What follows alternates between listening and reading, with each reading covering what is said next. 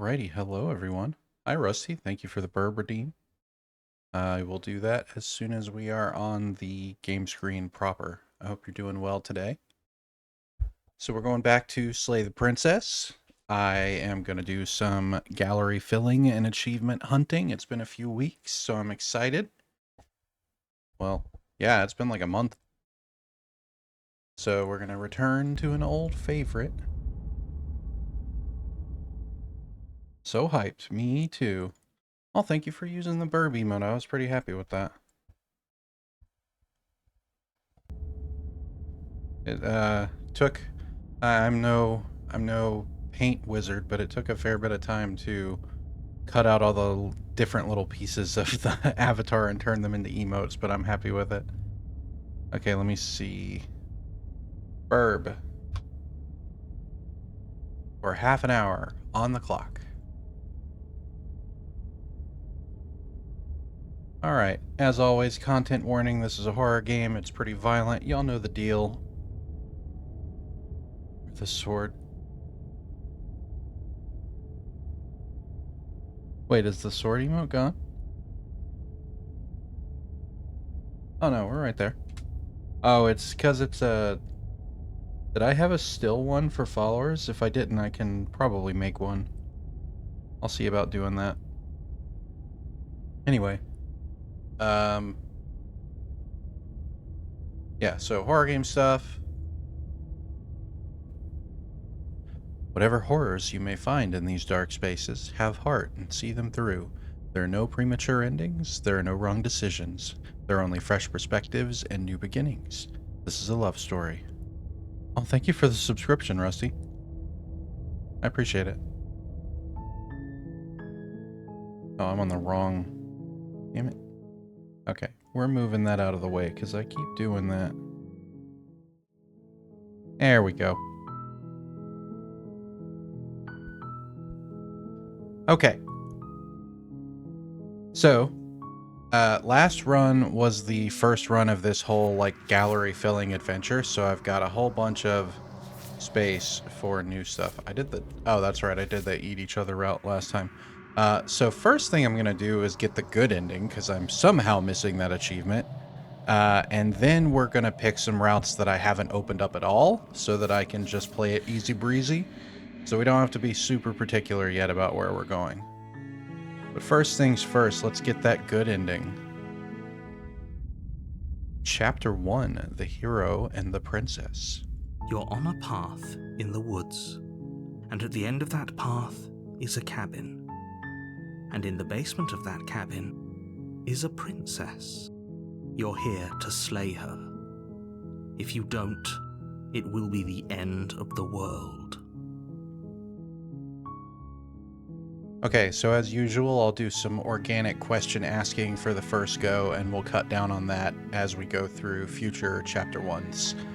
So let's start with the end of the world. What are you talking about? I'm talking about the end of everything as we know it. No more birds, no more trees, and perhaps most problematically of all, no more people. You have to put an end to her. So this time I'm going to play, for the good ending, I'm going to play the kind of gullible, like, oh, okay. So that's pretty convincing. I don't want her to end the world. Let's do... Killing a princess seems kind of bad, though, doesn't it? Does it? Are you a monarchist? Is slaying a princess that much worse than slaying a fisherman or a miller or a seamstress? If anything, slaying a princess is much better than slaying a seamstress. Seamstresses contribute something of value to society. Fair enough.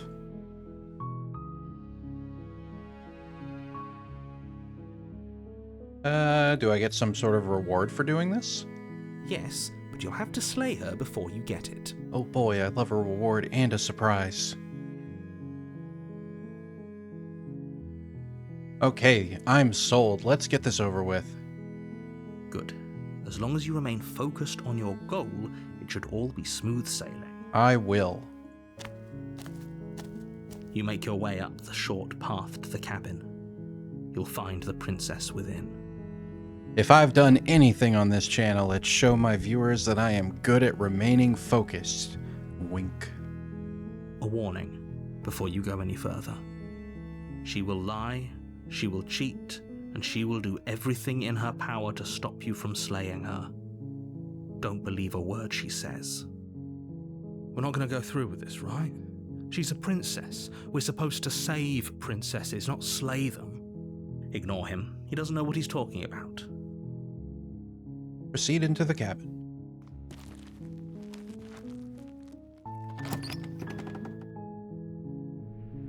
The interior of the cabin is almost entirely bare. The air is stale and musty, and the floor and walls are painted in a fine layer of dust. The only furniture of note is a plain wooden table. Perched on that table is a pristine blade. This is kind of neat. I'm using a nicer pair of headphones than I've generally played this game with before. And I can hear all these like little sounds and notes in the music that I just didn't catch before. So it's adding like a layer of like, oh, that's new. The blade is your implement. You'll need it if you want to do this right. How are you doing, Rusty? How's your Friday going? I have kind of an idea to keep this interesting once I do the good ending of the baby bird. I love him too. The person who made all this for me, she was like, oh, I made him look kind of like a stuffed animal. If that's too cartoony or you want him to look like meaner, I can do that. And I was like, don't you dare. He's perfect the way he is. I love him very much. Definitely inspired by this game. That's why I wanted a Corvid. So we're going to take the blade because we're going to go stabby stab. You take the blade from the table. It'd be rather difficult to slay the princess and save the world without it. Going well, playing some Pal World. We'll close it down for the stream soon. Well, if you want to do that, that's very sweet, and hopefully you'll have a good time. I'm glad you're getting to try out Pal World, though. Bit salty about how much they've had to change because of Nintendo, but it's still a really cool game. I can like hear the wind in the background and stuff. There's all these little sounds I've never noticed before. Enter the basement. The door to the basement creaks open, revealing a staircase faintly illuminated by an unseen light in the room below. This is an oppressive place. The air feels heavy and damp, a hint of rot filtering from the ancient wood. If the princess really lives here, slaying her is probably doing her a favor. Her voice carries up the stairs. Who's there? Who's there? She sounds dangerous. It's almost as if she's the one in charge down here. Don't let it fool you. It's all part of the manipulation. I mean, isn't she by default the one in charge? She's the only one who was down here. The bugs crawling between the walls are in charge. Continue down the stairs. You're still listening to reason. You walk down the stairs and lock eyes with the princess. There's a heavy chain around her wrist, binding her to the far wall of the basement. She's so coldly beautiful. Is she really a threat to the world? Focus on the task at hand. And there you are. Are you here to kill me or something? Mm-hmm. Steel your nerves and step forward. You step forward, your grip on the blade tightening as you steel your resolve. Oh? No talking then? Fine. What even makes you think you can kill me? I'm probably chained up in this basement for a reason, right? And if that knife is the only weapon you have, you'll have to get close enough to use it. I plan to. So, you should just drop it. Best not to risk finding out what I can do. You won't She's have time. unarmed. If you hesitate now, it'll be too late. End this. Slay the princess. You lunge forward without a moment's hesitation. You feel flesh easily give way and look down to see your blade already sinking deep into her heart. Thunk. Oh. This is it, isn't it? I'm almost embarrassed. I should have seen that coming. But I have to wonder, Do you actually believe this was enough to kill me? Sure do. Didn't I do a good job? Now where's my reward? It's like she's convinced she can't die. Yes, even as she lays there dying, she entirely believes herself to be alive and well. But it's over, isn't it? She stopped breathing moments ago, that arrogant look still plastered on her face. But is it over? Really over? Of course it is. She's dead. Look at her. Look how dead she is. Dead, dead, dead. Yes, exactly. It's over. With your work done, you make your way back up the stairs, closing the door to the basement behind you. Why do I feel like we've done something terrible? You did kill someone. Greater good or not, something would be very wrong with you if you didn't feel at least a little bad. But it was for the greater good. One of these days that will sink in and help ease your guilty conscience. But that day isn't today. Let's just get out of here. Leave. You open the cabin door, ready to return to a world saved from certain doom. Only, a world saved from certain doom isn't what you find. Instead, what you find is nothing at all. Where a lush forest stood mere minutes ago, the only thing in front of you now is the vast emptiness of some place far away. What happened? Everyone is fine. It's just that you and the cabin are now far away from them. Don't worry. You'll be safe here. This is good. Everyone is happy. You'll be happy. It's funny that I never, at this point in the story, like, entertained the idea of just kind of stepping out of the cabin into this. I mean, I don't suppose anything would happen, but it's a fun thought. Because when you're doing the nightmare, you get the chance to, like, step off into the void on her, like, weird floaty stairway. So what if I was just like, yeah, I want to go for a swim in the textured nothing. Let's go. Wait, is this my prize? This is great. Thank you so much. I'm just happy that you're happy. I knew you'd like it. This is what's best for everyone. Trust me. Time passes. You can't be sure if it's days or months or years or even decades. It's all a wonderful, boring blur. You've never been happier. Psst. Hey. We're not just going to stay here forever, right? Screw you. Yes, we are. Didn't you hear the narrator? I'm happy. We're happy. Are we really happy? Or is he just telling us that we are? No, we're happy. I'm sure of it. Really? Well, if you ever change your mind, just let me know, I guess. More happy time passes, though the word begins to lose its meaning. Time, that is, not happy. Happy still has plenty of meaning. Please, shake yourself out of it. We have to get out of here. Nope. The little voices' pleas fall on deaf ears. Eventually you pass into a blissful state of pure existence. Though words like eventually and pass ceased to have any meaning to you long before that shift, you simply exist. Happy. Forever. Yay, the good ending. You did it. You saved everyone. I can't believe I've never gotten that ending before on Steam.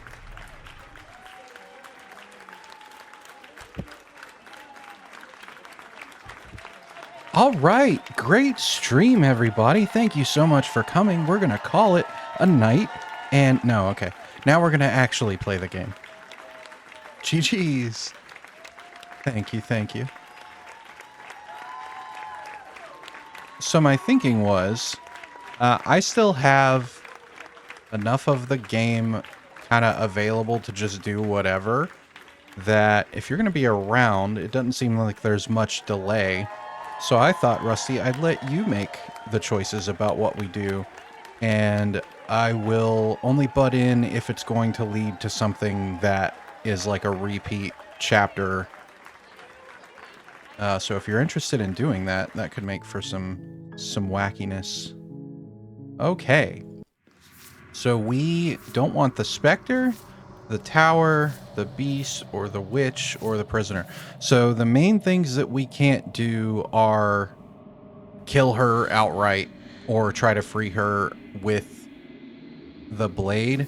Everything else I can kind of give you two. I'm not sure what you mean. Like 2 minutes? Because there's still plenty to do for me in these chapters, so if we do end up in one, it's not that big of a deal. But I want to try to just get all of the like main gallery blurbs open, because once I've done that, it's going to be kind of like, okay, now I want to try to get this scene in The Prisoner, and some of those are gonna take a bit. Give you a minute. Okay, no big deal. We'll hang out.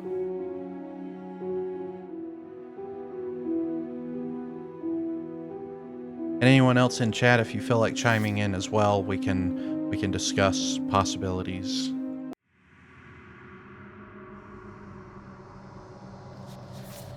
Lock your fears away. Okay, so we're missing Adversary, Nightmare, Razor, Stranger, and Damsel. Chapter 2's.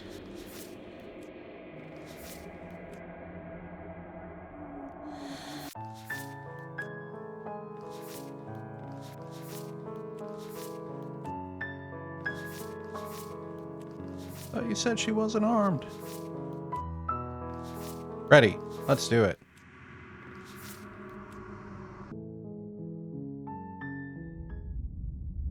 Chapter 1. The Hero and the Princess. You're on a path in the woods, and at the end of that path is a cabin. And in the basement of that cabin is a princess. You're here to slay her.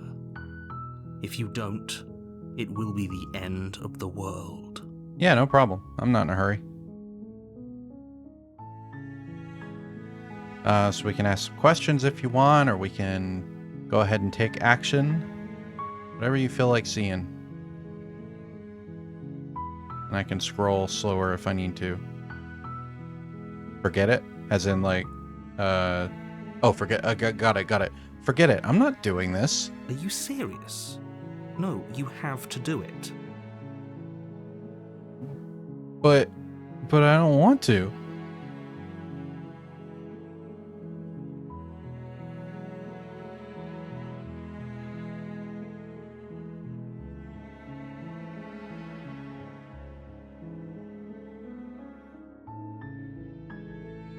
Can't someone else do this? Unfortunately, you're the only one who can pull this off.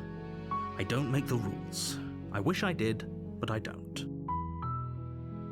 Who does? I want to speak to your manager.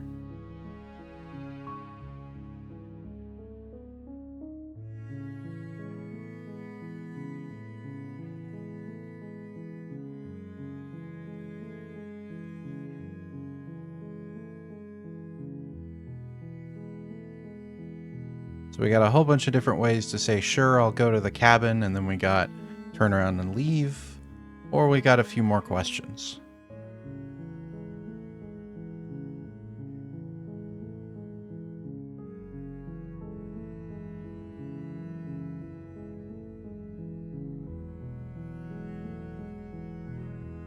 Have you considered that maybe I'm okay with the world ending? Of course I haven't. Why would I even consider that? Nobody wants the world to end. Bold assumption.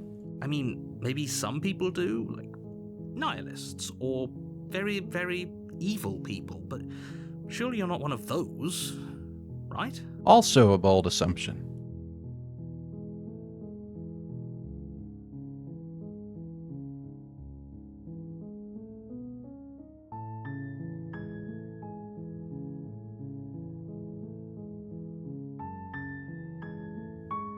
Killing seems kind of bad.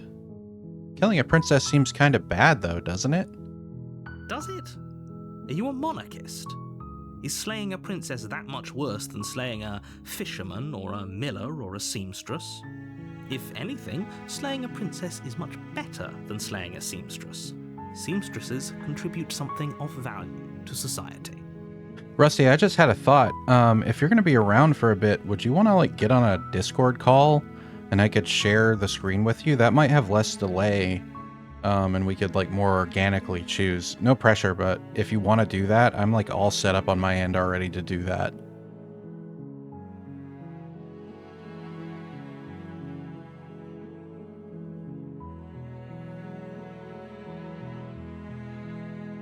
Okay, sweet. Put clothes back on. That'd have to be a video call. Ah, I see, I see. Yeah, I mean, it's up to you. I know it's late over there, but could be fun.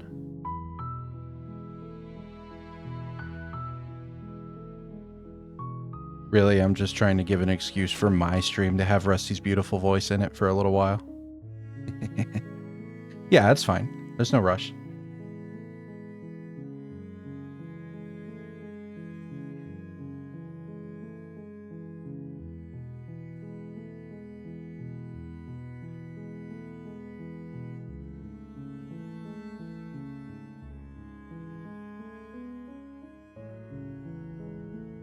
Let me make sure I have all that ready on my end.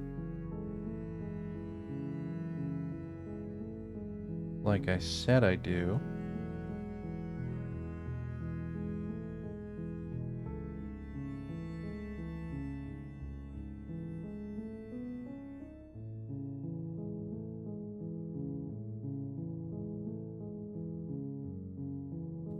I put Soleil the princess achievement hunting.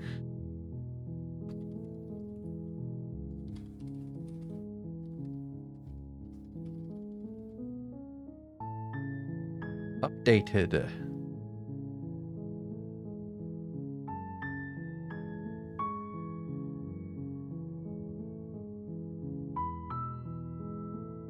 Sorry for the delay, y'all, but I think this will be an overall smoother experience than trying to do it over chat. If we were having to like vote or something, then I might do it that way, which I am open to doing in the future.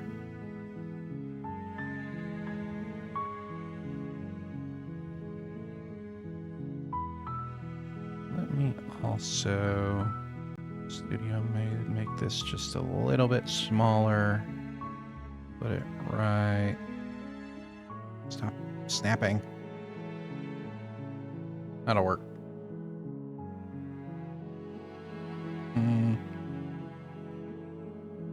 No, I don't like that better.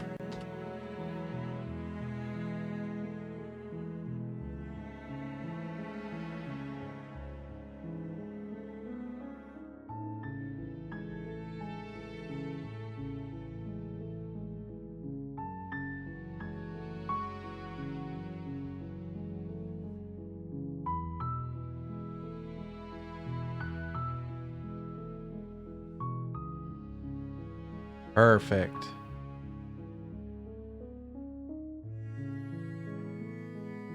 Although I guess, well, I'm going to be sharing my screen, so I guess you won't really need the stream sound. So let me find...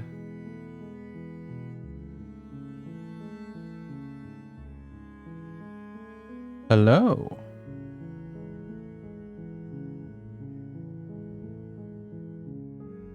Also, what I can do is I can share the game in this audio call, because I think that'll have less delay than my stream, and you won't have to hear my voice twice.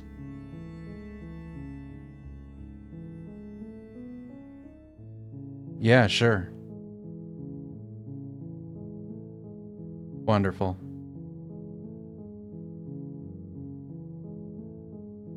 So everybody, this is Rusty Hammerhead, our lovely friend on the other side of the pond.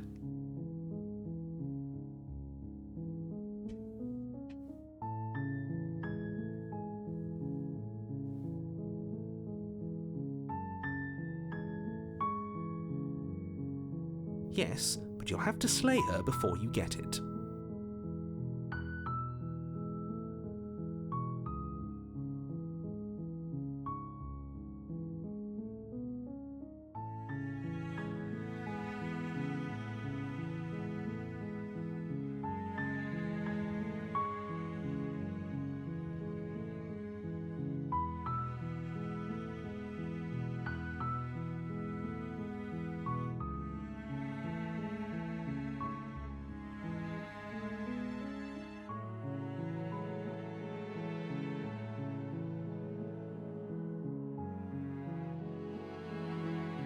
Fair enough. Let's do it. Then I guess we'll just have to see what happens. But a word of warning.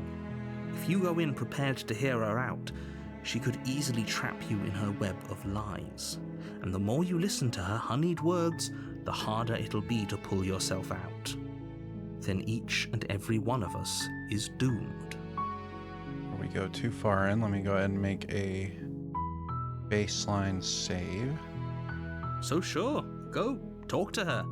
See how that turns out for all of us. I will. You make your way up the short path to the cabin. You'll find the princess within. We're not going to go through with this, right? She's a princess. We're supposed to save princesses, not slay them. Ignore him. He doesn't know what he's talking about. Proceed into the cabin.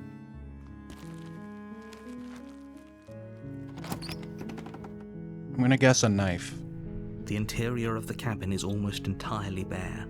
The air is stale and musty, and the floor and walls are painted in a fine layer of dust. The only furniture of note is a plain wooden table. Perched on that table is a pristine blade. The blade is your implement. You'll need it if you want to do this right. What are you thinking? I'm gonna have to... Okay, no blade. Enter the basement. We have more options that I haven't already done if we do that anyway. The door to the basement creaks open, revealing a staircase faintly illuminated by an unseen light in the room below. This is an oppressive place. The air feels heavy and damp, a hint of rot filtering from the ancient wood. If the princess really lives here, slaying her is probably doing her a favor. Maybe. Her voice softly carries up the stairs. Hello? Is someone there? It's hypnotizing. It's the kind of voice you only have to hear once to remember it for the rest of your life. Don't let it fool you. It's all part of the manipulation. You're playing a dangerous game by coming here unarmed.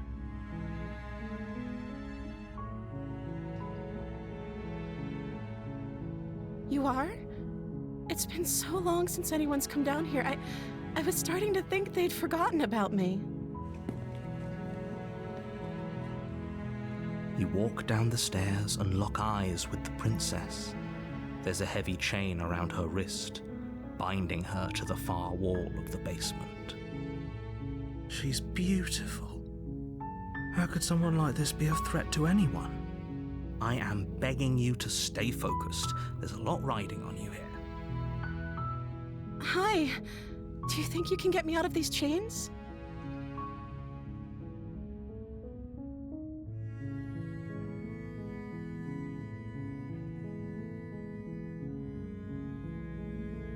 Sure. I will tell you before we make any decisions, the only things we can't do with no blade are try to kill her. But pretty much we can't try to kill her. Like, we can leave her behind, we can try to free her, we can do basically anything else, but I want to avoid the two that relate to, like, trying to kill her. Okay. Sure.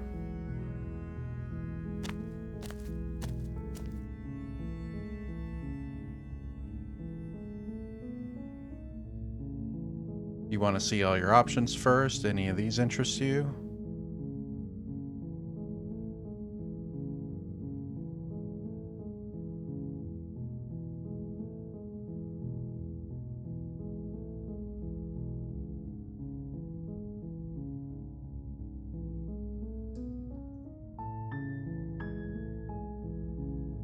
There are all our questions.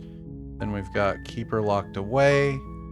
We're gonna skip this one. We can technically start that, but it's easy to get into. It's not the end of the world if we get into one that I've... Anyway. And we've got to go back upstairs.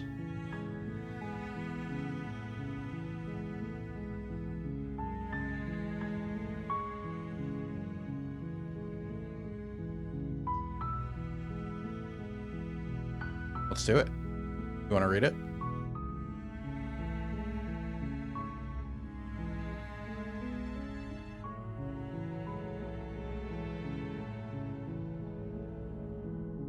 You're only making this more difficult. Thank you. Thank you. You're making a huge mistake. No, you're doing the right thing. You walk up to the chains binding the princess to the wall and give them a tug. They're large and heavy, far too solid for you to even imagine trying to break them apart. Oh, God.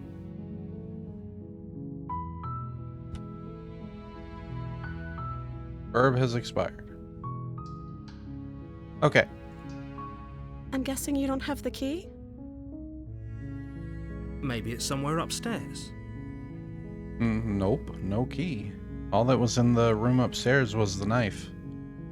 Unless it's like taped under the table or something. Doubtful.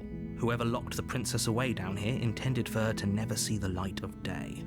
They wouldn't have just left the key to her chains somewhere in the cabin.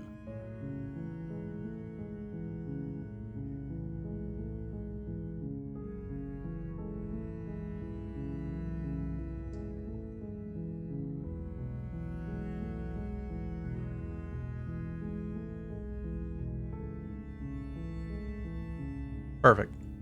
Okay. I'll be here. Good luck. Oh, thank you. You attempt to make your way out of the basement, but the door at the top of the stairs slams shut. You hear the click of a lock sliding into place. Is someone else here? Well.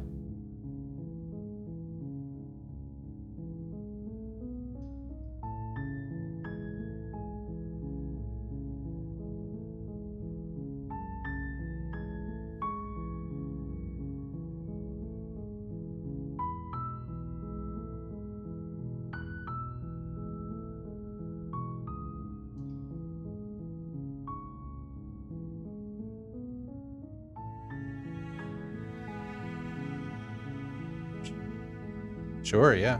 Makes sense. You try the door, but it's locked from the outside. Well, shit.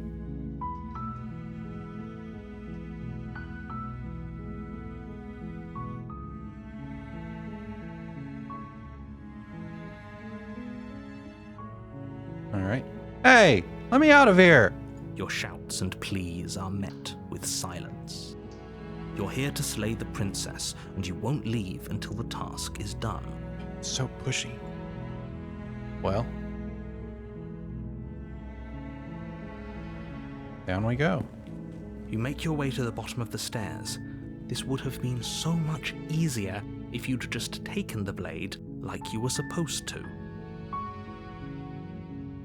Easier for whom? Easier for everyone. Look at the mess you're in. I heard the door slam. They locked you down here too, didn't they? There's a slight panic rising in the princess's voice. If I could just get out of these chains, I know we could force our way out of here together. Uh-oh. Music stopped. She barely hesitates before raising her arm to her mouth, her teeth tearing through her limb with the determination of a trapped wolf.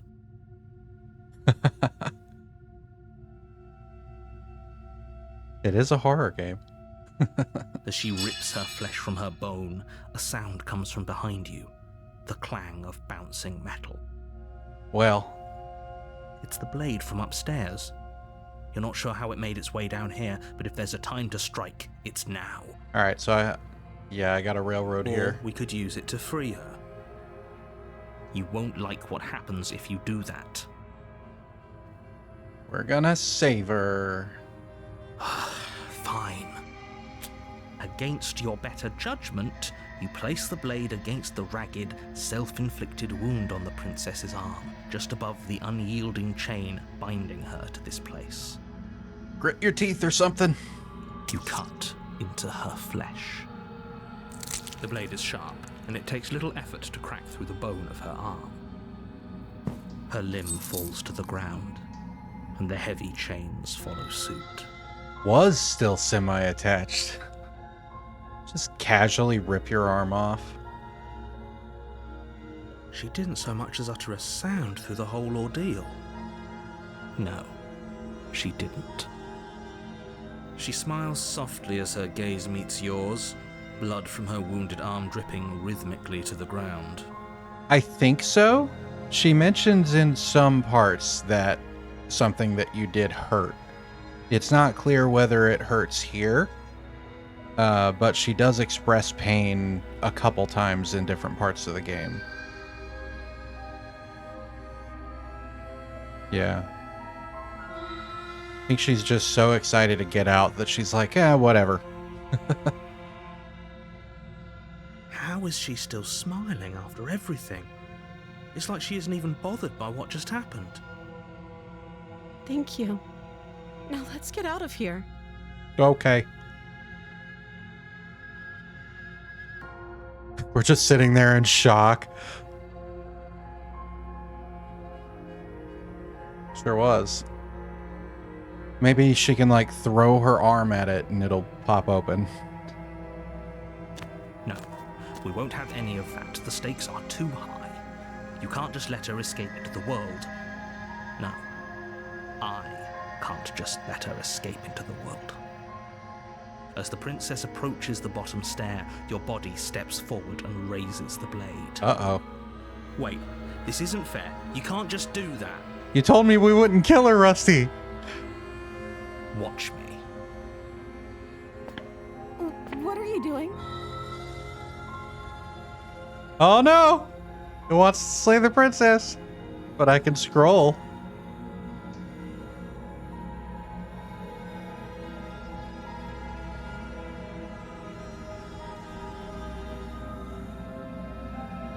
Oh, we're slaying it. Are we gonna slay her? We can warn her.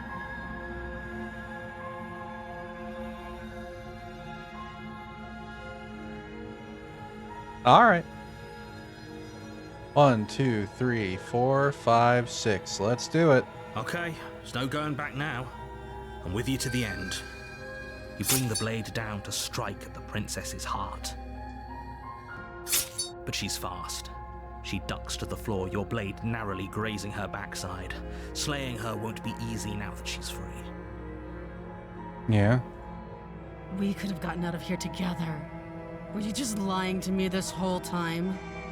No, we really wanted to help. It just kind of didn't work out. You ever have a voice in your head tell you to do bad things? We're just having a really rough day, you know?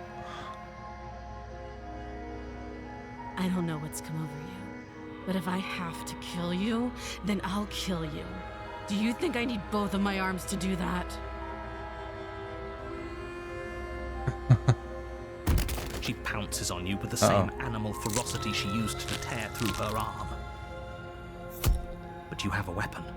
You raise the blade, digging it under her ribs, aiming directly for the heart. It's not enough to stop her.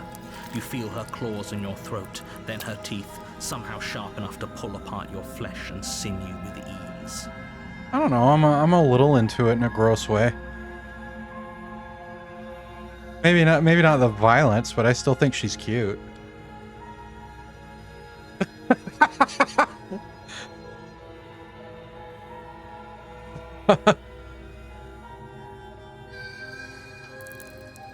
You collapse to the floor, your body unresponsive as your blood pools on the ground beneath you.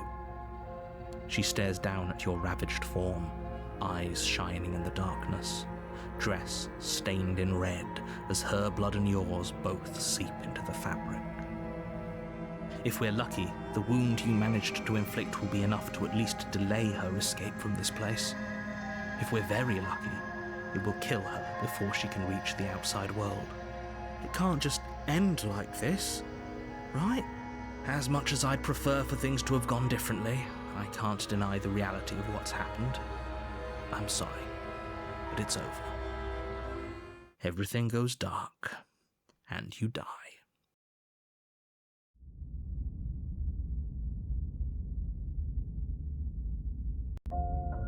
You're on a path in the woods, and at the end of that path is a cabin.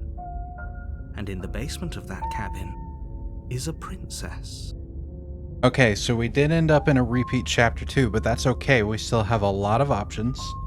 As long as we avoid the, like, very specific way that I did it last time, I'm good with wherever this goes. And this can go a lot of ways. So let's go ahead and save again. You're here to slay her. If you don't, it will be the end of the world.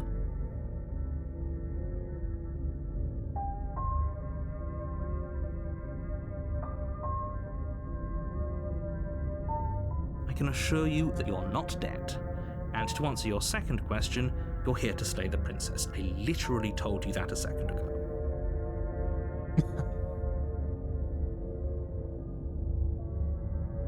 Yeah, I think so. We're on some kind of man-made structure that tells us where to go. What do you call those? A route? Oh, a path.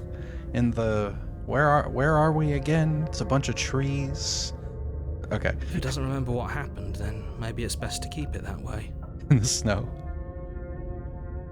Brilliant. We need to keep our cards close to our chest, and I'm not sure we can trust him. You know I can hear you, right? It's going to be a lot harder than you think to keep secrets from me. Oh, okay. We got a voice. Opportunist. Right. Because we took the opportunity to kill her when she was vulnerable. And by kill her, I mean get ourselves killed. We did a great job. She's like, you chose 6, didn't you? You bastard. Did I say I'm not sure we can trust him? Slip of the tongue, bit of the old brain fog. I meant to say that we should probably head over to the cabin and slay that princess. We already know we can't trust her, so let's get on with the show. Okay.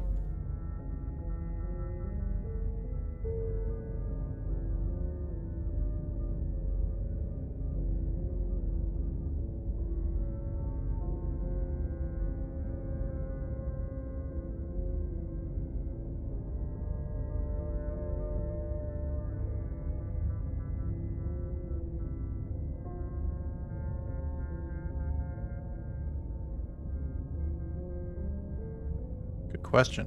Those are 2 very different questions, but fine, I'll indulge you if that's what it takes to get you moving. Let's say for a moment that this really is the second time you've met me, or at least a version of me. You died last time, which probably only happened because you didn't listen to me. We did what you said, sort of, eventually. When you made us. We were just weighing our options in a morally ambiguous situation. You can't blame us for weighing our options. I can if you failed to slay the princess, which you apparently did. So great. Congratulations. You've been given another chance to actually do this right.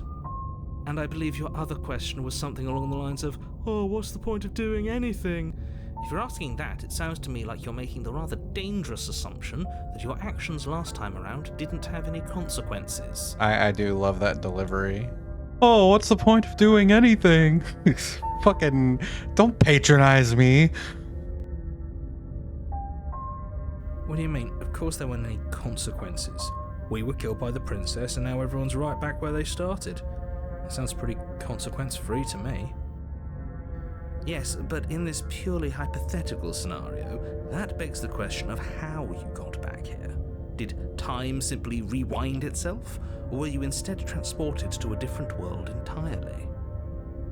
If it's the latter, what do you think happened after you died?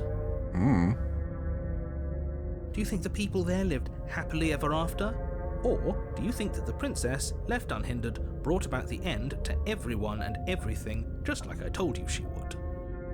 Look, just because she turned a little feral and ripped our neck out doesn't mean she can end the world. It's not that big of a deal. She was still stuck in there, right?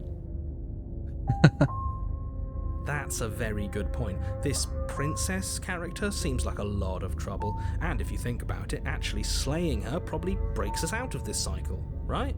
We don't want to be stuck here forever, do we? You're laying it on a little thick, aren't you? Laying it on a little thick? What are you talking about? I'm sharing my honest opinions. What matters is that almost everyone seems to be on the same page. So whenever you're ready, you can stop dawdling, get to the cabin, and save the world. Oh, okay.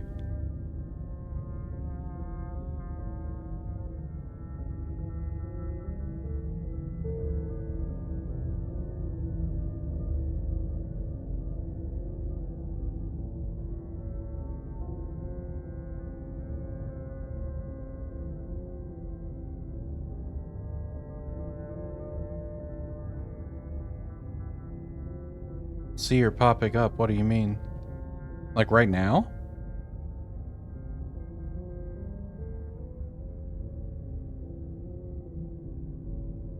Oh.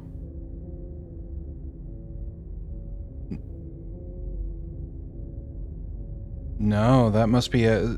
I had issues when I was first trying to do Scarlet Hollow with Mamsies. We had a lot of issues getting the Discord screen share to work correctly. And I haven't done it with this game, so maybe there's some weirdness with this game, but no, that's definitely not supposed to happen here. That's kind of scary, honestly. Oh.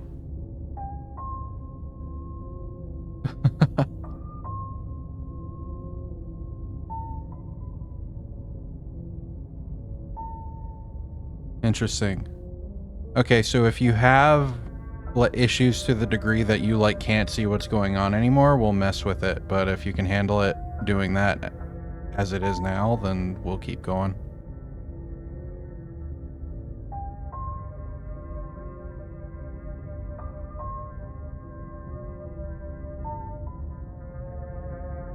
I would love if they had some kind of like super secret hidden thing where if you share your screen, it does something weird and creepy like that on purpose. Like that would be, I don't even know how you would begin to program that, but that would be hilarious.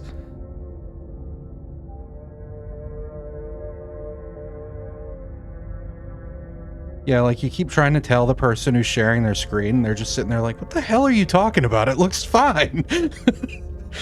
Don't gaslight me.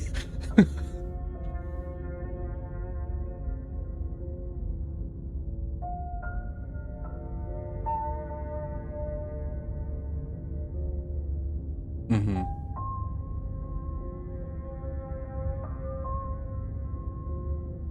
Mm-hmm. Yeah. Hi, Mamsies. Okay, what do we want to do here?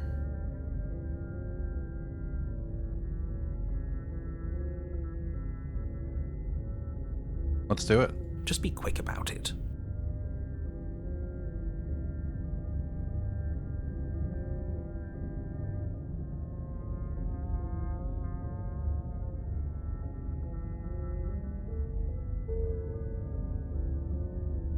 So say I liked it a little.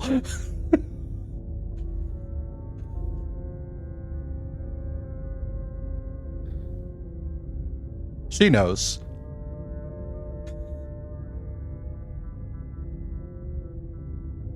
Let's do it. She just can. Believe me, I wish I could tell you more, but you'll just have to trust that what I'm saying is true, and that, despite it all, you're fully up to the task that's been given to you. You ever watch Cowboy Bebop? Oh, okay. There's a like meme short video of someone who did like a dub of a scene from it where they like go on about how Spike, the main character, is like super into a woman who can literally kill him. It made me think of that when I was doing that bit.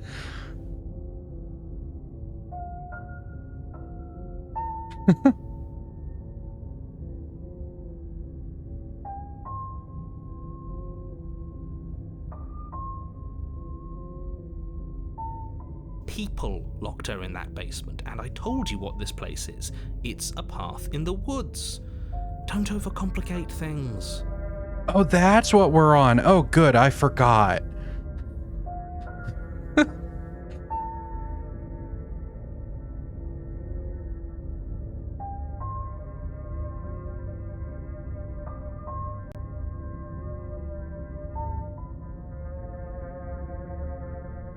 I've told you everything you need to know. Going into more detail would just overcomplicate an otherwise very simple situation and make your job more difficult. If you want us to stand a chance against her, we need to be armed with information. What is she really capable of? How are we supposed to stop her? Not to sound like a broken record, but the less you know about her, the better things will go for all of us. I know it sounds like I'm hiding something, but you're just going to have to take me at my word. Okay, hands off the mouse. What's up?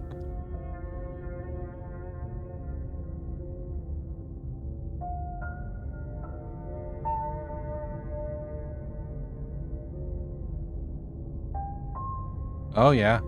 He's real determined. He has a one-track mind. I don't think either of you really need to press the man on this. He wants us to slay the princess, so why would he have anything to hide? He seems like a nice guy to me. Does he? Okay. I appreciate the vote of confidence, but you should really stop wasting time chatting amongst yourselves in the woods. So if we could move this along? Yeah. I like chatting in the woods. Don't tell me what to do, narrator. Well, don't tell me what to do more, narrator.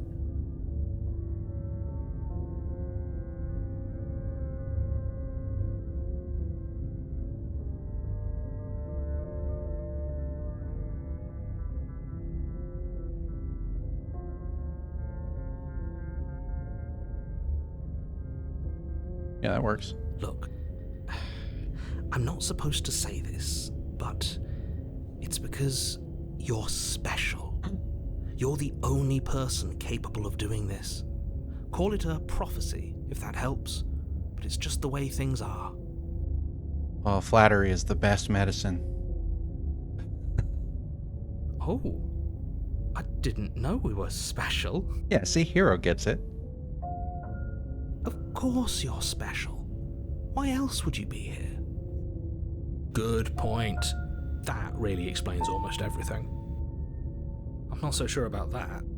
I actually don't know if I've heard Opportunist's response to that before. I often skip this because you always have the option to press some of these questions in Chapter 2, but the interaction's a little different depending on which voice you have with you. So there's always one that comes up eventually that I'm like, ooh, I don't think I've heard that before. Yeah. You know, you're right, but it explains almost everything.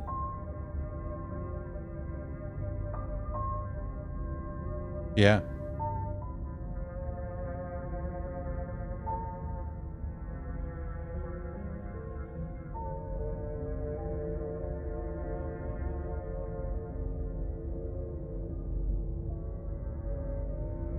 Let's do it. Like I said, if she killed you, it was probably because you didn't listen to me. Don't talk to her, don't trust her, just go in, do your job, and save the world. Well, we really didn't have, we could have resisted, but we mostly didn't have a choice. I mean, he was kind of just like, no, I'm doing this now.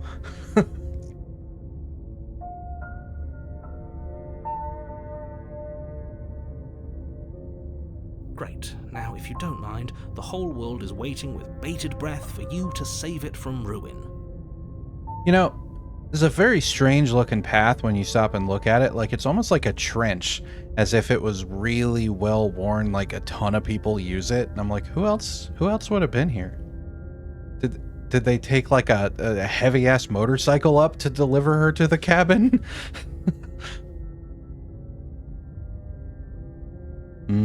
Yeah, it could be.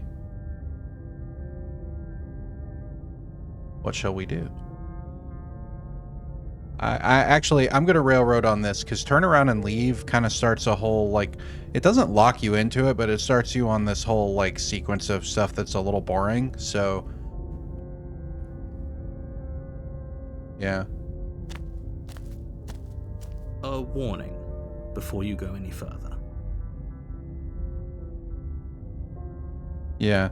So to keep it vague, what happens is, and you can do it once without disrupting the whole thing, but if you leave in the woods in chapter 2 or farther, then there's this whole like meta story where you like piss off the thing that's trying to get you to bring them princesses, which is it's interesting, but it's also like really short and like not a whole lot of like visual flair and stuff.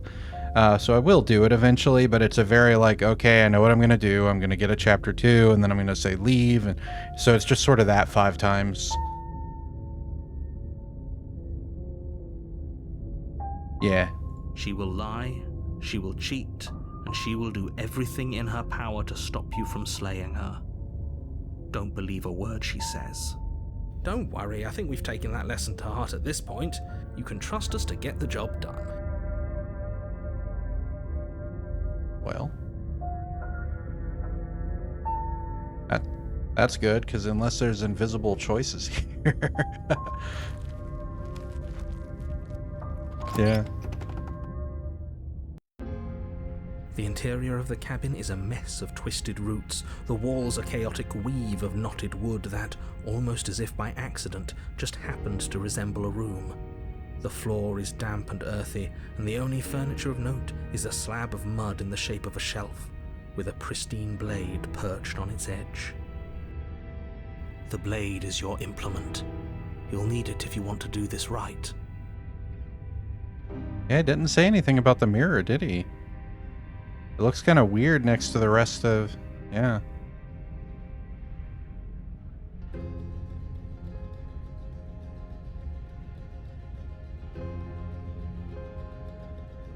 Yeah.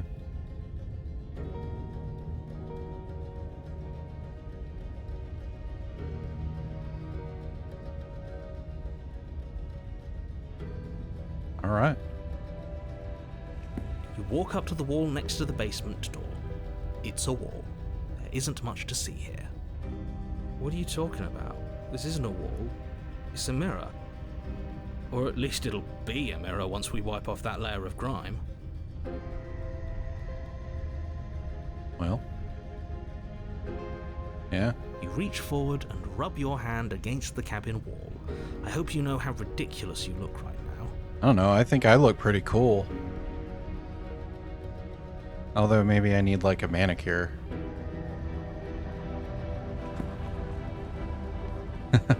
Oh yeah, let's keep the nails that length, but paint them like bright pink. That would be cool.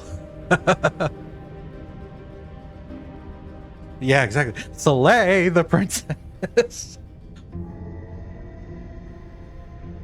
That's right, chat. I made that joke twice this stream. Sue me.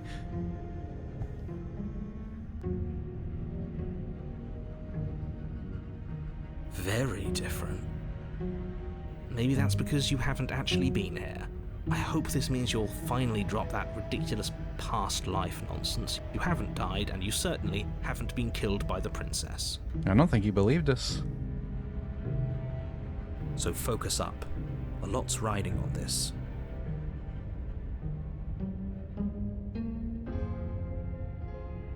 Oh.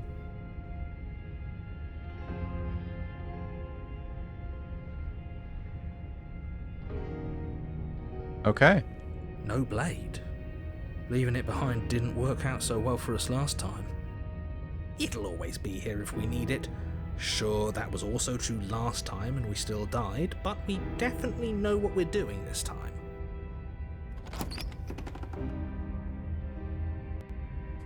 The door to the basement creaks open, revealing a staircase dug into the muddy earth below. The ceiling is thick with roots that hang like locks of tangled hair. The weak starlight from the cabin windows behind you can barely penetrate the gloom here, only illuminating the edges of an opening below. It shines in the darkness like some kind of massive maw, waiting to swallow you up into the earth. Okay, real quick, I want to double check something in the gallery so we don't end up in exactly the same situation. Look away, Rusty!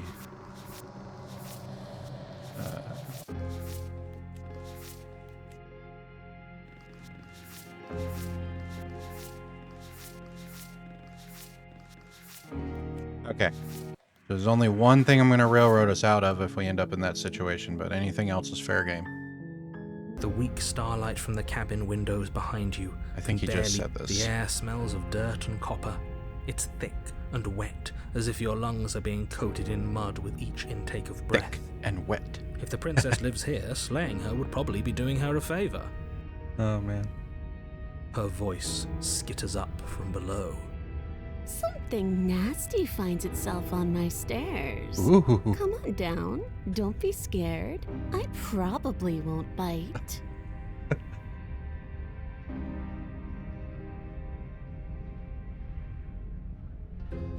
But you are. You're a wretched little thing. Oh, okay. I recognize that voice as easily as I recognized your nervous little footsteps coming up the path. I know who you are, and I remember what you've done. You know, a lot of people pay to be talked to this way. This is really cool of you to just offer this up for free. See? She knows us. Is this enough for you to believe what we've been saying? Maybe, but you shouldn't let that cloud your judgment. She's just a princess. As long as you remember that and remain focused, slaying her will be easy. She seems friendly enough. Maybe we can talk our way out of this whole situation. You can't. Unless you slay her right away, she's going to break free and end the world. There's no reasoning with what she is. Look, I'm just throwing ideas out there. I like to think out loud. I'm the kind of guy who likes a discussion. Don't we want to hear what everyone has to say before making any big decisions? Do you want to hear what everyone has to say? Or do you just want to hear yourself talk? You need to stop lingering. Your task is to slay the princess, not endlessly debate about what to do with the princess. But then I don't have to make any decisions. And I can just stand here and starve to death on the stairs. Fine, fine. You're the boss. Thank you. You descend the basement steps, entering the dark room below. A girl after my own heart. You know what? Free kitty tail for 30 minutes. Yeah, exactly. You can just make out the shape of the princess in the gloom. She's huddled against the far wall, her eyes bright and glaring from amid the thick roots.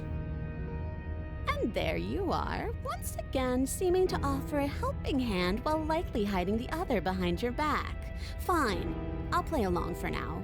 What do you want? I get the feeling she doesn't trust us. It's just... She's acting like she already knows you. I guess what you said back in the woods really was true. Told you. That's pretty sharp. How'd you figure that one out? Call it deductive reasoning. Well, you seem to be great at it. So, you really don't remember us, do you? No, I don't. But you and the princess clearly have a shared reality, even if I'm not a part of it. I won't waste time fighting you on something that's clearly true. You fought us on it back in the woods. That was when the only perspectives we had were yours and mine. I'm just glad we could put all this behind us. Is it all behind us? Just focus on the task at hand. I don't care if you've been here before, and I don't care if you think you'll go somewhere else after this. My world is on the line right now, so I'd appreciate it if you would take this seriously and slay her. Let's chat her up a bit first. Maybe we can find a middle ground where everyone's happy. I do like to try to do that. Don't talk to her. You're just going to make things more difficult than they have to be. Well, I seem to remember you having a tongue. Yeah, but the cat's got it. Get it? Because she's a cat? Okay.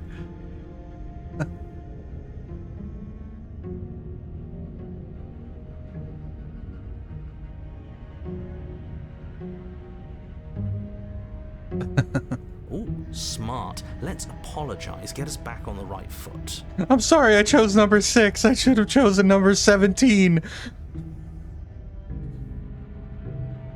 Oh, you're sorry. Isn't that nice? You're such a gracious little monster. Oh, thanks for noticing. Everyone's complimenting us this run. We're special? We're a gracious little monster?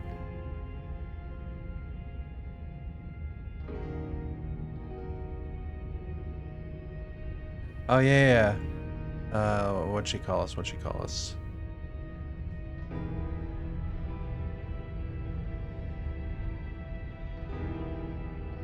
Be scared. Recognize your nervous little footsteps coming up the path.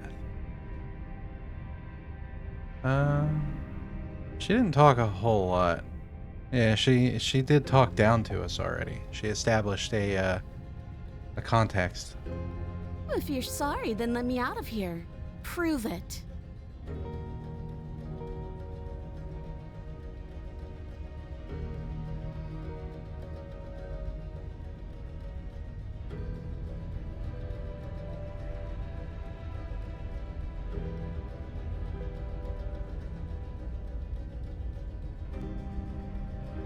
Okay. Do you want to see the rest, or do you want to go ahead and do that?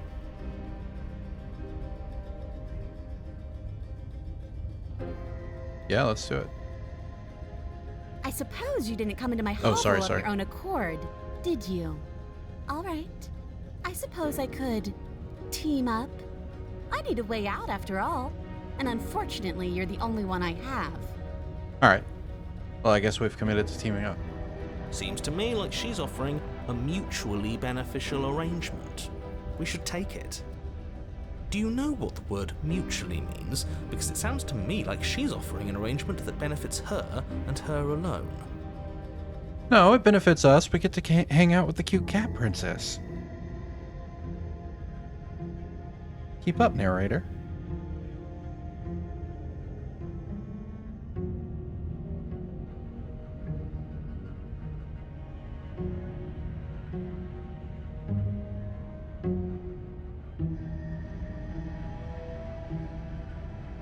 Oh, I don't need you to cut me out. Uh-oh. The princess grins as the chains fall from her wrist. I don't think she needed to. Sly as a cat, this one. She could have gotten out of those the whole time. That sneaky little... A woman after my own heart, really. She knows how to hold her cards close to her chest. This is why she can't just be abandoned here. If left to her own devices, she'll find a way out. Now stop her.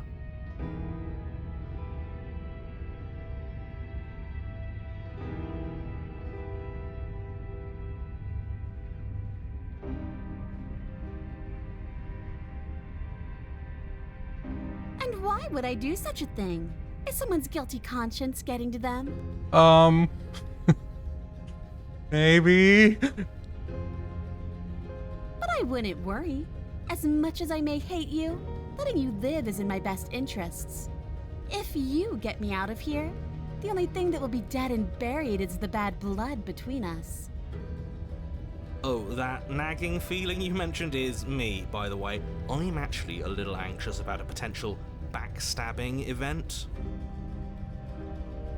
She needs us to get out of here. We'll be fine if that's what we decide to do. You won't be fine because destruction is in her nature. If she gets out of here, that's it for the world, remember? Even if that's true, that doesn't automatically mean she's going to stab us in the back. I think that depends on your definition of words like stab and in the back. She might not literally do that, but she could very well symbolically do the same thing. See? He gets it. There's nothing wrong with looking out for number one.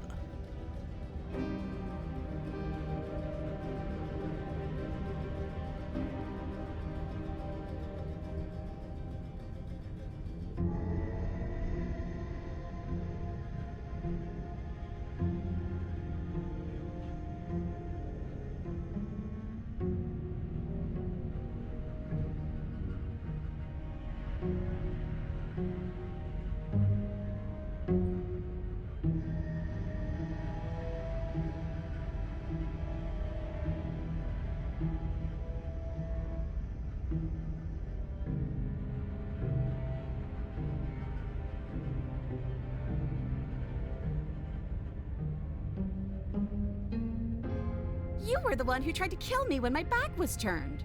You were the one who started all of this. Only a poor loser twists their own failures around on the winner. Ouch.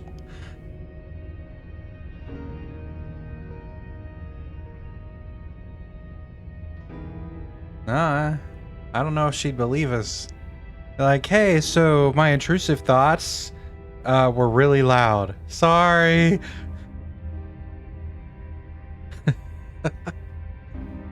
Whoops.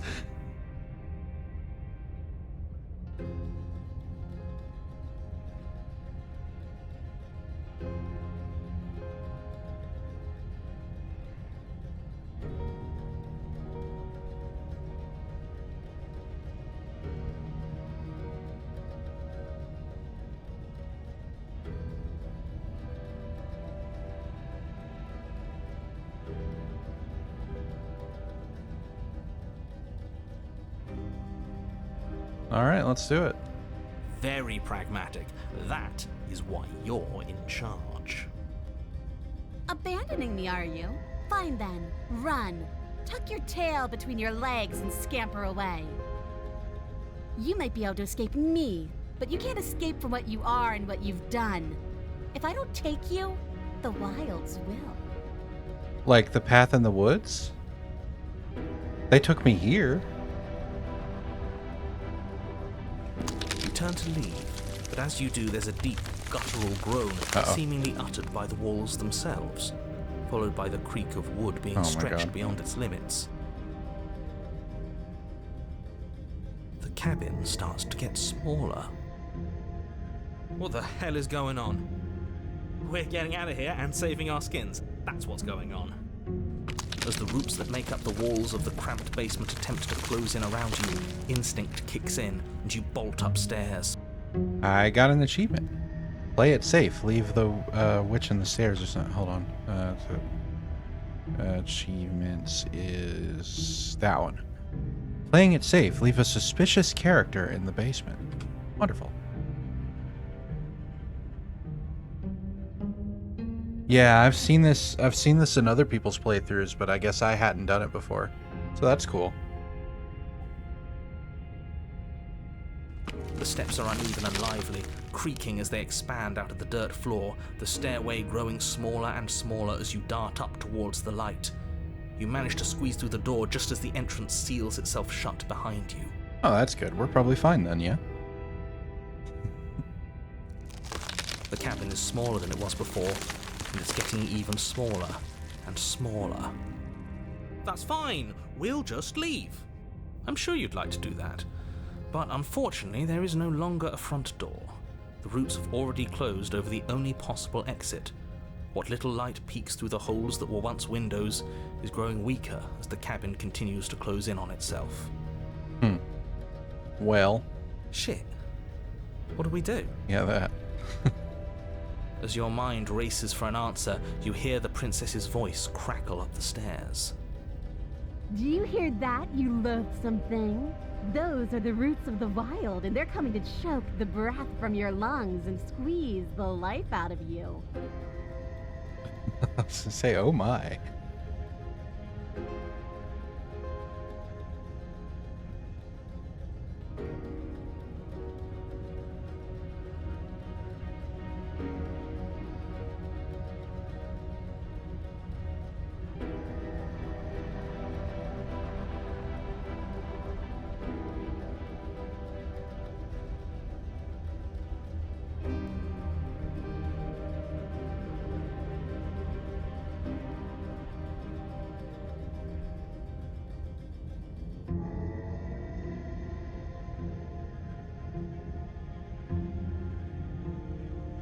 Yeah, I'm here for it.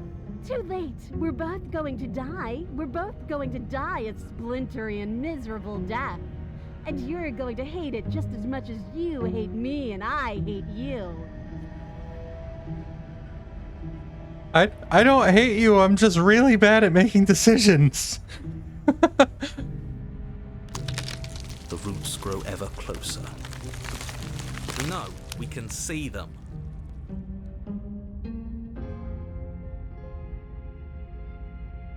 Yeah, it does.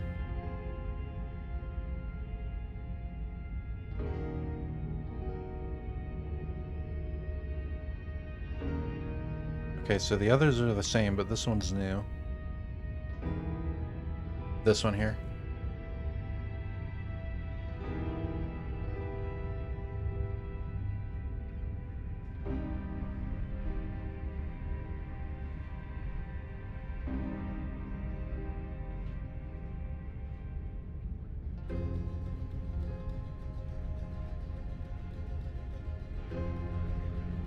No, what's the matter? You're scared of thorny roots digging into your neck?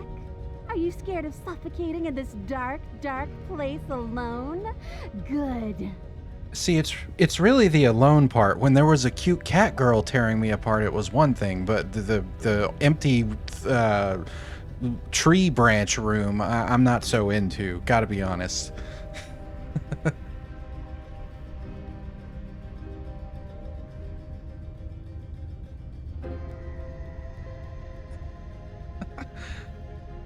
Turns out the cat. Go ahead. Okay. Turns out the cat princess was a dryad. All right. That one made me feel bad inside. I don't want people to think we're scared. Nobody likes someone who's scared of things. Oof. But I'm scared of all the things all the time. Don't people like me? Oh no. Having an existential crisis in the middle of my Slay the Princess playthrough. I, for one, think this is a perfectly reasonable situation to feel scared in. This place is getting awful tight. You feel something against your back. A thick root pushing its way into the cabin. An unstoppable, unyielding wall of bark. You're running out of time. Shit. What do we do? What do we do? So it doesn't happen very often, but there are a few times in this game where you're actually limited on the number of questions you can ask because something like is happening while you're asking them. This is one of those times. We're gonna get squished.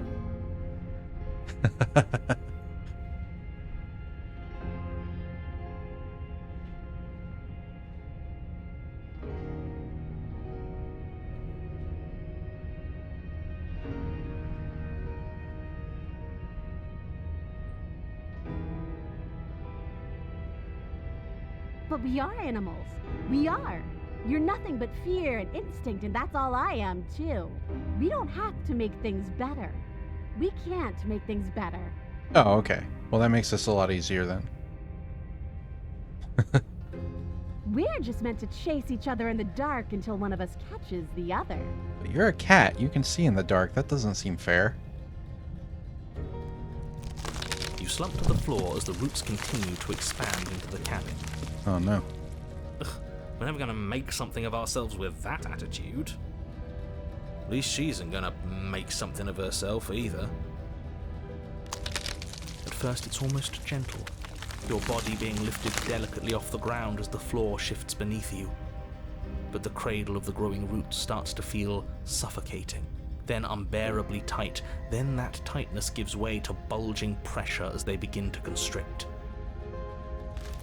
The sound of creaking wood is drowned out by the snaps and pops of your bones, pain flooding your senses as you feel your skin deform, being shaped unnaturally by the living cabin. The suffering is what you deserve, you hideous creature. Know as you die that you are hated. I hate you, and I'm glad to die horribly if it means you die with me. I wouldn't have it any other way. I think she might be upset about something, Rusty. The pressure is unfathomable. You can't breathe, your vision swimming with red, your head pounding with trapped blood. And then you pop. Everything goes dark, and you die. We probably shouldn't have left her downstairs if we wanted to be friends. I don't think she took kindly to that. That's twice now that we've been like, oh, I'm going to help you. Never mind. Whoops.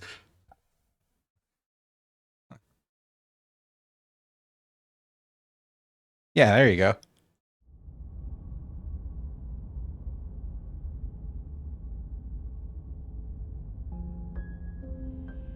We are a path in the woods. That's fair. We have no beginning, and we have no end, but something cold and unnatural sits watching us from just beyond our edge. Yeah, you got us to a trippy one. I love this chapter. His gaze pushes against our borders, curling them in on themselves, preventing them from stretching to the places they need to reach. No, that's all wrong. You're not a path in the woods, you're on a path in the woods. Who's even saying that? That's not the princess, is it? Oh no. How many times have you been here? So you haven't seen the wilds at all? Oh, you're in for a ride. I think this is our third? That's bad.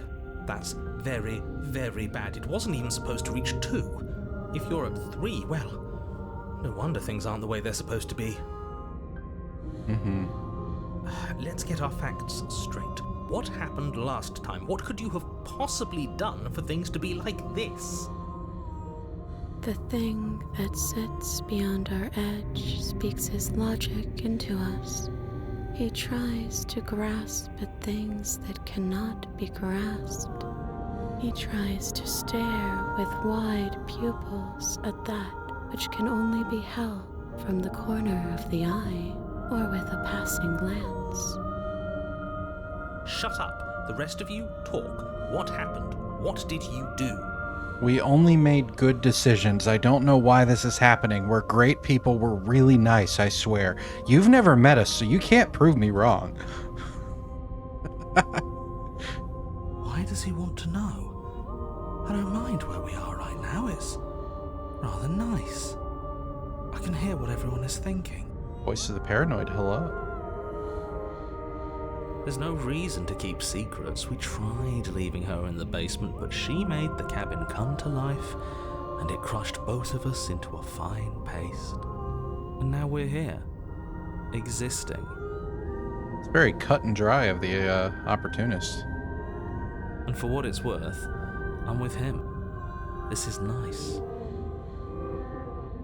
It was a fitting end. I'm sorry if it hurt, but doesn't this make it all seem so small?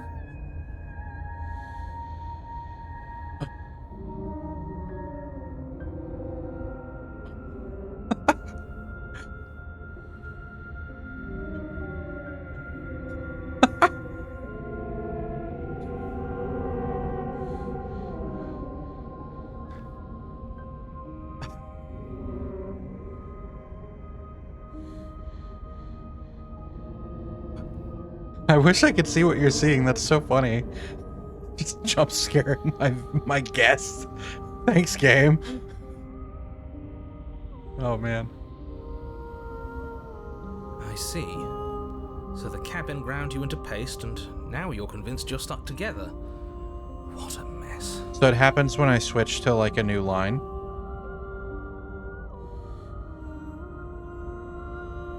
He doesn't understand. Huh. We aren't convinced of anything, and we aren't stuck together. We're one. This is how we're supposed to be. Can't you feel it?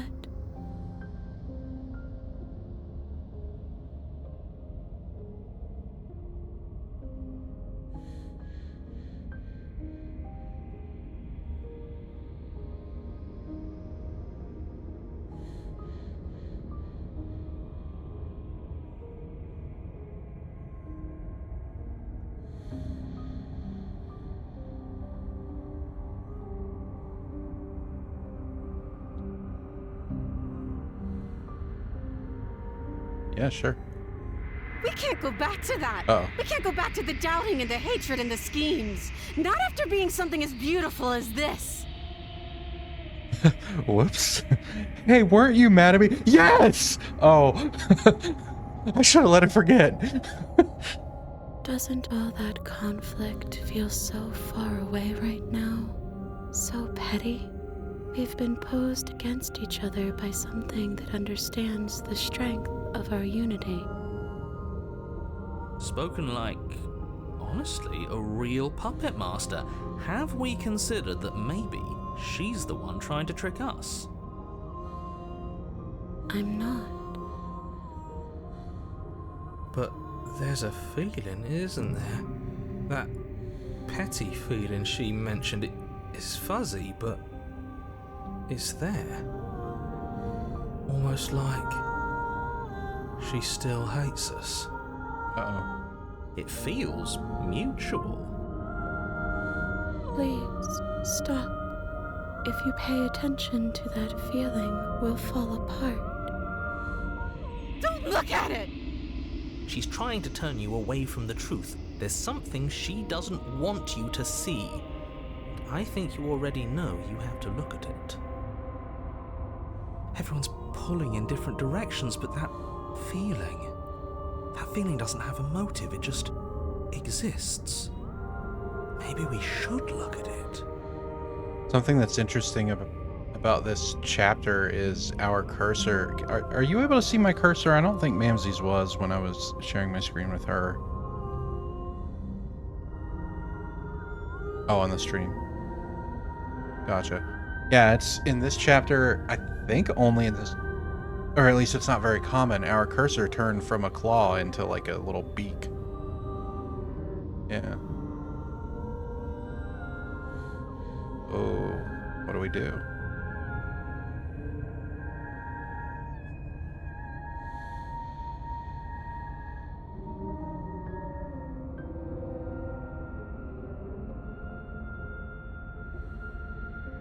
Maybe it's a chance for me to learn about Dutch culture, see where I'm from. We stuff our feelings down and let them fester. Yeah, you gotta choose.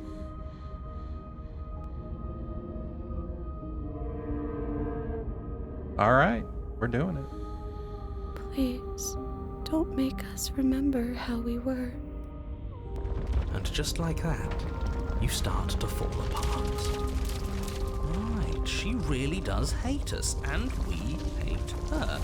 It hurts thinking about us as separate things, but we're separate. We can't hate ourselves. I love me. What were we thinking? Giving into absolute madness. We exist. We're real. We're separate from her. Of course we are. But what are we? I can't remember. I don't want to remember what it felt like to be killed. It was so much nicer when it didn't thank you for feel both. like it mattered. 1 second.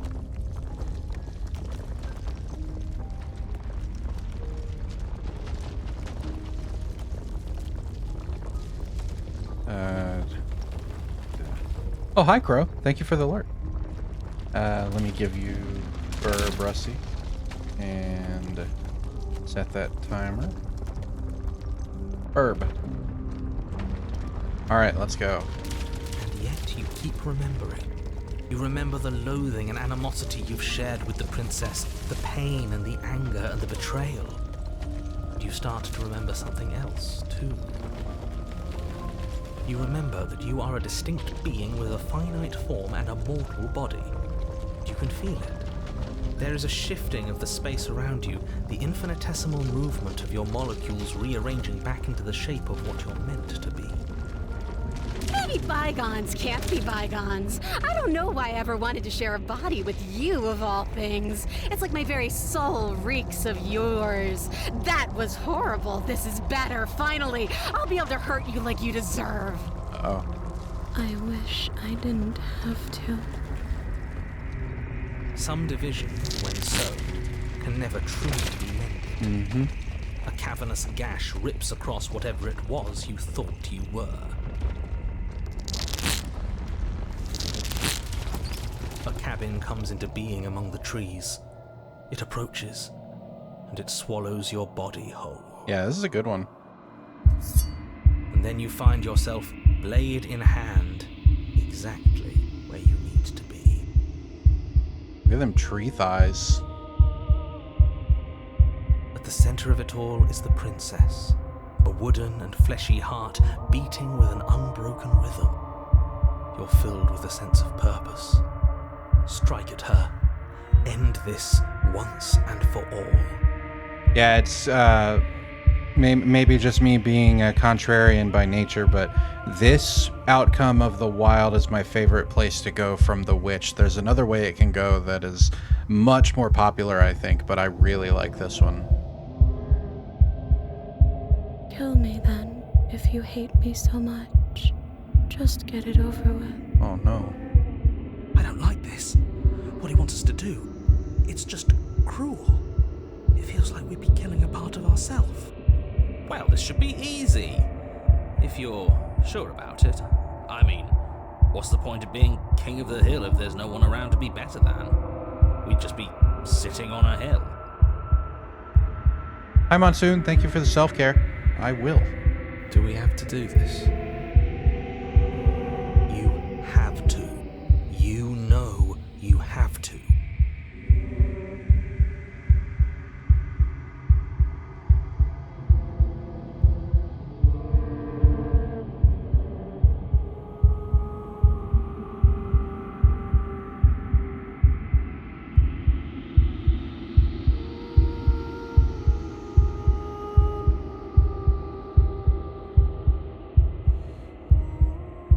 That's fair. There's no wrong answer.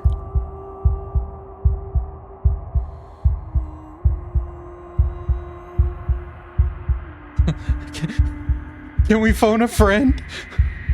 Use a lifeline?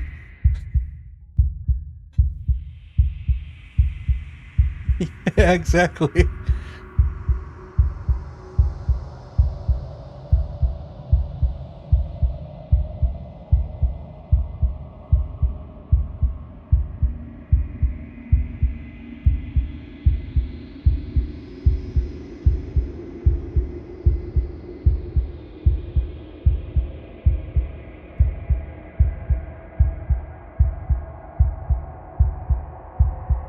That's her heart.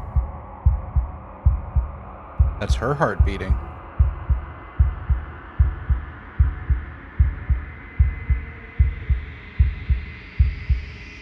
Might be you.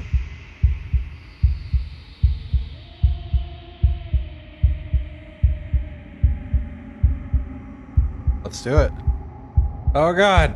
My alarm jump scared me. Alright, free kitty tail is over. Oh, it fucking froze again.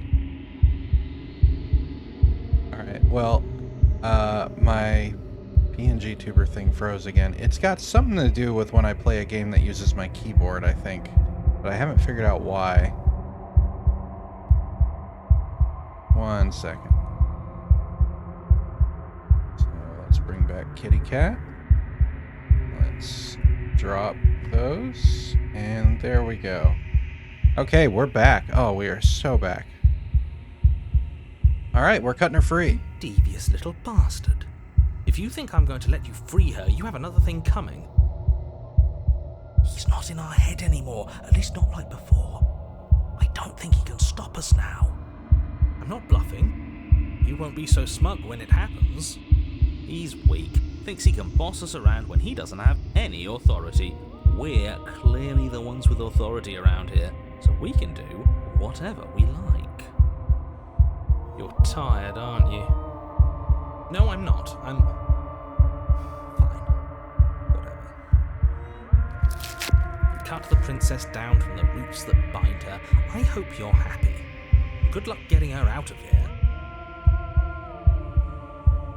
I didn't think you would do that after everything. It's so cold without you.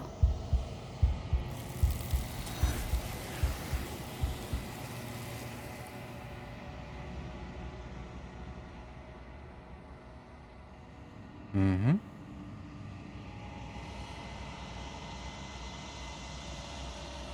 But you don't get the chance to respond. Something's taken her away, and it's left something else in her place. She's gone. Where did she go? Should we try and find her? And there's that mirror again. Why is it here? Why now?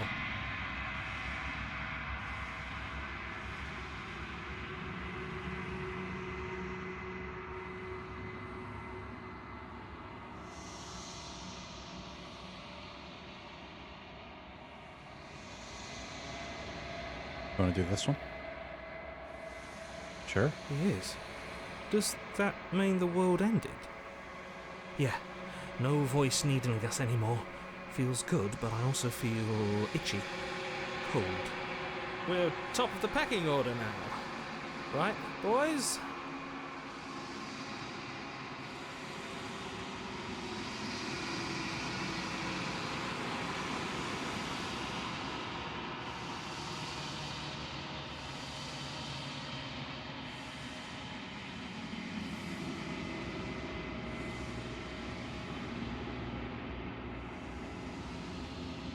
Does this mean we won?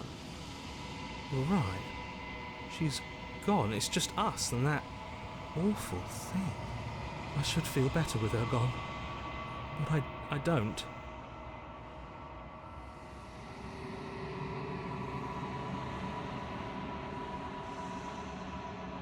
I'm begging you, don't do this.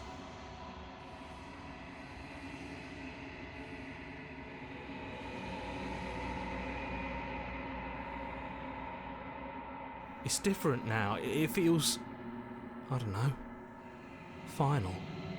It's calling us, and not in a good way. If they think it's bad, I'm with them.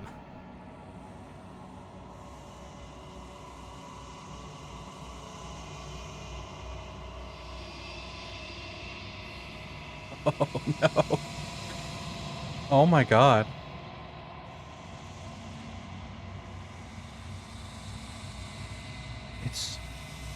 It's so weird. Mamsie said stuff like that happening when we were doing Scarlet Hollow and we fixed it.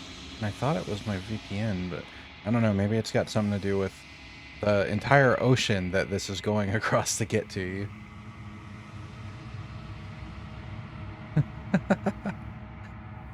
You approach the mirror. Gaze into your reflection. Silence as you reach forward.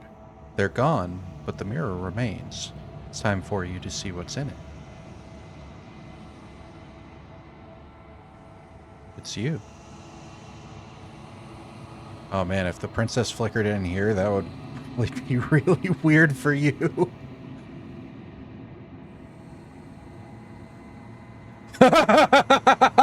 Oh, I wish I could see it.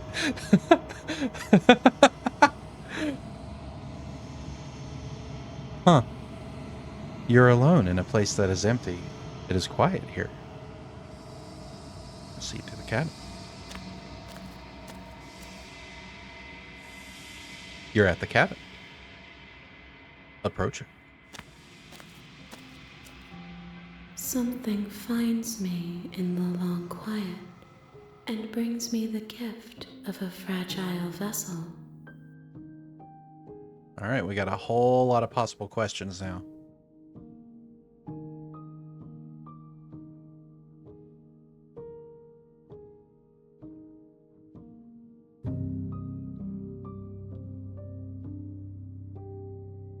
You are the only thing I have ever known. Well, damn. The space we're in is vacant. Nothing comes here but us.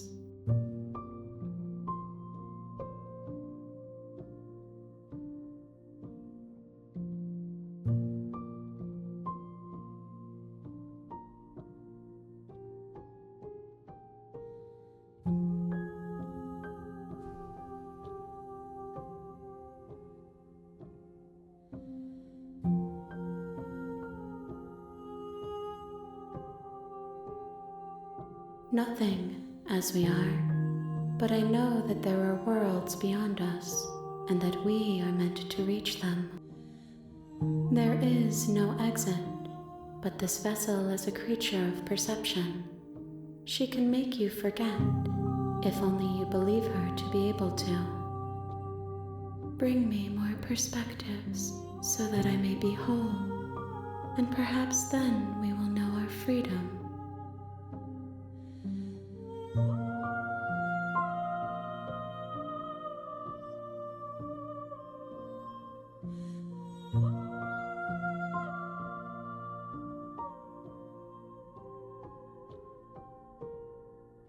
More than you have found, but less than there are to find. I am infinite. The rest will find their own way home.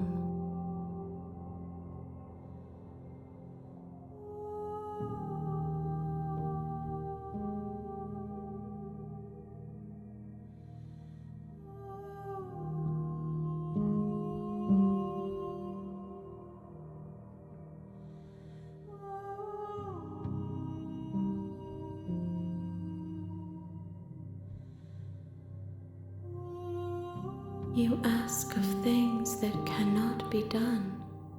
To destroy is merely to reshape, to remold. She's like, yeah, I paid attention in science class. Conservation of energy.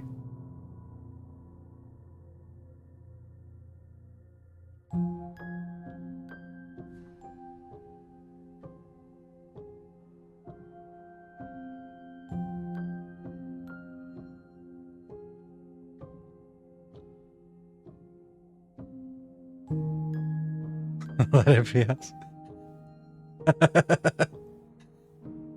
Let it be. All right.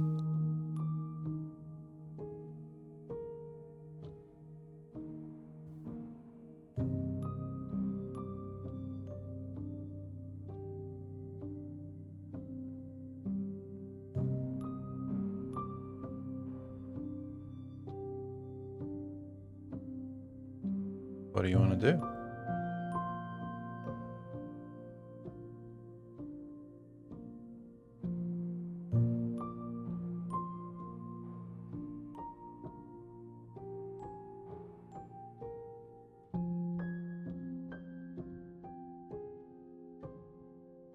Then we will be here forever, as we are now, unfinished, dry, hollow.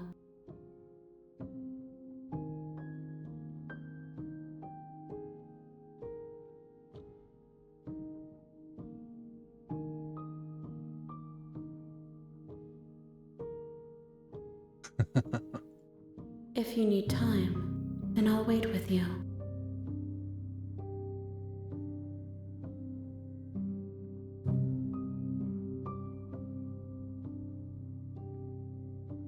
She asks that I tell you to remember her. You won't. You won't. Everything goes dark, and you die. There's no wrong answer. There are no premature endings. There are no wrong You're decisions. on a path in the woods, and at the end of that path is a cabin. And in the basement of that cabin is a princess. Okay, so that was cycle 1. I'm gonna take a quick break because I smell food.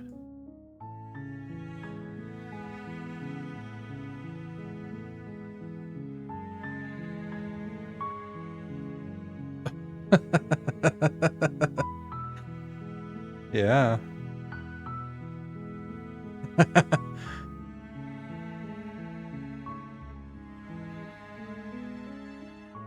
Yeah.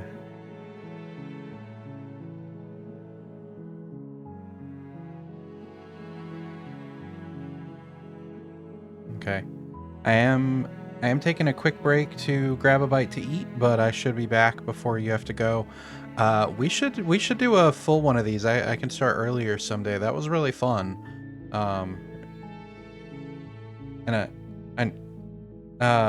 So we can plan for that. I will go ahead and let you know that I am committed to doing Dead Cells this coming Sunday, and I'll be starting at 1 my time, so that'll be about 7 your time. So if you're available Sunday evening, you should get to see some. Yeah.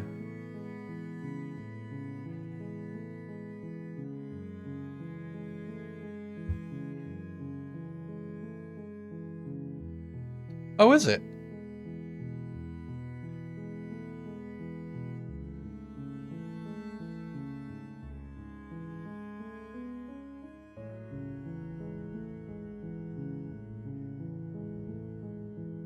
Well, that's obviously priority.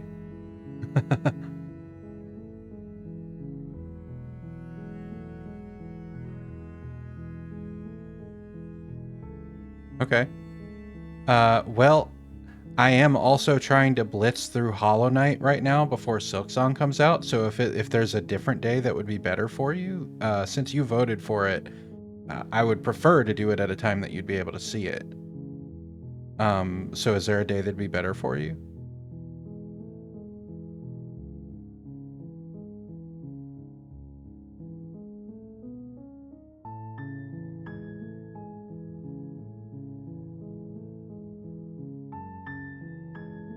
Okay, let me take a look.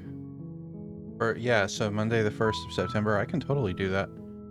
So I will do Hollow Knight tomorrow, or on Sunday instead of Dead Cells, and I'll play Dead Cells on Monday.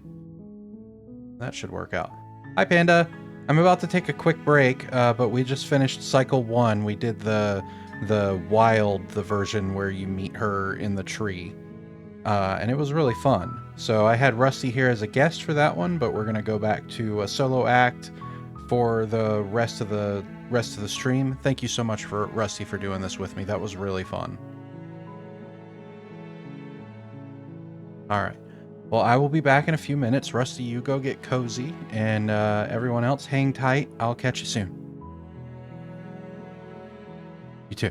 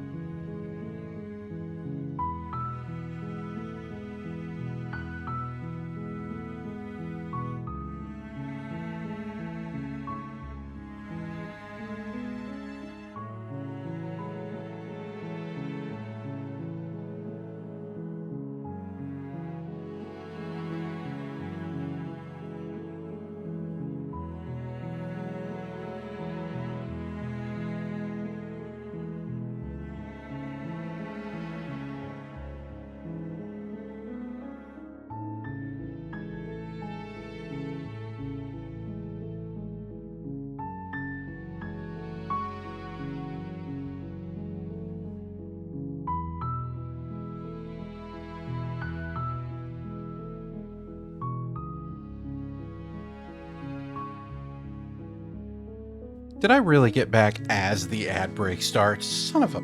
Okay. Well, I'm back. Hello, everyone.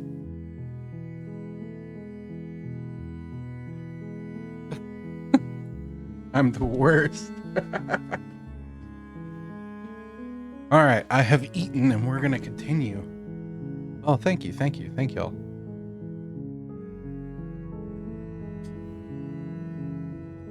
Okay, so to catch you up, Panda, I did the good ending, and then we started a proper cycle. Had Rusty with me, and we ended up doing Witch into Wild, and it was a good time. So now I'm going to do... I think I'm going to go for Adversary. You're here to slay her. If you don't, it will be the end of the world. Yeah, I do too. I was telling Rusty, I think the Wild... Okay, so I was away for most of that burb timer, so we're just gonna start a whole new timer for burb. I think Wild is my favorite outcome of the Witch. Go away, bot. Oh, they're saying best followers now. They're trying to get around the... Oh my god. Really? That's the best they can do? Change best viewers to best followers? Yeah, I mean, I like all of them, obviously. I like Thorn, but I do like Wild better, personally. Anyway, let's see.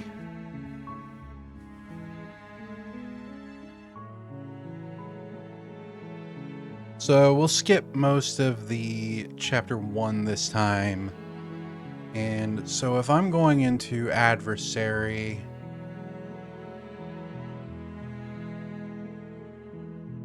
Oh, okay. Thanks for telling me what to do. Don't mention it. It's all part of the job. You make your way up the short path to the cabin. You'll find the princess within. Achievement? I'm not sure. My goal for this run is to just get as many of the, like, surface level chapters as possible, as in, like... I think you know what I mean, but as in, like, I want to fill out this level before I worry about, like, getting specific scenes within or worrying about specific achievements. So I'm going to go for Adversary. I may or may not go into the possible outcomes from there, but we'll see what happens. I'm pretty much just going to freeball it once I get to Adversary. You make your way up the short path to the cabin. You'll find the princess within. So basically, we're trying to min-max chapters opening. Yeah, exactly. We're not going to go through with this, right? She's a princess. We're supposed to save princesses, not slay them.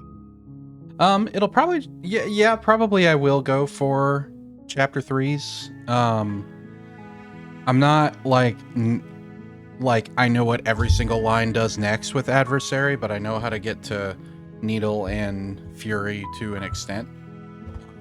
Adversary into Fury is one of my favorite, if not my favorite, routes in the game in general. But I might go for Eye of the Needle, because I haven't seen that one as much. But we'll see what happens. Ignore him. He doesn't know what he's talking about. I don't think there's really a outcome of Adversary that I wouldn't be happy to see, though.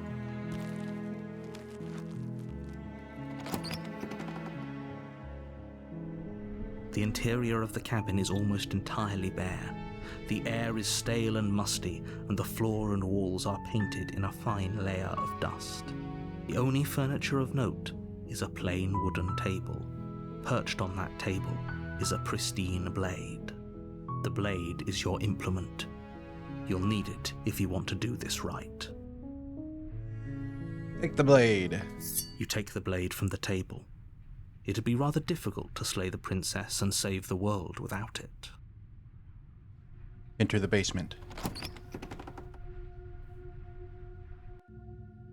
The door to the basement creaks open, revealing a staircase faintly illuminated by an unseen light in the room below. This is an oppressive place. The air feels heavy and damp. a hint of rot filtering from the ancient wood. If the princess really lives here, slaying her is probably doing her a favor. If I recall, Adversary is one of the most complex Chapter 2s. Razor Chapter 3 is honorary, more complex. I thought Razor, the only choice that mattered was whether or not you take the blade at the beginning of Chapter 2. Clearly, I have a lot more to explore there. There's plenty, yeah, for sure there's plenty to do in Adversary. I really like that chapter. Her voice carries up the stairs. Who's there? She sounds dangerous. It's almost as if she's the one in charge down here. Don't let it fool you. It's all part of the manipulation. Let's just go. You're still listening to reason. You walk down the stairs and lock eyes with the princess. There's a heavy chain around her wrist, binding her to the far wall of the basement. Alright, it is easy to fuck up and get tower, so I will go ahead and... She's so coldly beautiful. Is she really a threat to the world? Focus on the task at hand. And there you are. Are you here to kill me or something? Let's go. Yeah, you caught me. I'm here to slay you. Just very nonchalant about the whole thing. That isn't a good idea. Just drop the knife, and maybe the two of us can talk things out. She's right, we shouldn't. We should just drop the blade. Don't you dare. It's fine. We can decide what we want to do after we talk to her. Maybe she really is a monster, but killing someone in cold blood isn't very becoming of us. She does look normal again. We got sent back to Chapter 1 and we forgot all that other stuff.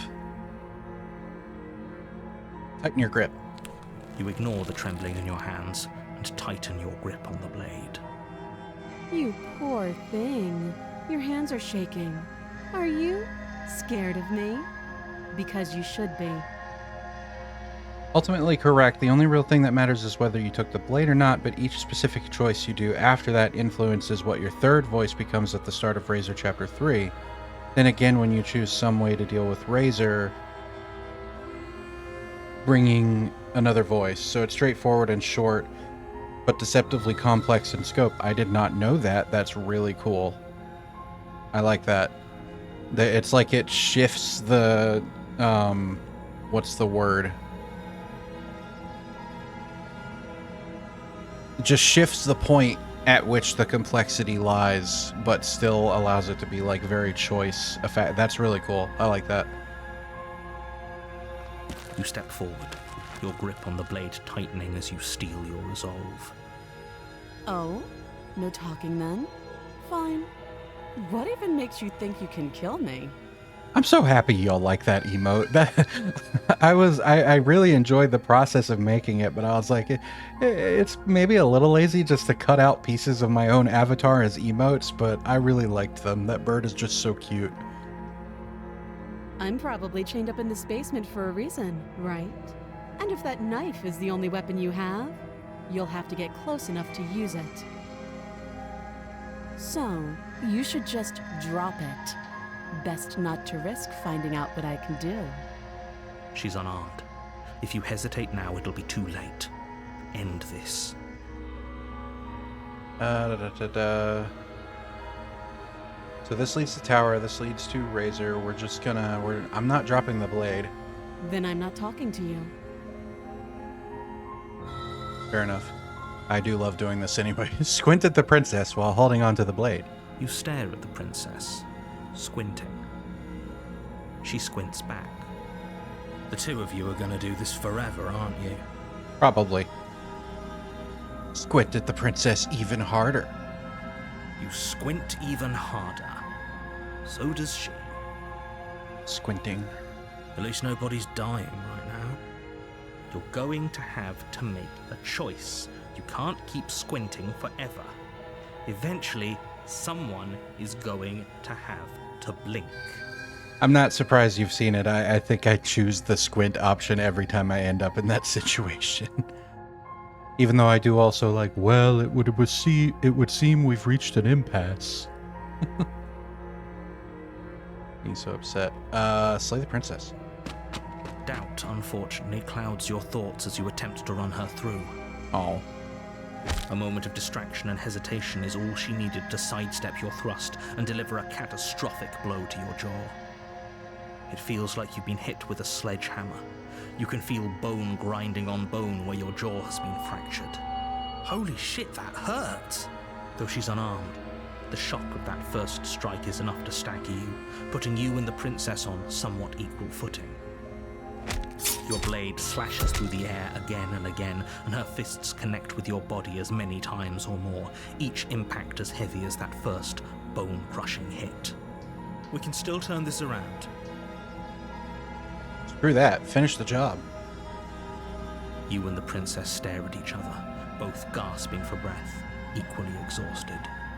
You probably won't make it out of here alive, but you can at least make sure that she won't make it out of here either. Excuse me? Do you think this is what I wanted to happen? I have a duty to state the facts of the situation, and honestly, it's a miracle anyone is still standing right now. Can you not feel all those ruptured organs bouncing around in there? If the princess doesn't do our friend in herself, internal bleeding is certain to finish the job. The two of you clash for the final time. You feel your ribs break as she delivers a heavy blow, but you push through the pain, falling forward and sinking your blade deep into the princess's heart. Owie. Oh. The two of you fall to the floor. Yeah, exactly. Stabby, stabby. This was fun. The princess gasps, her voice an unhealthy rasp as her lungs start to fill with blood. You put up more of a fight than I thought you would. But I have to wonder, Clearly we led with the weapon like you're supposed to. do you really think this is the end? But you don't have time to worry over such things. Everything goes dark, and you die. Chapter 2, The Adversary. You're on a path in the woods, and at the end of that path is a cabin. And in the basement of that cabin is a princess. You're here to slay her. If you don't, it will be the end of the world. My favorite Razor interaction you should try is taking the blade, slaying her in Chapter 2, and then dodging her. Becomes more unique in that particular interaction than any other time you try to dodge. Let's do that next cycle. I don't know if I've seen that.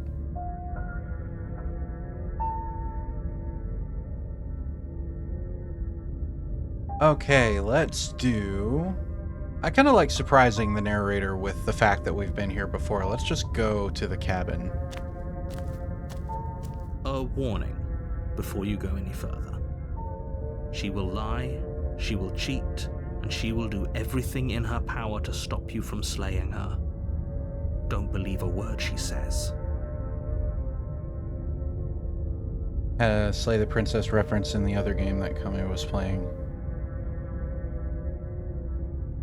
As in the game, or from me? Because I make them like every 5 minutes. Lying and cheating doesn't sound like her at all. Not that it matters. It's not like she can lie or cheat in the middle of a fight. But yeah, I'm sure there are like way more Slay the Princess, what's the word? Easter eggs in Scarlet Hollow than we have even begun to notice, but there were for sure. I'm trying to remember which one you're talking about. Right. That's right. There's a, well, I don't want to spoil any of that game for Panda, so we'll leave it there. But I don't think it's a spoiler that they're going to have Easter eggs for their other game in their game. Yeah. God, I love that game. I'm excited to hear what you think when it actually finishes in like probably years. It's going to be so good. But for now, we're slaying a princess. Are you sure about that? The point of my warning wasn't to start an argument over what circumstances the princess is capable of lying in. It was to give you some broadly applicable advice. The princess will do and say whatever she thinks it will take to get her out of there. So don't trust her. Ever. Are we clear? Crystal, let's just get on with it already. Proceed into the cabin.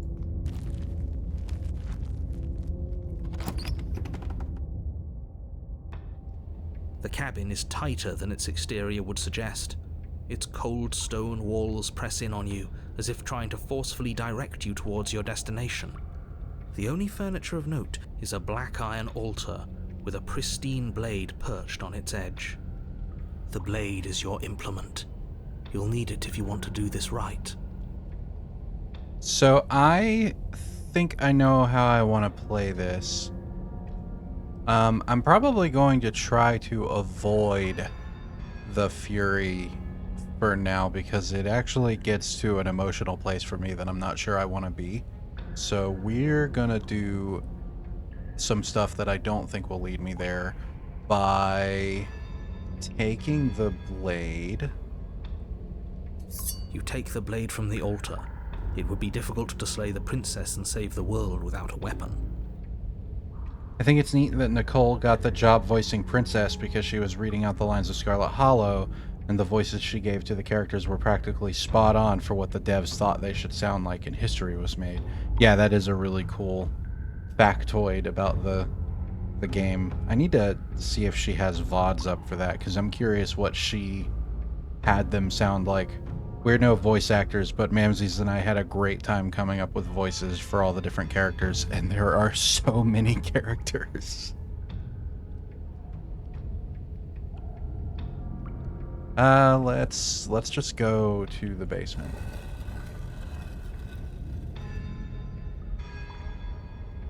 The door to the basement creaks open, revealing a rough stone staircase, its walls pressing at your sides and tightening as you descend. The air seeping from below is heavy and oppressive, with an almost sulfuric odor to it. If the princess lives here, slaying her would probably be doing her a favor.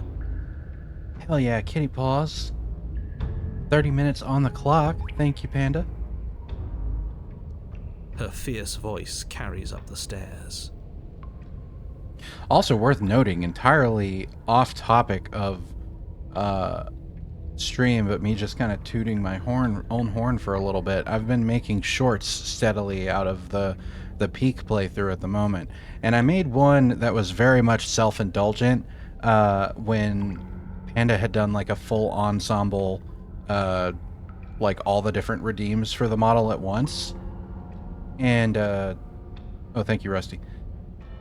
And I was like, whatever, this is, this is me just showing off a self-indulgent thing. It's not gonna, do anything or whatever. But it has like some of the most positive response of any of the shorts that I've made so far.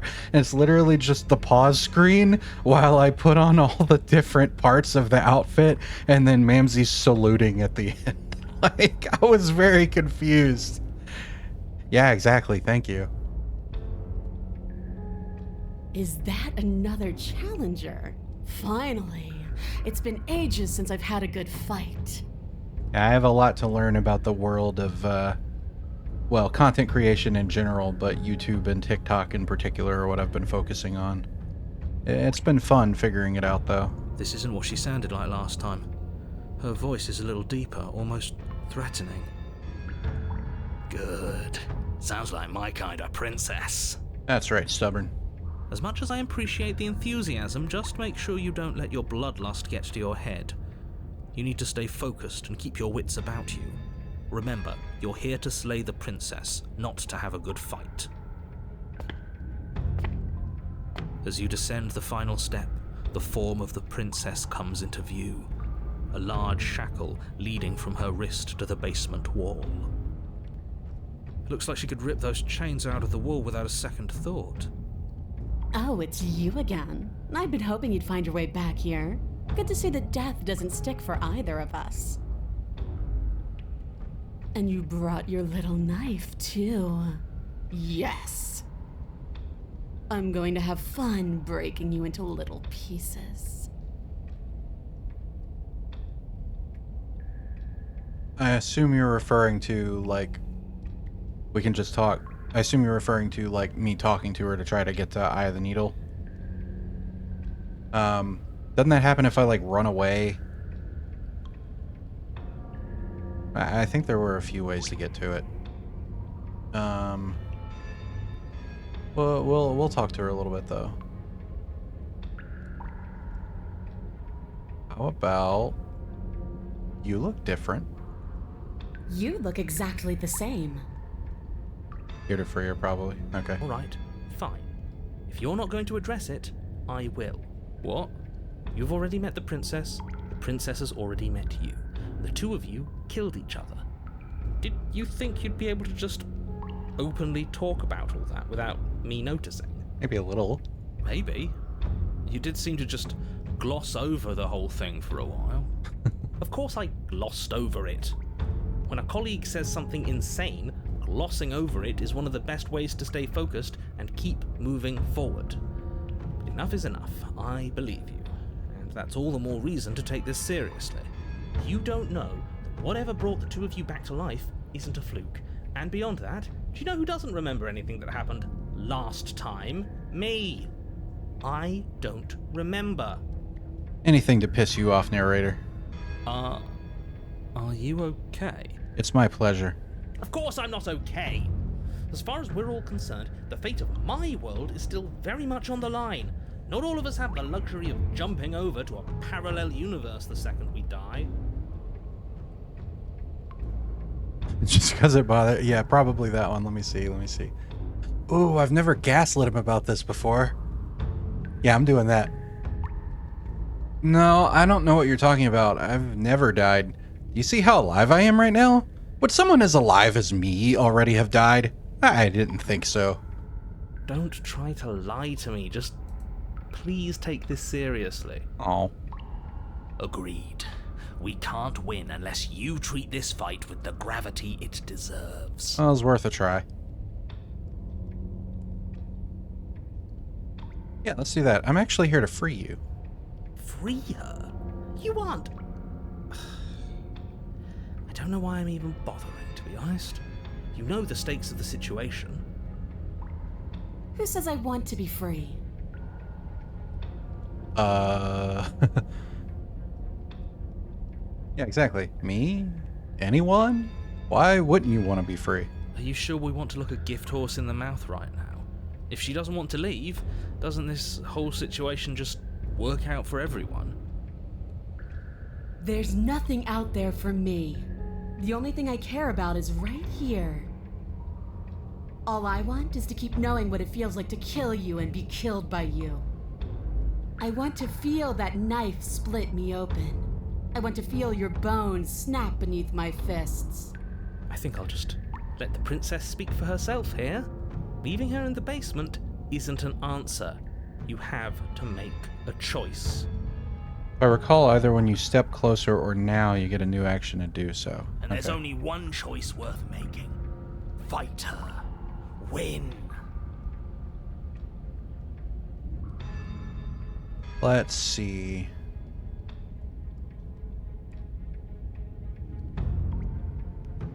Okay, so I think I'm trying to logic myself into this, because I know the way that I usually get to the Fury. I'm sure there's more than one way. If I wanted the Fury, we've already started fighting, and then I'm like, nah, I'm not doing this.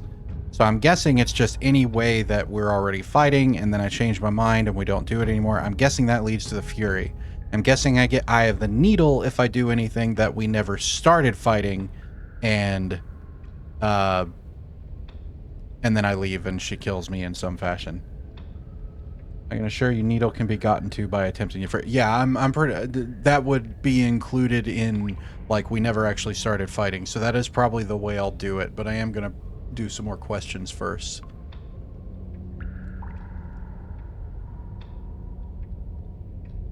Let's do...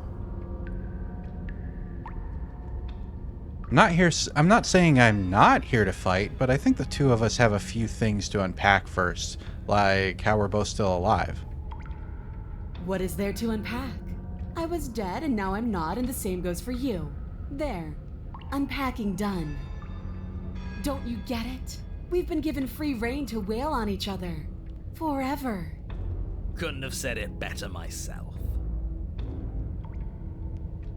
So what I'll do, in case I am wrong in my little theory, I don't like save scumming, so I'm going to try to avoid it, but I was hoping I could get closer and talk to her. Maybe if I do, I haven't decided what I'm doing yet. And why not? You decided what to do with me quickly enough last time. Are you scared I'm going to kill you again? Maybe you're worried I'll put you down for good this time. Just be wary of asking her about her freedom again if you get close. She'll break the chain and you'll lose the option. Okay. If you want to talk, I guess I can talk. But you should come a little closer first. Twist my arm, why don't you? Step closer. Blade held tight in your hand, you take a cautious step towards the princess. You stop a few feet short of her reach, her chains taut as she stares down at you. Oh, hi, Dungy. Happy F&F. Welcome in, y'all. There it is. Hope y'all are having a good Friday. Doing me some Slay the Princess. There we go. Damn it. Stop it, OBS. Okay. We're currently on the adversary route. I'm sure y'all have all seen this before, so I'm just going to keep it moving. But what were y'all playing? What'd you get up to? Close my eyes. You're so sweet, Rusty. Thank you so much. I had a really good time playing this with you, too. We'll definitely make that happen again sometime. Get some rest. Path of Exile, too. Got it. Yeah, good call, Rusty. There we go.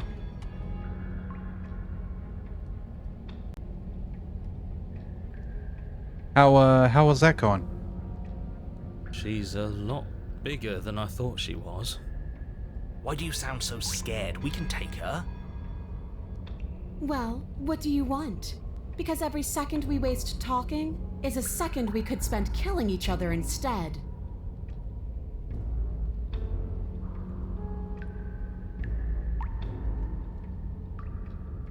New update, so it's been fun. Okay, awesome. I didn't know it had a seasonal thing, but I'm not surprised. Okay, so don't ask her about her freedom again.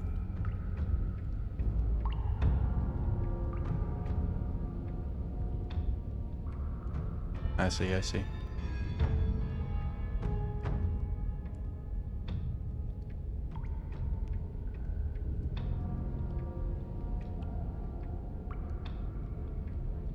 Why do you want us to kill each other? Why wouldn't I want that? Why don't you want that? It felt good last time. It felt right. And it makes sense.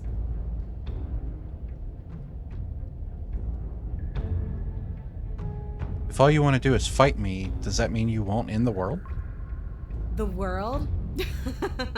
If there's a world, I haven't seen it. There's you, and there's me, and there's the ground beneath our feet. Why would I care about ending something I've never seen? A little short-sighted, but I hear you. But we have to figure out why we're here. We don't, because I know why we're here. We're here to kill each other. We're here to kill each other? It sounds like she doesn't care if she dies here. Maybe we can use that to our advantage. How boring. I'm not interested in watching you try and outwit her. I'm interested in overpowering her. We shouldn't need to use any dirty little tricks to win. Love how even, like, adversary princess is struggling to find meaning and purpose in anything, even if that purpose is violence. Yeah. I mean, I'd say I can't imagine, but we literally get her perspective for a little while in some cases, but, like, just existing in a way that, like, you only know this teeny tiny space and you have no idea who you are unless this person shows up and sees you as who you are, is like, it's got to be a terrible feeling. I don't blame her for trying to always just, like, find something to do and not waste too much time worrying about who she is or where she is or why she is.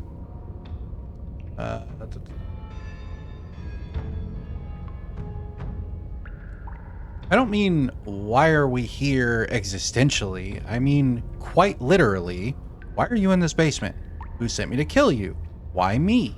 Why you? There are answers out there and we need to find them. And then what? I'm still going to want to coat these walls in our blood. I know what I am. I don't need answers. I admire your confidence.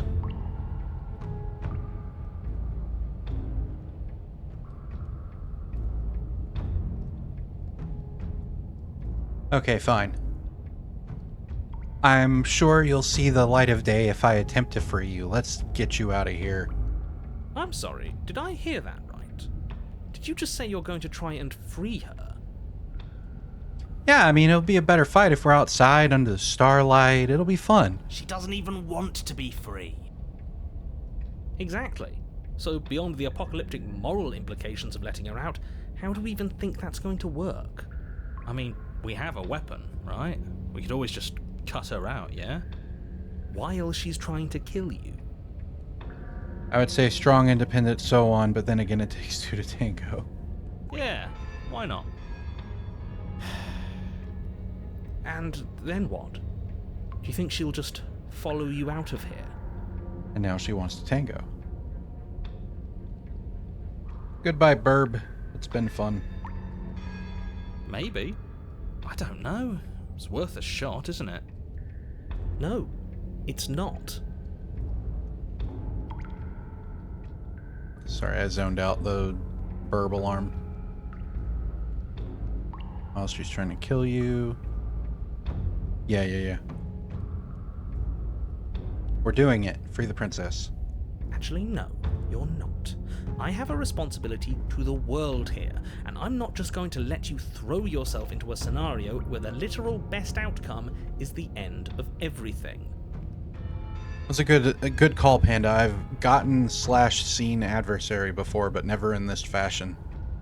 Until you come up with any other idea, your body remains standing rigidly in place. Funniest option incoming. Color me excited. What do you think you're doing? You can't just order our body around like it's some sort of doll. Watch me. Your left arm lifts towards the ceiling and your hand twists into an obscene gesture. See? I can make you do whatever I want. Okay, I have seen the mutual flipping off. I don't remember. So what?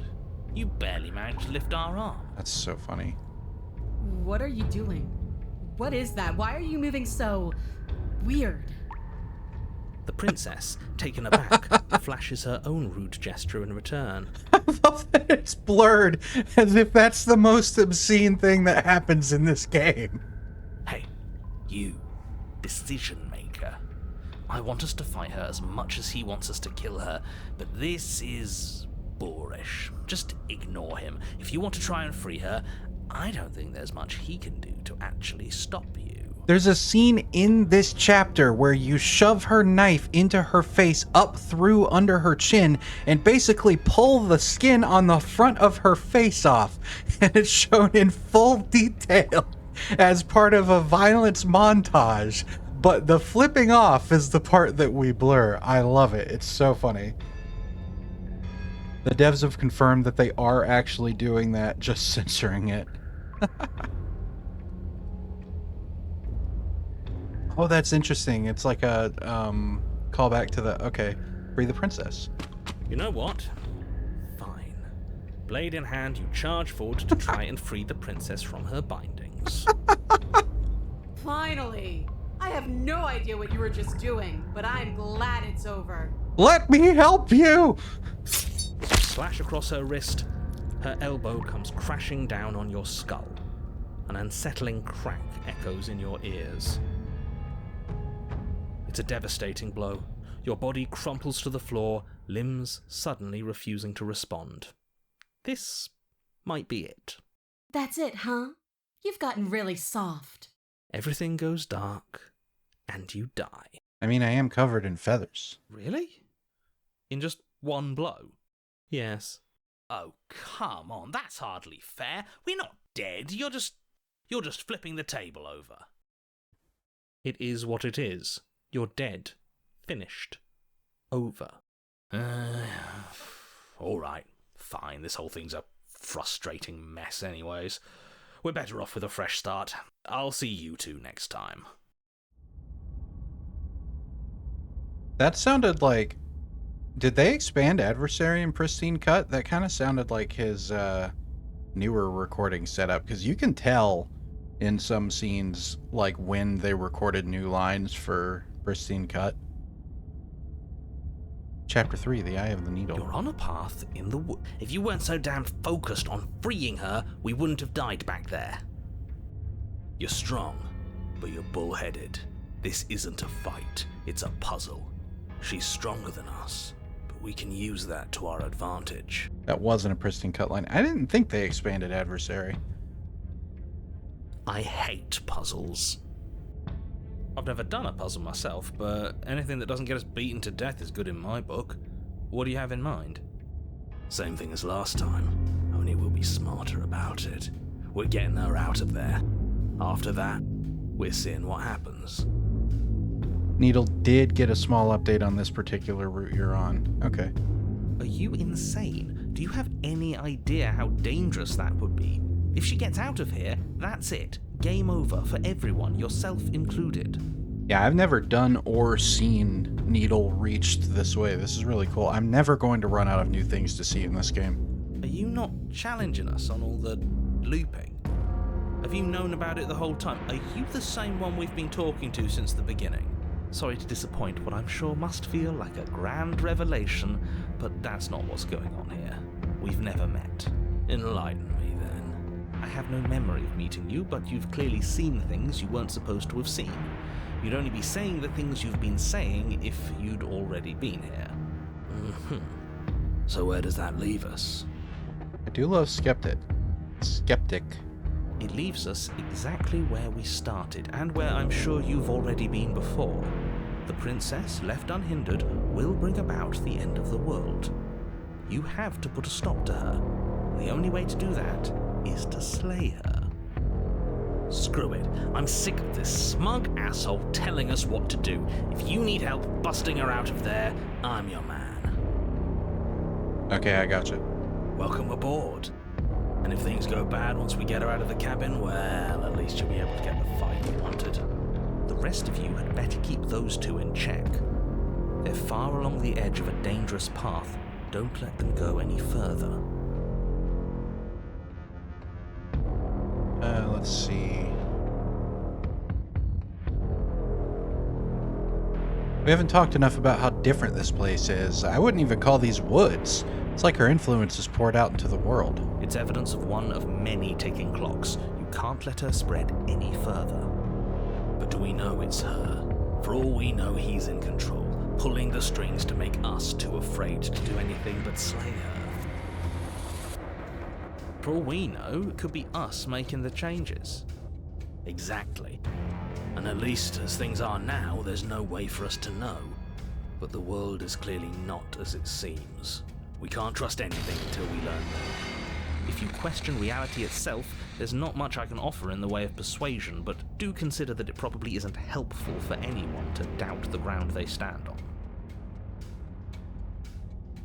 on. Let's see. I'm done with this. Bye. What if I don't agree with the plan? What if I'd rather do something else? It's up to you in the end, isn't it?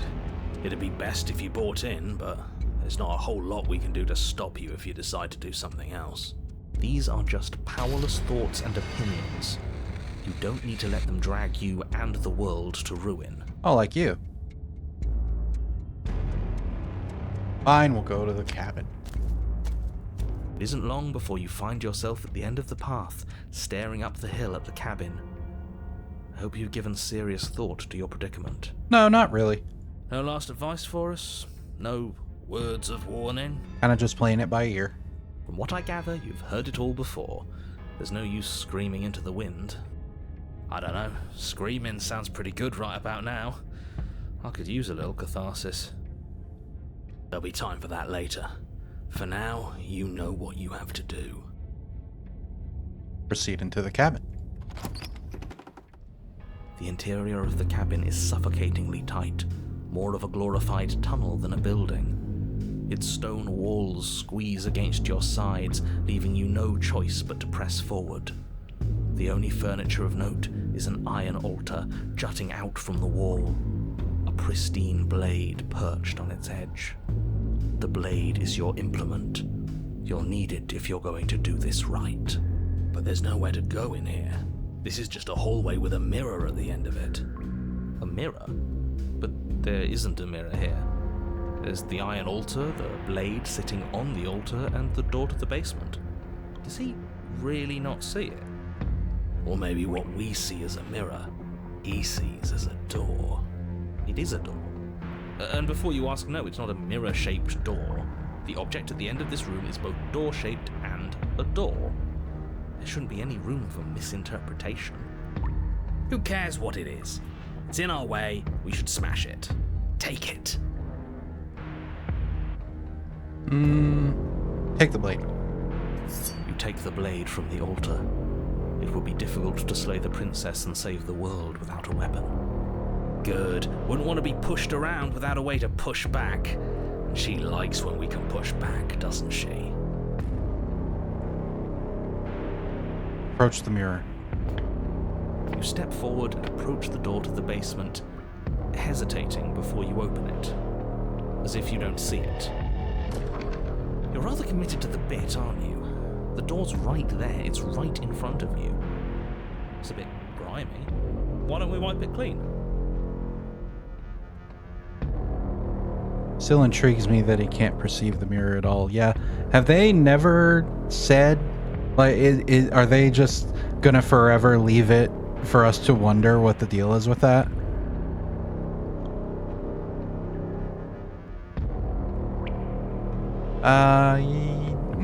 We're gonna smash it. You bring your fist crashing down against the door leading to the basement. It swings open, scraping against the floor as it reveals the dim path ahead. Before you is what may as well be a sheer cliff face. There are enough footholds that you'll be able to clamber your way to the bottom, but it will require careful effort. The air hissing up from below is warm and wet, like the breath of an enemy locked in close quarters. If the princess lives here, slaying her is probably doing her a favor. What little we do know is that when it does show up, it doesn't physically exist in the space, only optically. Oh, that makes sense. Her voice, bold and fierce and impatient, echoes from the chamber below. Do you have more fight in you than last time? That was such a disappointing show. I know you can do better than that. She hasn't changed as much as she did the time before. She still wants a fight, which means we still know her. We can use that to our advantage. Hunted makes mention that he can feel air flowing from the entrance through the mirror once. Yeah, you're right. Yeah, let's stick to the bit of aggressively trying to get her out of the cabin. If you want to fight, then how about you come and get one? That's not how this works. I'm all chained up, remember? How about you come down here and fight me? Don't worry about the chains. I've got a plan. Yeah, we'll just have to get her to break them. Continue to the basement landing. You've nowhere to go but down. You start the difficult journey, gripping the stone, lowering yourself foot by grueling foot. But soon, there is solid ground beneath you. We best remember how to get back up. The last thing we want is to be stuck between a wall and a raging devil. You turn to face what lies at the end of the narrow tunnel. The princess, imposing and tightly muscled, grins back at you from the darkness. Her face widens into a broad grin. There you are, knife in hand. How thrilling. Attack me, bleed me, twist the blade in my flesh, break your bones against my body. I want a real challenge this time. Mommy? Sorry, Panda gets it. If we're trying to break her out, I doubt she'll come willingly. We'll have to use ourselves as bait. Just because I do not share my opinions of the aesthetic for the most part, doesn't mean I don't have them. in that fashion. I really don't like the sound of this. It's the only way to get us both out. And we need to see what happens when she leaves the cabin. I will say I definitely, first time I did these 2 chapters, did not see the interpretation, the sexual interpretations of this route. But the more I play them, the more I'm like, yeah, I get it. You know what? I should have tried to intervene earlier because I can't let you do that. I won't. Tough shit. We're the ones in control here. It's not the... Yeah, doesn't feel nice to be yanked around against your will, does it? Well, what are you waiting for? If we're gonna do this right, you can't be scared. You need to want this as much as I do. So go on. Make the first move. Don't keep me waiting. Well, let's talk of it first.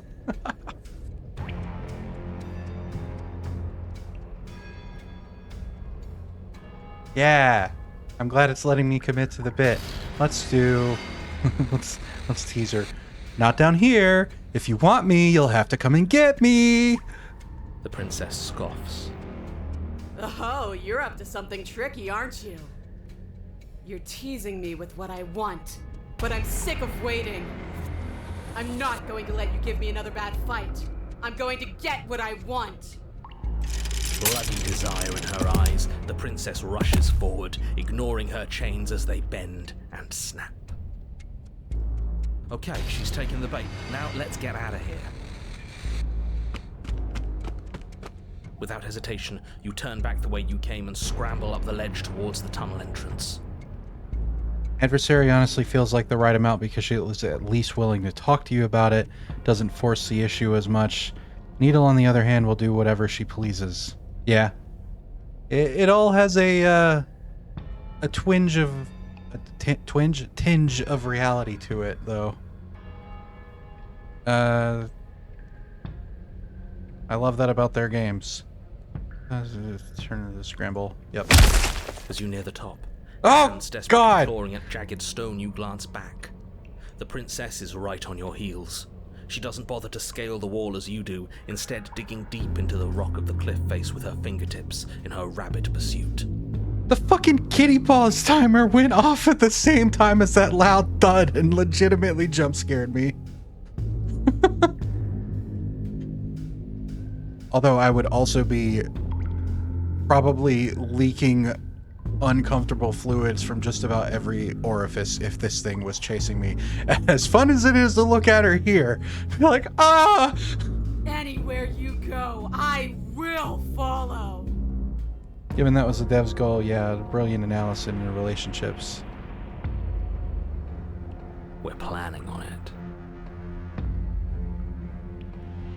You reach the ledge and hoist yourself up into the tunnel, the cabin door finally in sight, at once within your grasp and infinitely distant. What is all of this for? What's the point? You and I are always going to end in violence, so why bother to run? I know what I am. Why can't you be the same? You continue to the door. It'd be a real shame if it was stuck. Good thing it isn't. Don't listen to him. Locks are nothing, just barrel through. No! Die. Fuck that, free her. Your skin hums tight with adrenaline as you burst through the cabin door and roll onto the grass. You bastard. That's me. You glance back at the cabin as the princess, singular in her desire to destroy you, explodes through the doorway. So, this is what the end looks like. Pristine lines here. The princess lines here are the new pristine cut editions. Okay. What is this place? Where are we? This doesn't feel right.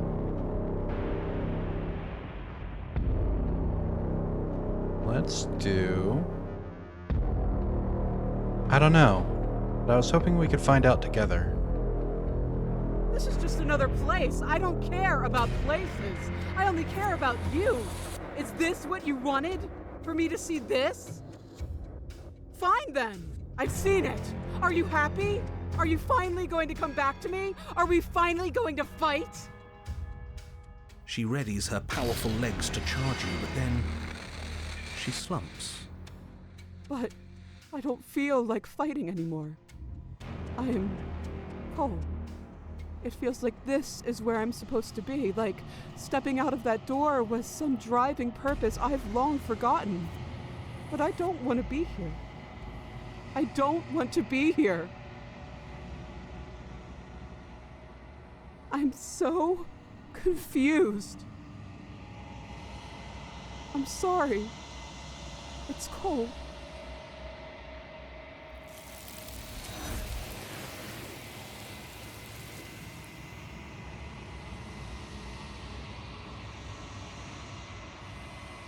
The blind leading the blind. Free someone who doesn't want to be free. Yeah, that had the vibe of the pristine cut stuff for sure. I like it. I'm gonna probably watch that portion again when I'm not streaming so I can, like, fully process. You do not get the chance to respond. Nor will you ever. It's time to leave. Memory returns. She's gone. Where did she go? Should we try and find her? And there's that mirror again. Why is it here? Why now?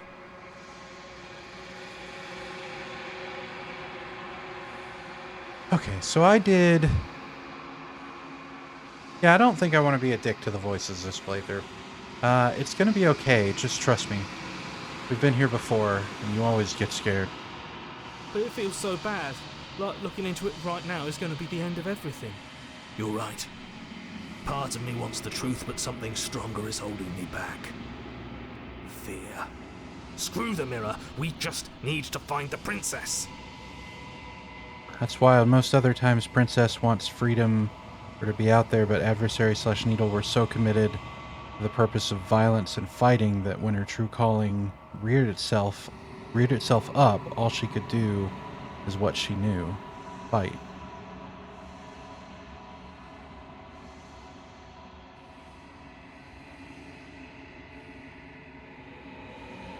Yeah, it's a good point.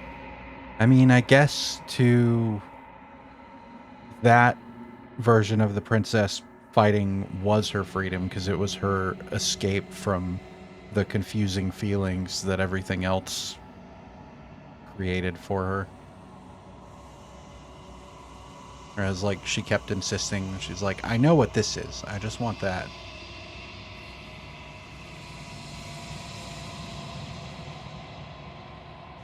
Anyway, let's see. Oh god, well, I've got more shit to talk about in therapy next time, I guess. I'll see you on the other side. It's going to be okay. Okay. If you say so. We'll trust you. Maybe there'll be a good fight there. Maybe we'll find her again. Feels too good to be true. Approach the mirror. You approach the mirror. Gaze into your reflection. Silence as you reach forward. They're gone once again. The mirror always makes them leave, but you need to see what's in it. You've grown.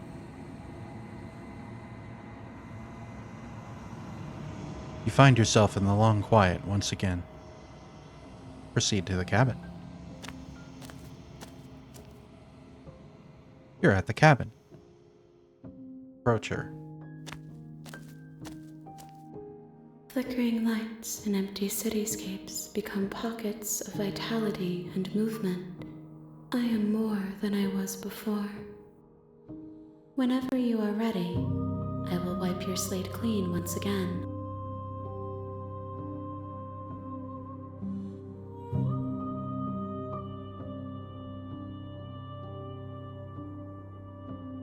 Ooh. Oh, there it is. Okay, I was curious because we didn't ask her about her thoughts on the first vessel or slash the gift of a fragile vessel question mark. I wasn't sure if that would have any kind of effect, but I do like hearing about those. So we're gonna do This one remembers a spark lost in time, and she would stop at nothing to reclaim it. She will make for a burning heart. Do not mourn her. She has finally remembered what she thought she'd lost.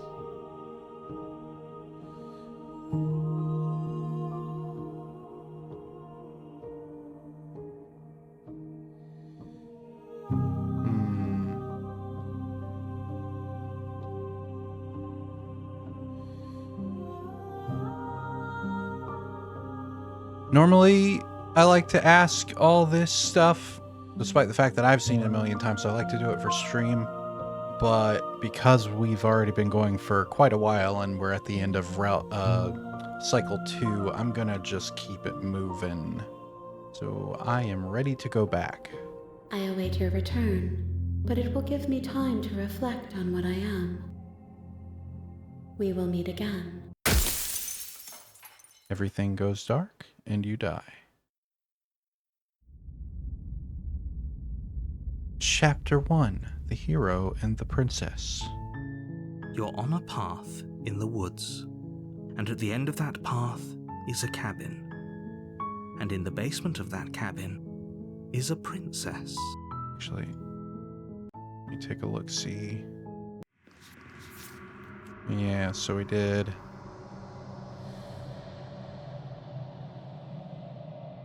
I think we'll do... Right, we were gonna do Razor next. Yeah, because I want to see the thing you were talking about. So it was Razor, and there was something about dodging.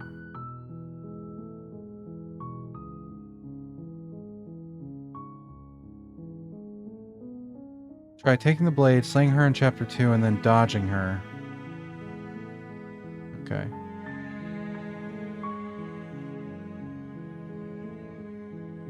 And as far as getting to her, I think we will do the what if she's You're armed on a route. path in the You're here to slay her. If you don't, it will be the end of the world. To the cabin. You make your way up the short path to the cabin. You'll find the princess within. We're not going to go through with this, right? She's a princess. We're supposed to save princesses, not slay them. Ignore him. He doesn't know what he's talking about. Proceed into the cabin.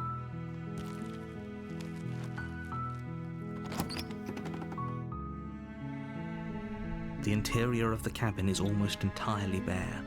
The air is stale and musty, and the floor and walls are painted in a fine layer of dust. The only furniture of note is a plain wooden table. Perched on that table is a pristine blade. The blade is your implement. You'll need it if you want to do this right. We're taking the blade. You take the blade from the table. It'd be rather difficult to slay the princess and save the world without it. It's rather difficult to slay the princess and save the world with it, frankly.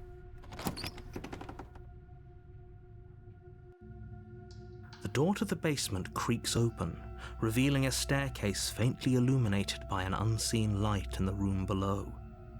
This is an oppressive place. The air feels heavy and damp, a hint of rot filtering from the ancient wood. If the princess really lives here, slaying her is probably doing her a favor. Her voice carries up the stairs. Who's there? She sounds dangerous. It's almost as if she's the one in charge down here. Don't let it fool you. It's all part of the manipulation. Hey! I think I'm here to kill you? Oh, are you now?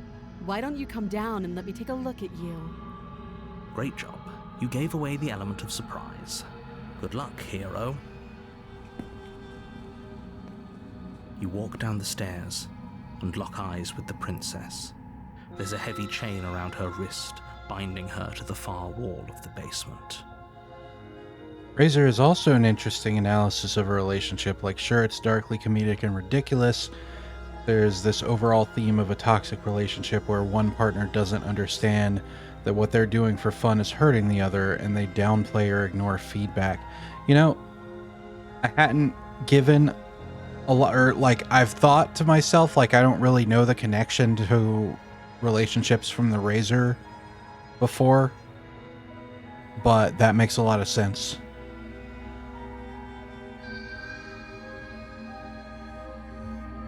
She's so coldly beautiful. Is she really a threat to the world? 9 ads. Sheesh.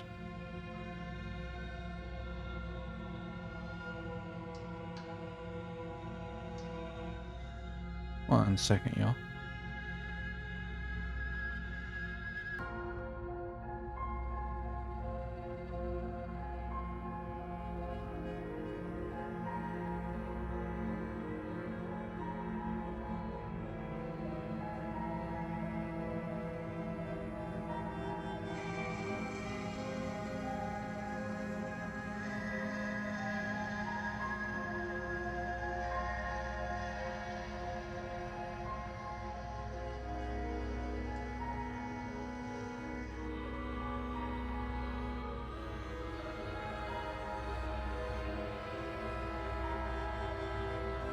Alright, sorry about that.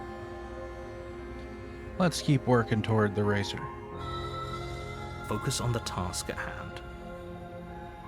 You weren't kidding when you said you were here to kill me. Nope. Yeah, it wasn't a joke. I know. You brought a knife with you and everything. But you don't have to try and kill me. You could always toss that scrap of metal to the ground and give the two of us a chance to talk things out. Nah. She makes a compelling point. What if we didn't kill her? What if we just dropped the blade and talked? Don't you dare. It's fine. We can decide what we want to do after we talk to her. Maybe she really is a monster, but killing someone in cold blood isn't very becoming of us. Tighten your grip. You ignore the trembling in your hands and tighten your grip on the blade. You poor thing. Your hands are shaking. Are you scared of me? Because you should be. You step forward, your grip on the blade tightening as you steel your resolve. Oh? No talking then? Fine. What even makes you think you can kill me? Welcome back. Stupid ads. You either stoop as low as her by slaying her, or wash your hands of her and leave no blade. That makes sense. I tend to not like fully emotionally process these when I'm streaming, so that's something I'll need to keep in mind when I play this off stream again. I'm probably chained up in this basement for a reason, right? And if that knife is the only weapon you have, you'll have to get close enough to use it. So, you should just drop it. Best not to risk finding out what I can do. She's unarmed. If you hesitate now, it'll be too late. End this. Are you sure she's not armed? I'm positive. I'm not. But we'll keep our eyes peeled. If she has a weapon, she'll have to draw it before she can use it. Hesitating? Why don't you drop the knife and the two of us can be civilized with each other? Game is a lot to take in on stream as it is without deep dives in the meaning. Yeah, for sure. That's why it was kind of a slow burn falling in love with this game how I have, because most of my first experience with it was from streaming it. And so at that point it was like, oh, this is really cool. The story's neat. You know, it makes really good content. And then when I started playing it by myself while I was not streaming very much, I got to have that experience as well. So it like drew me in by just being really cool, and then kept me there by just being like devastating. And now it's permanently attached to my arm.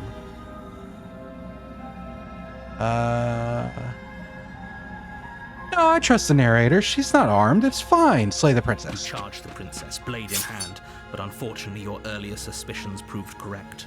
A blade of her own slips down her sleeve and catches you in the neck. I've never had a game change my mind several times over the more I played it like this. Let's try that again. I never had a game change my mind several times over the more I played it like this did. Interesting. I won't pretend I'm not curious. Blood sprays from the cut, your severed carotid artery painting the princess with strokes of red. You'd better finish your task quickly before you run out of time. Used to not understand Razor's deal at all and disliked her greatly. Over time, I've come to understand her, at least from her perspective. Understanding does a lot to help with things you don't that you dislike. That's interesting. I've always liked the Razor for the comedy aspect, and just haven't given it as much time for the like, okay, but why is this actually here?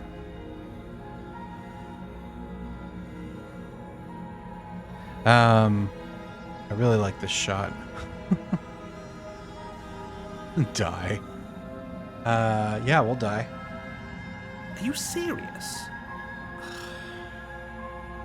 The wound in your neck is too much for you to bear, and you collapse to the floor of the basement, rapidly bleeding out. The princess stands over you with an intense curiosity as you fade away. I don't think I've seen this one either. Hold on. Hold on. Oops. Oops. Everything goes dark, and you die. Hold on, hold on, hold on, hold on.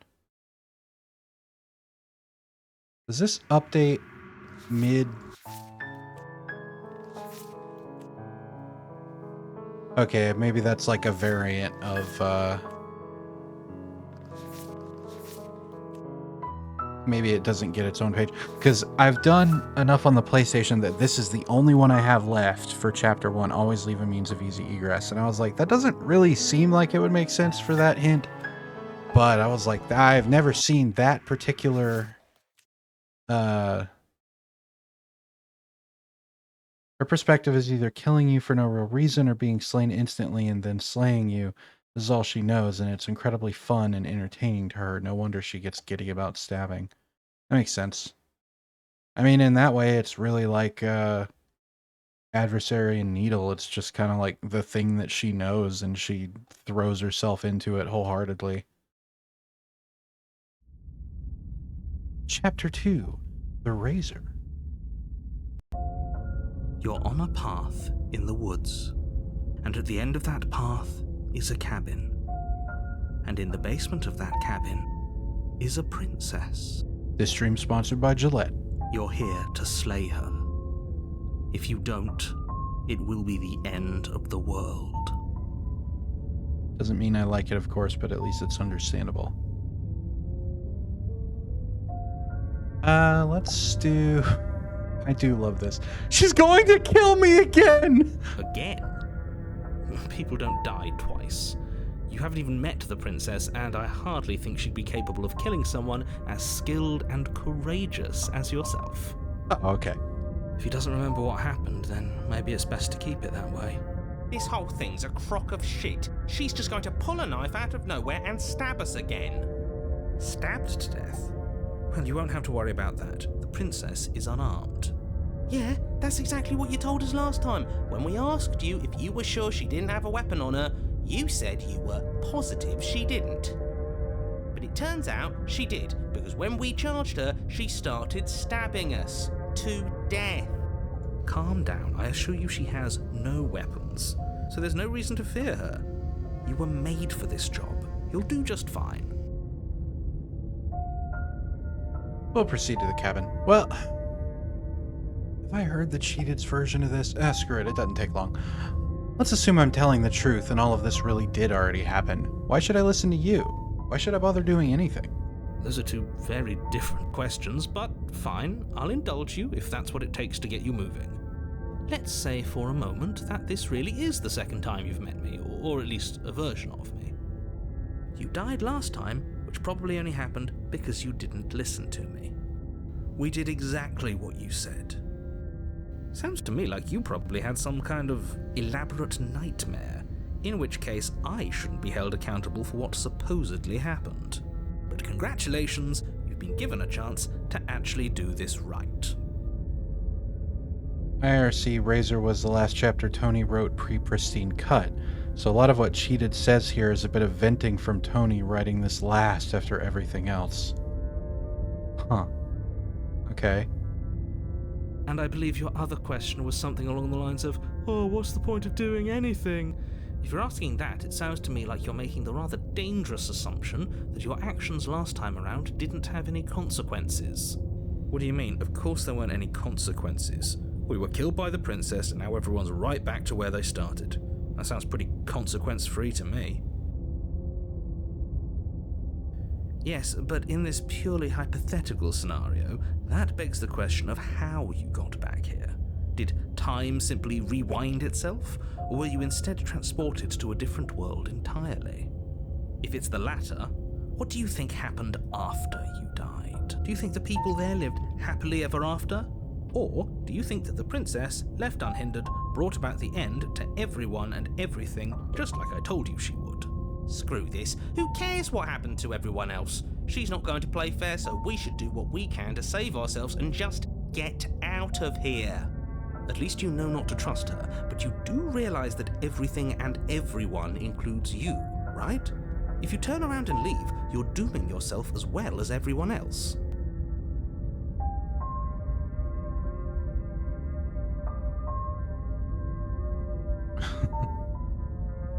She just caught us by surprise last time. She can't do that twice. So long as we're careful, we can win this. Can't do that twice, really? That's the spirit. Just keep that stiff upper lip, and you'll save the world in no time at all. Yeah, we'll go ahead and proceed to the cabin. A warning before you go any further. She will lie, she will cheat, and she will do everything in her power to stop you from slaying her. Don't believe a word she says. He couldn't be more on the money. But we're really doing this, aren't we? I'd say you're lost, but I'm stuck here with you. We know what to look out for this time. We know to be careful. Just stay focused and you'll be fine. Gotta give it to narrator. He might be a gaslighter and is clearly annoyed with your antics, but he's willing to indulge your questions and is quick to admit when he's wrong on certain things when it becomes apparent that the plot has gone off the rails. Yeah, I think he says at some point that he's never lied to you, which I think is technically true. He just gaslights in like half-truths and mostly just by withholding information, which maybe is in its own way considered a lie. I don't know. He doesn't explicitly like one-to-one lie. Not that I can think of. I think at the time that he said she is an arm, he genuinely believed that she wasn't, and then we just kind of poofed a knife into her possession. Proceed into the cabin.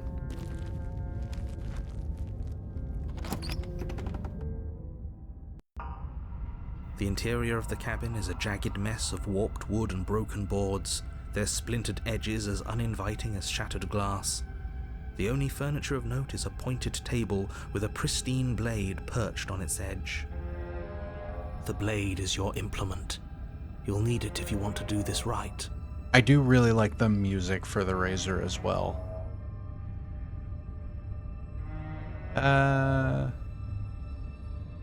Take the blade. You take the blade from the table. It will be difficult to slay the princess and save the world without a weapon.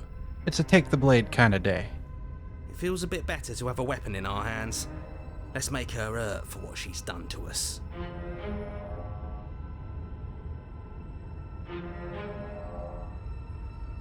I wish we had a way to trick Razor Chapter 2 outside like we did with Needle.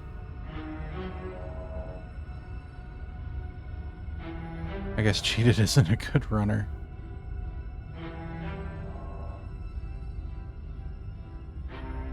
Yeah, we'll just go on down. Enter the basement. Approach the basement. The door to the basement creaks open, revealing what must once have been stairs. The fractured slats look as if they've been torn from their source and violently jammed into the wall.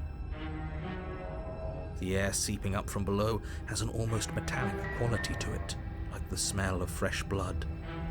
And you can hear what sounds like the rhythmic scraping of metal coming from down below. If the princess lives here, slaying her would probably be doing her a favor. So on the topic of the tricking thing, I think I can justify it. So referring back to what you said about Razor being like someone who's into this really toxic behavior and not really understanding like why it's harmful. So like Razor's like full confidence. Like she does not give a shit. She's gonna get what she wants, and whatever we do, she's gonna stab us at some point. She doesn't care. Whereas adversary / needle, maybe this is all a duh, but they're the opposite end of that almost. They're desperate. 'Cause it's like, you have to fight. Like, I need you to fight me. Without that, I'm not anything. So they'll literally just follow you wherever you go if it means there's even a smidgen of a chance that she'll get to have that fight. Huh. So, like, why would Razor ever follow me out? Because, like, she's fully confident that she's going to get what she wants.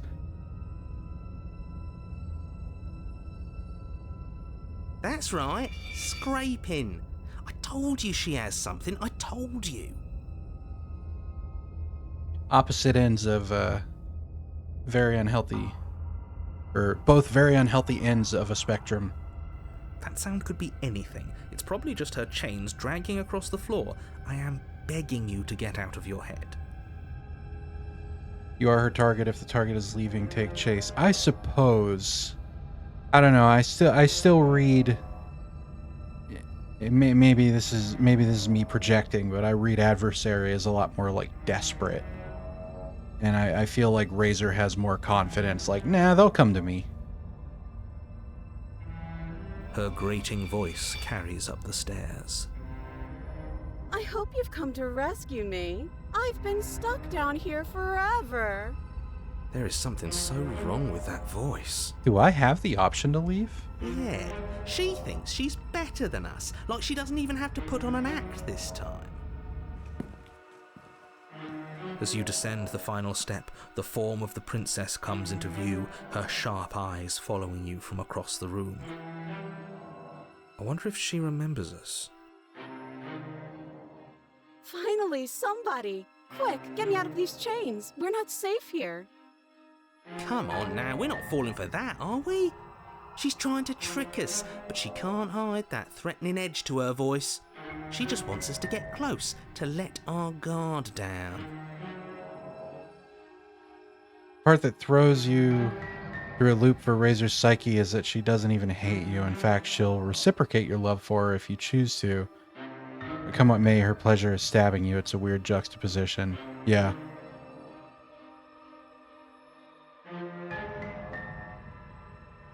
If she sounds threatening, it's because her mask is already slipping. She knows why you're here. You are armed, after all. What are you waiting for? You are here to rescue me, right? So funny. Do I have the option to leave? Oh, I totally do. I've never chosen that, and I'm not going to this time because we have a bit of a mission already, but something to keep in mind for a future playthrough. Let's do... Do I need to just go for it if I want to get the thing that that you were suggesting or that you were saying you liked? Because I do want to make sure I see it. It sounded cool.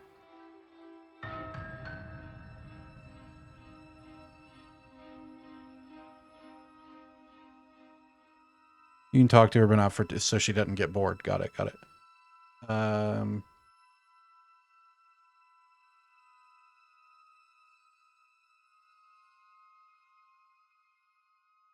Yeah, let's do that.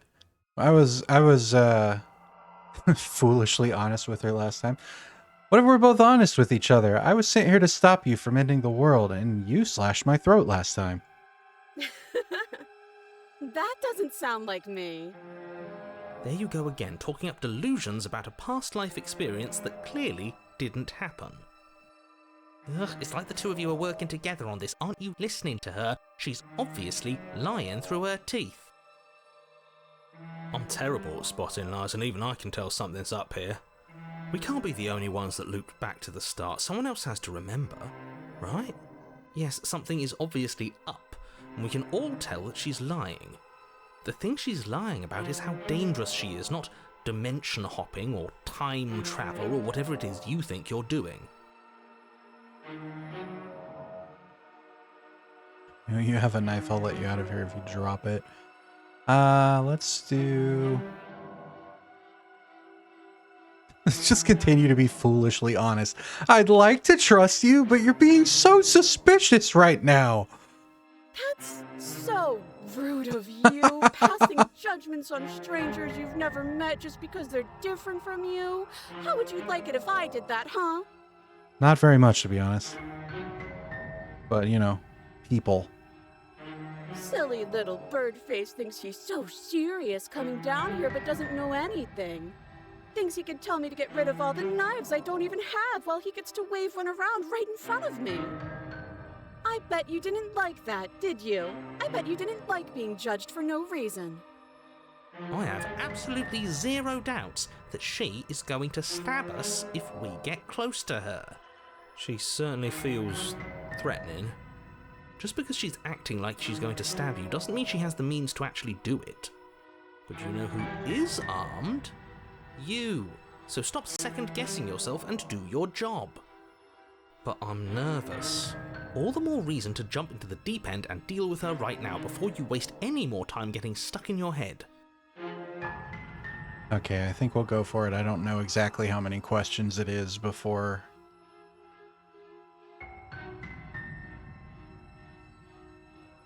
When you do, if I let you out. Yeah, let's go for it. I think when Sheeted says... Okay. Screw it. Slay the princess. That's the one I want, right?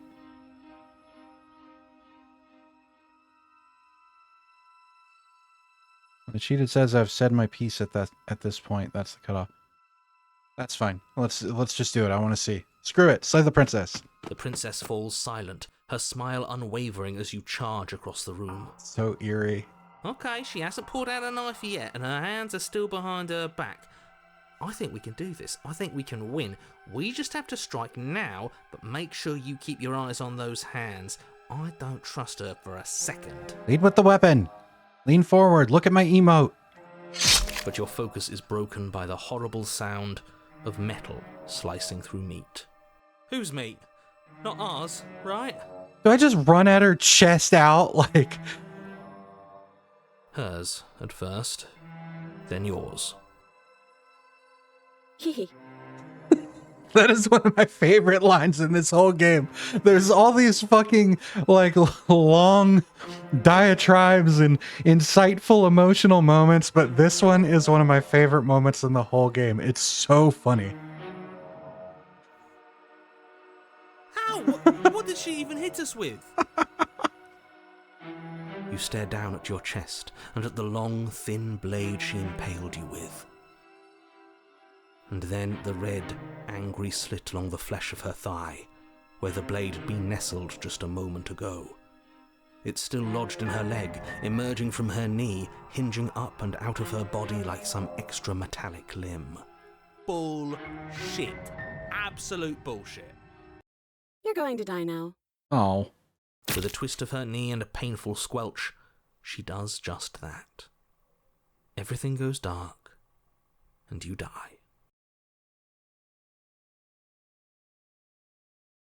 Nicole kind of phoned that line in and was going to do a better line later, but the devs loved it so much they kept it in. My "you died" not work? Hold on. Sound alerts? Hello? This is important. I did die. Those were 500 points well spent.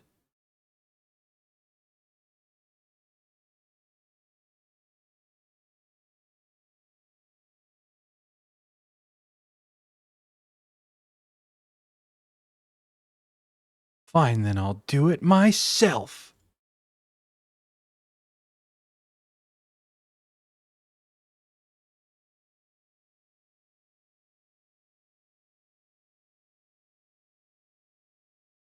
Oh, it did work. There's just no audio.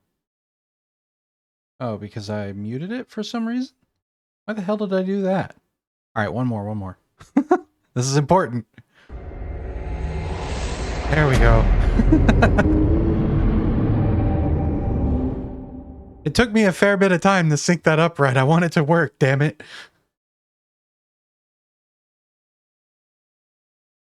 Now that I've handled the most important thing. Yeah, I mean, I thought the delivery was perfect for Razor. I'm here for it. I'm glad they liked it. You're on a path in the woods. No, fuck that. If we're gonna have to keep doing this over and over and over again, we're not starting in that goddamn woods every time. We're starting in the fucking cabin. Okay, that line I can for sure see what you meant about venting. I've written how many lines in these woods? You're what? The interior of the cabin is sharp. A constricting mess of curved and battered sheet metal pushing you towards... Wait, excuse me? What just happened? What did you just do? I feel dizzy. Oh ho ho ho! I guess I took us to the cabin, didn't I? Isn't that interesting? Who holds the cards now? The circle's getting smaller and smaller. Running isn't an option anymore. We have to fight. Good. It's better that way. Without a fight, no one can win, and if no one can win, then nothing has any meaning. Great, so obviously you've already been here. How many times? This is our third? No wonder things have fallen apart. You do realize that every time you fail, she escapes and an entire world is damned to destruction, right? That can't be right, that's too much responsibility. Nah, impossibly high stakes make the fight so much better. Hunted Stubborn duo. Let's just stay focused, shall we? Funnily enough, that is the pair of voices that I had for another one of my favorites. Last stream that I did this, the Den. Just like Needle. We had Hunted? Or, no, we did the version that we had Skeptic, but you can't have Hunted. I gotcha. The only furniture of note is a bent metal table. A pristine blade perched. We take it. Okay, sure, you take the blade before letting me finish telling you it's there. It would be difficult to slay the princess and save the world without a weapon. This feels right. We just have to keep our senses sharp. Narrator's trying to keep up and stay relevant. Like, wait, I still have a job to do. You take the blade. That's right, we've got to be able to win eventually. We will win eventually. Hell, we might even win now. That's a fighting spirit I like to see. You could all learn a thing or two from this one. I'd love to get started just as much as you would, but how are we supposed to get down there? You walk through the door. You do know what doors are, right? There isn't a door, there's just that mirror. There isn't a mirror. You really messed things up, didn't you? It's like you can't even see reality anymore. I can feel the air coming up from behind it, stinking of iron and steel. He might be right. Could be a trick. If our other senses can't feel it, then we can't trust it. If it's in our way, let's just break it and move on. Thank you for the self-care, Panda. One thing that does confuse me about this one is that we've only died, as far as I know, we only died the one time in Chapter 2, but we got 2 extra voices here. I know you get most, if not all of them, once you start going through the whole dying loop later, but why did we get 2 here?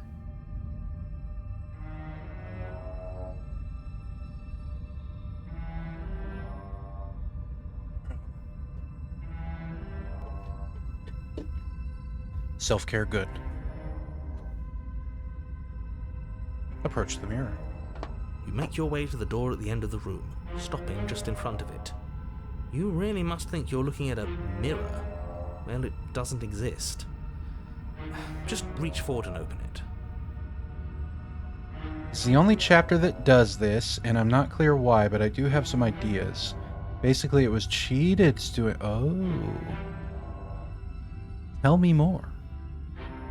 Let's just fumble for the handle and be done with it. I don't care what we look like. I care about getting to the end of this mess. Wipe the mirror clean. You reach forward and place your hand on the door to the basement. It creaks open. And the mirror's gone. How surprising.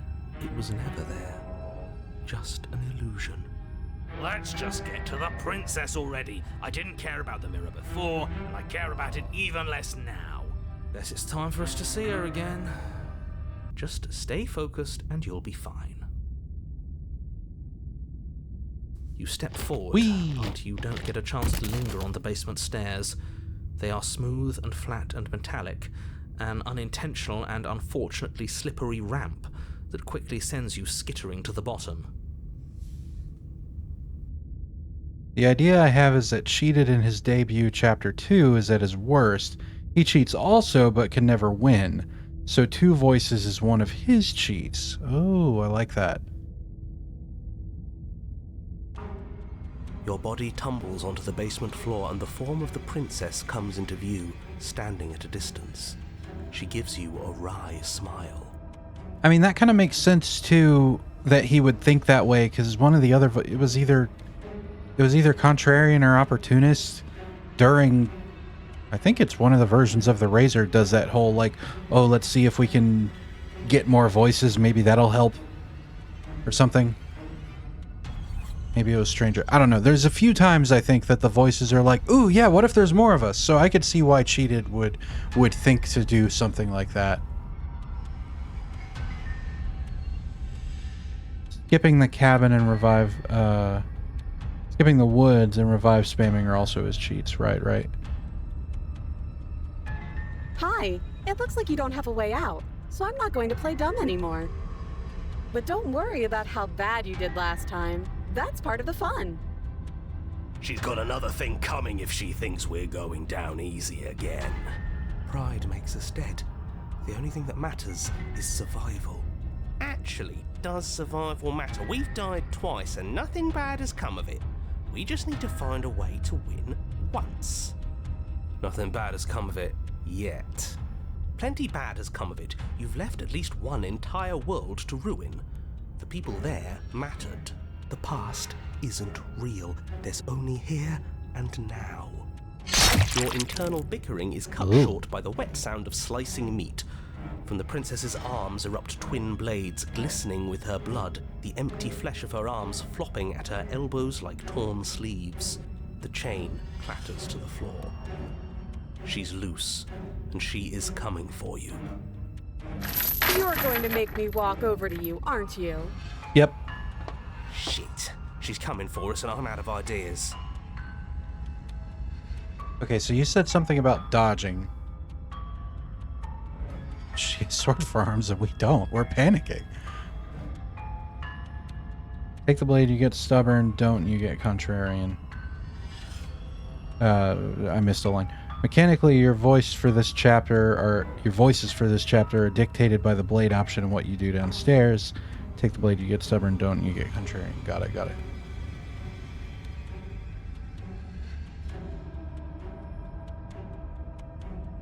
I'm gonna fight her again. Have a stiff upper lip. Yeah, so I'm gonna hang out for a second because the thing you said, I'm not sure which one I would take. I mean, I assume that Hunted is the one giving us the idea to dodge.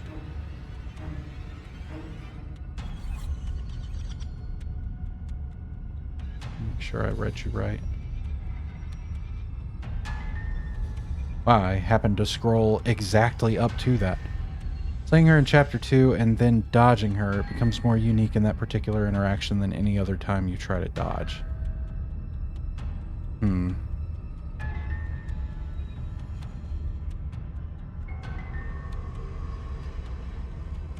Help!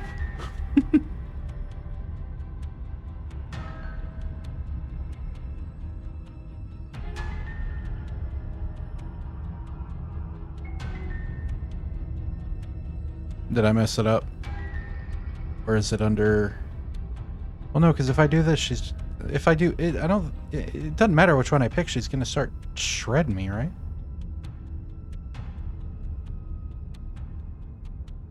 Maybe Hunted will pipe up once the killing me repeatedly starts.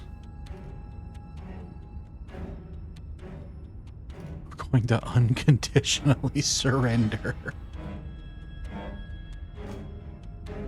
I've flirted with her for sure. She wins by killing us, so let's beat her to it. Fight her. Yeah, okay. We're going to fight her again, and we're going to have a stiff upper lip about it. She can't hurt us if we don't let ourselves feel it. This one?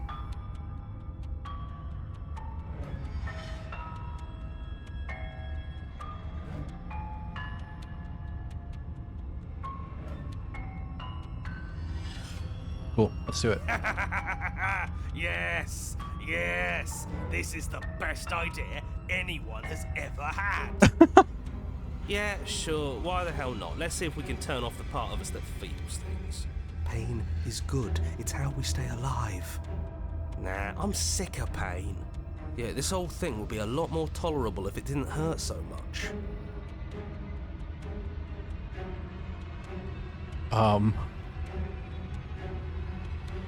Do your... Oh, God, yeah, let's egg her on. Sure, why not?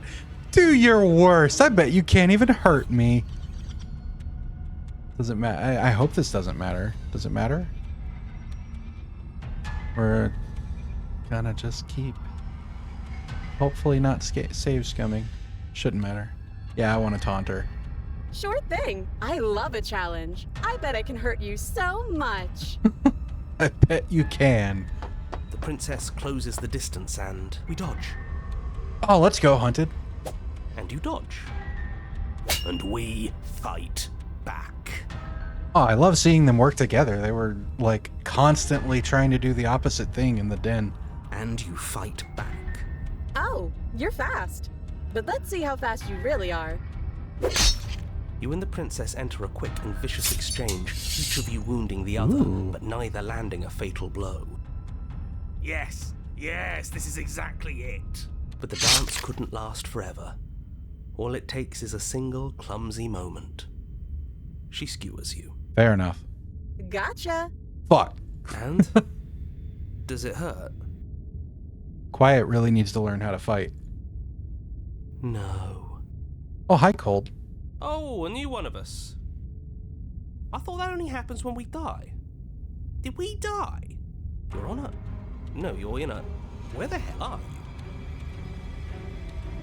Thank you, Mamsies. Kitty paws. Burb.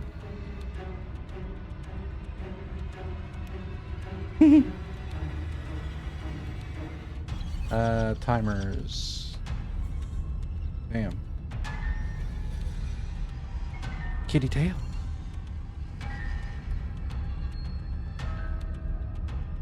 Wow.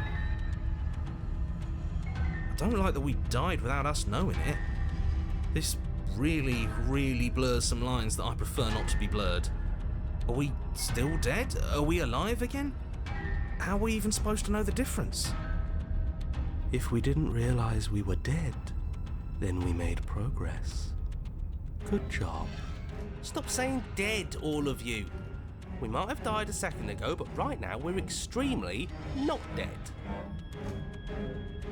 This is all horribly wrong. How many times have you been here? This is 4. No wonder everything's such a mess. This wasn't supposed to go past 1. I wonder what you're going to do next. You're so full of ideas, and I love that. If you have Hunted with you when you try to fight her, you dodge. Any other time, you get skewered immediately. That makes sense. I like that.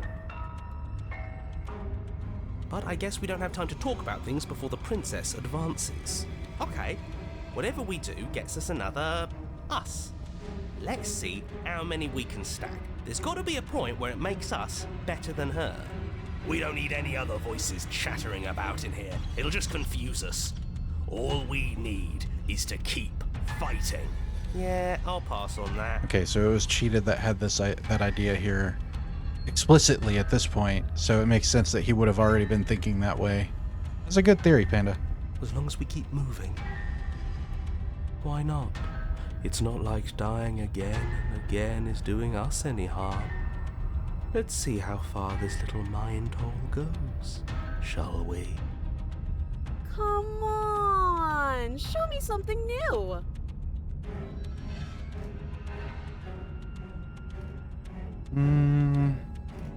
Let's do...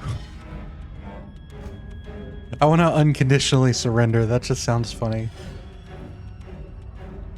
It doesn't work, and she kills you again, and again, and again, and again.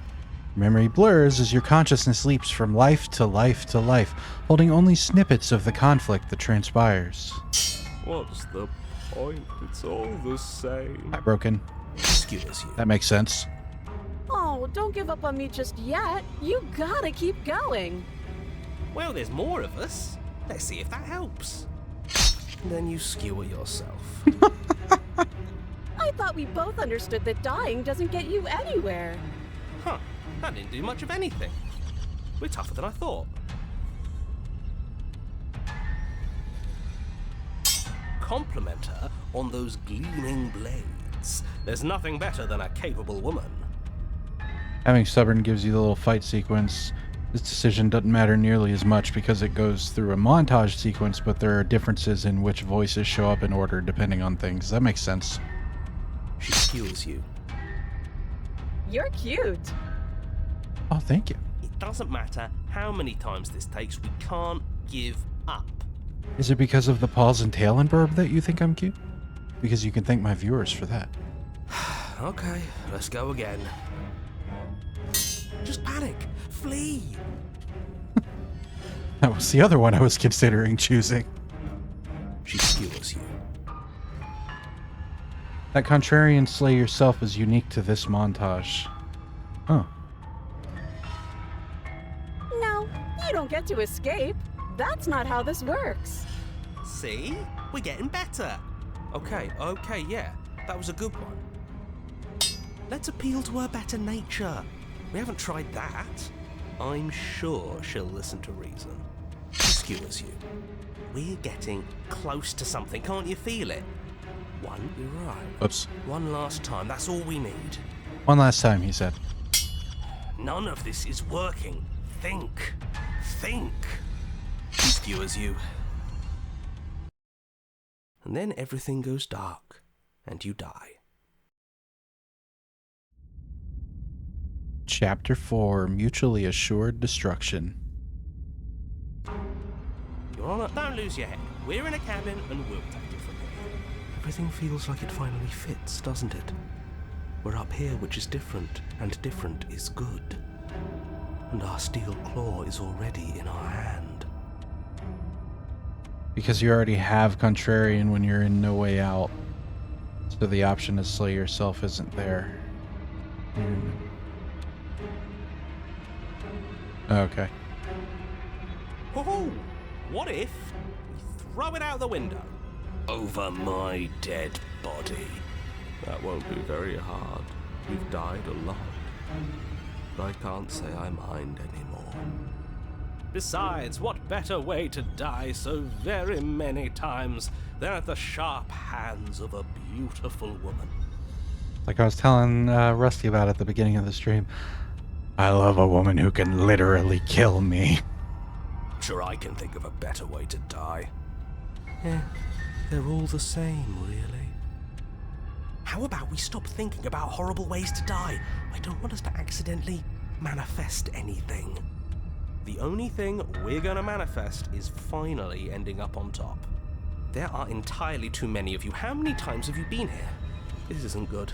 This is... How about you stick to describing things, and we'll stick to doing them? Yeah, leave it to the pros. We'll notch up that win in no time. Narrator, we heroically stride through the door and towards our destined final encounter with our star-crossed lover. Fine by me. You walk to the door and onto the basement stairs, only... It's more of a slide. We know. Fine, I'll just shut up then and speed this whole thing along. Thank you. Holds that one guy who's like, if I've seen X thing, I've seen it all.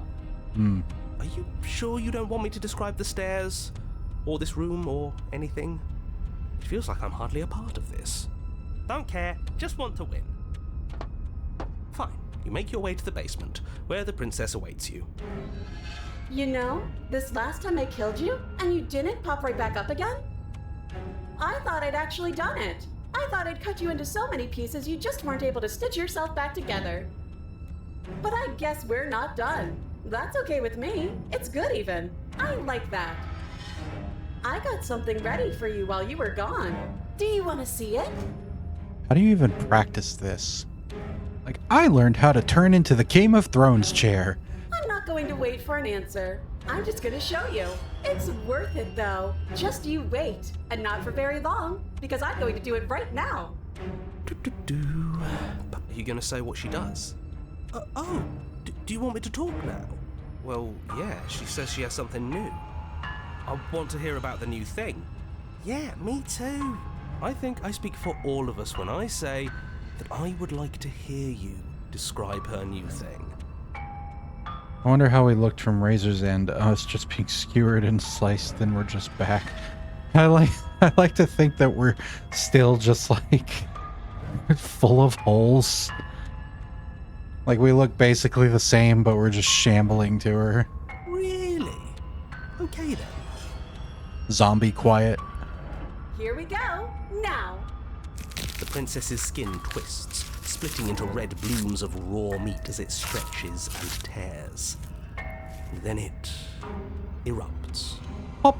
It becomes a wave of blood and viscera, pieces of her splattering against the walls.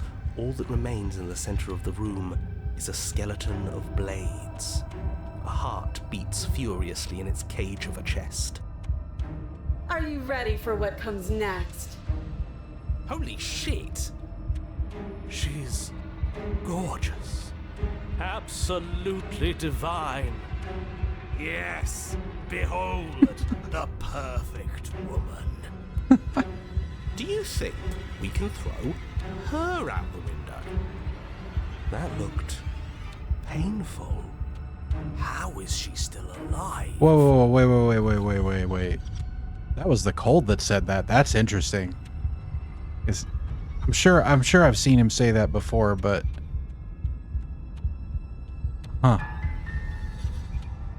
when even the cold registers that okay. Heart's still beating, that's all she needs. This is fake. This is all fake. That's all just made up. She doesn't even have a back anymore. How are we supposed to stab her in it? Yeah, out of character, exactly. Like he was so shocked by like even he had to admit feeling there. It's wild. This is all just a sick joke. I hate existing. Abby did not like drawing this version of Razor because of how messy the design is. Like this version, or like the person version before she exploded into, because I mean, I don't know shit about drawing, but I imagine it probably was hard to like make all of this distinguishable. We're screwed. I quit. I'm done. Forget it.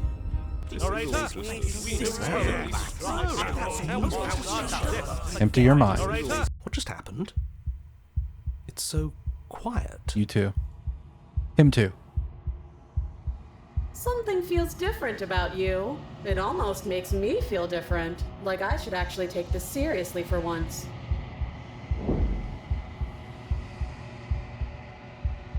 You do not act, and yet through that inaction your body moves on its own. The princess strikes as you approach, but as her blow finishes its arc, you're already somewhere else. You've turned into an anime character. You're incredible. Thank you. Your weapons clash again and again, you and her entering a rhythm free of thought and free of self. There is only the dance, the ebb and flow, the shifting of the tides back and forth between you. The deeper you fall into your play, the faster your hearts pound, and the faster the momentum volleys between you. An endlessly building crescendo, and then an opening. Your blade strikes free of volition, and hers strikes too.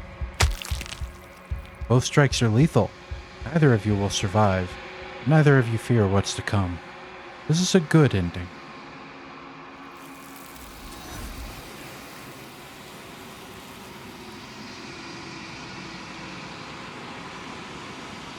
You do not get to see each other die, nor will you ever.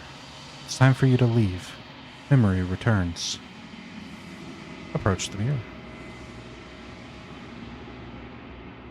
You do so. Gaze into your reflection. Silence as you reach towards the glass.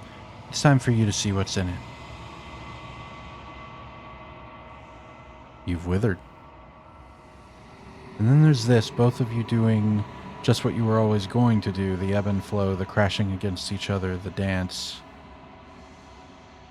It almost... Well, it's like you said, yeah, like taking the blade, you're just kind of... I don't remember exactly how it goes if you don't take the blade, but, you just kind of like give in to the toxicity until it just feels like... I'll have to give that some thought. I need there to be... I need there to be a route that isn't painful to go through, damn it! The razor was supposed to be my comic relief.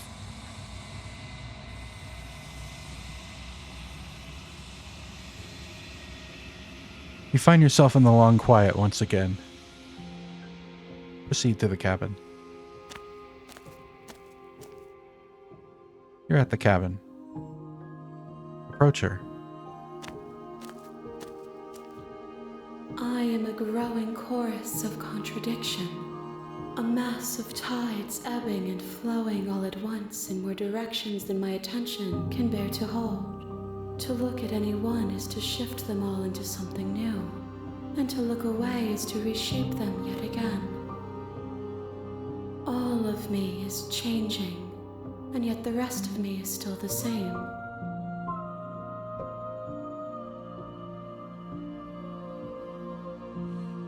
It doesn't matter how many times I go back. At least one of us always hurts the other. Doesn't that change you? Doesn't that make you worse? It changes me, but it doesn't make me worse, nor does it make me care for you any less. Does it make you worse? Do you resent me? Some durable hands. I mean, as long as she doesn't, like, move, it'll be fine.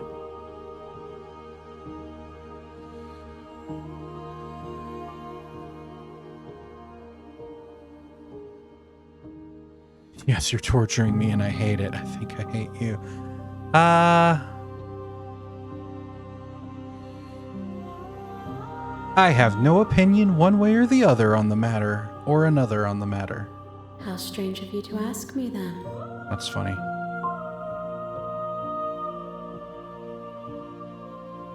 That's interesting. A character in giving as little detail as possible. A character in Scarlet Hollow, you can ask them what they think about a thing, and they'll tell you, and then ask you what you think, and you can be like, "Oh, I don't really have an opinion." They're like, "Well, why did you ask me?" I'm like, "I just wanted to hear your opinion."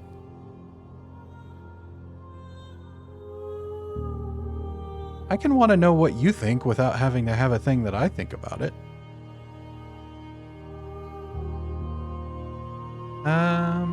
What do you think of this vessel?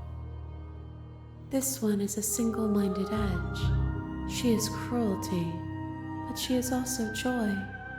She will make for a piercing heart. Do not mourn her. She is exactly where she needs to be.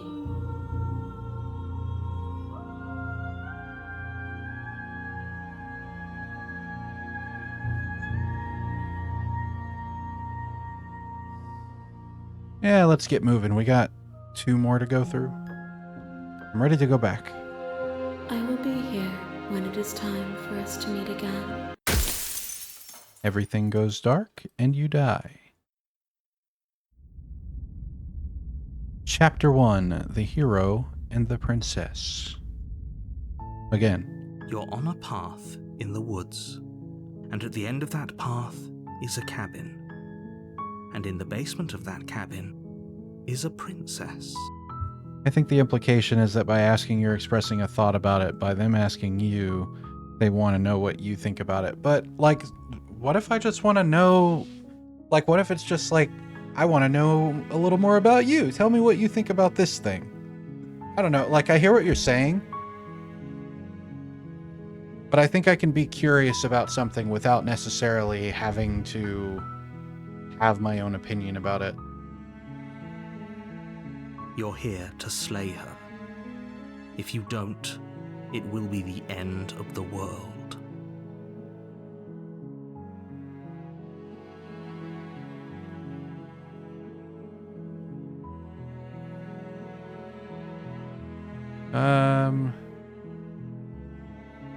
Which one do I want to do this time?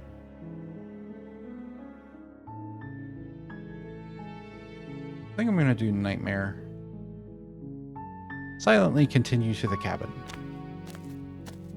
You make your way up the short path to the cabin. You'll find the princess within. We're not going to go through with this, right? She's a princess. We're supposed to save princesses, not slay them. Ignore him. He doesn't know what he's talking about. Proceed into the cabin.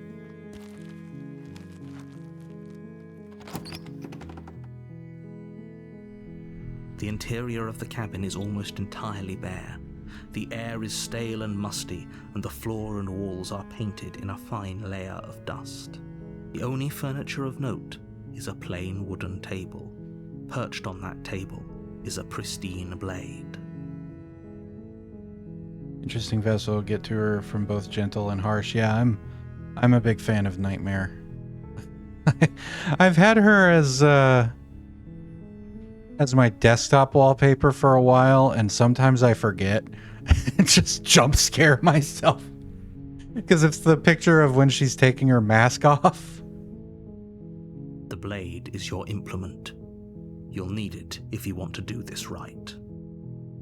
As a result, she's the only heart apology interaction that can be given from both gentle and harsh heart. Oh.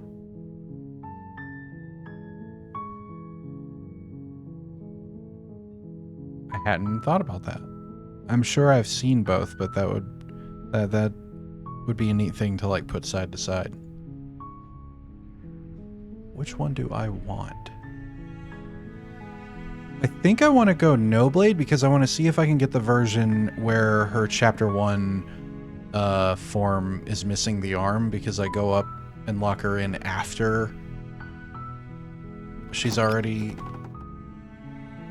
we've already cut the arm off. I know I've done it before. The door to the basement creaks open, revealing a staircase faintly illuminated by an unseen light in the room below. This is an oppressive place. The air feels heavy and damp, a hint of rot filtering from the ancient wood. If the princess really lives here, slaying her is probably doing her a favor. Oh my god, are we at another ad break already? This game really sucks time away. Her voice softly carries up the stairs. Hello? Is someone there? It's hypnotizing. It's the kind of voice you only have to hear once to remember it for the rest of your life. Don't let it fool you. It's all part of the manipulation. You're playing a dangerous game by coming here unarmed.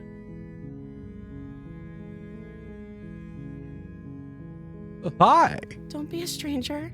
It's been so long since I've had any visitors. Please, come downstairs. You walk down the stairs and lock eyes with the princess.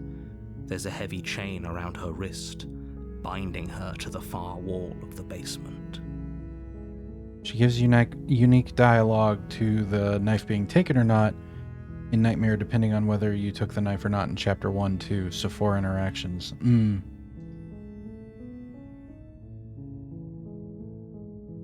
Guys, yep. She's beautiful.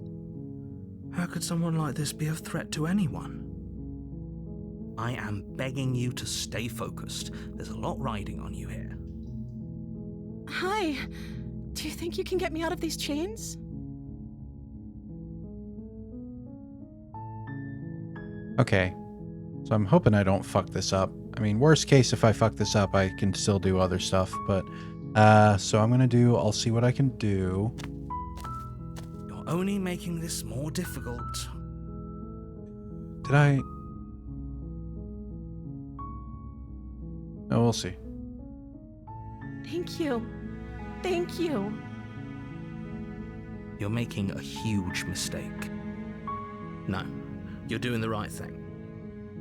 You walk up to the chains binding the princess to the wall and give them a tug. They're large and heavy, far too solid for you to even imagine trying to break them apart. I'm guessing you don't have the key? Maybe it's somewhere upstairs. Doubtful. Whoever locked the princess away down here intended for her to never see the light of day. They wouldn't have just left the key to her chains somewhere in the cabin. I'm gonna check upstairs. Maybe the key's still lying around somewhere up there. And if not, maybe I can at least find something to break you free. Okay. I'll be here. Good luck. I'm gonna need it. You attempt to make your way out of the basement, but the door at the top of the stairs slams shut. You hear the click of a lock sliding into place. Is someone else here? Return to the bottom of the stairs. You make your way to the bottom of the stairs. This would have been so much easier if you'd just taken the blade like you were supposed to. Easier for whom? Easier for everyone. Look at the mess you're in. I heard the door slam. They locked you down here too, didn't they? Yep. There's a slight panic rising in the princess's voice. If I could just get out of these chains, I know we could force our way out of here together. She barely hesitates before raising her arm to her mouth, her teeth tearing through her limb with the determination of a trapped wolf. As she rips her flesh from her bone, a sound comes from behind you, the clang of bouncing metal. It's the blade from upstairs. You're not sure how it made its way down here, but if there's a time to strike, it's now. Or we could use it to free her. You won't like what happens if you do that. So I take save the princess. Fine. I think I'm doing this right. Against your better judgment, you place the blade against the ragged, self-inflicted wound on the princess's arm, just above the unyielding... No, I didn't. Okay. God, I hate saves coming, but I want to do this right. I'll see what I can do. Thank you. No, they're Yep, yep, large. yep. Maybe it... Check upstairs. Welcome back. Turn to the I bottom. heard the door. There's a- If I could just... She I messed barely up. has- she rips against the ball. You won't... Okay, so I think if I pick slay the princess Without hesitation, here. you bring the blade down and plunge it into the princess's back. Finally. The wound drives her to the ground. Okay, there's no going back now. I'm with you to the end. You bastard. Were you lying to me this whole time? The princess pushes away from you, the motion ripping the blade from her back. Wounded, but still alive, she crouches on all fours in the corner of the room and meets your eyes with the ferocity of a cornered predator. You've made a terrible enemy, and there's nothing in the world that can possibly save you from me. I thought we had the upper hand, but it's as if she's barely even threatened by us. It's an act. She's wounded and unarmed. There's nothing she can do to hurt you. I'm not so sure. Don't waver now.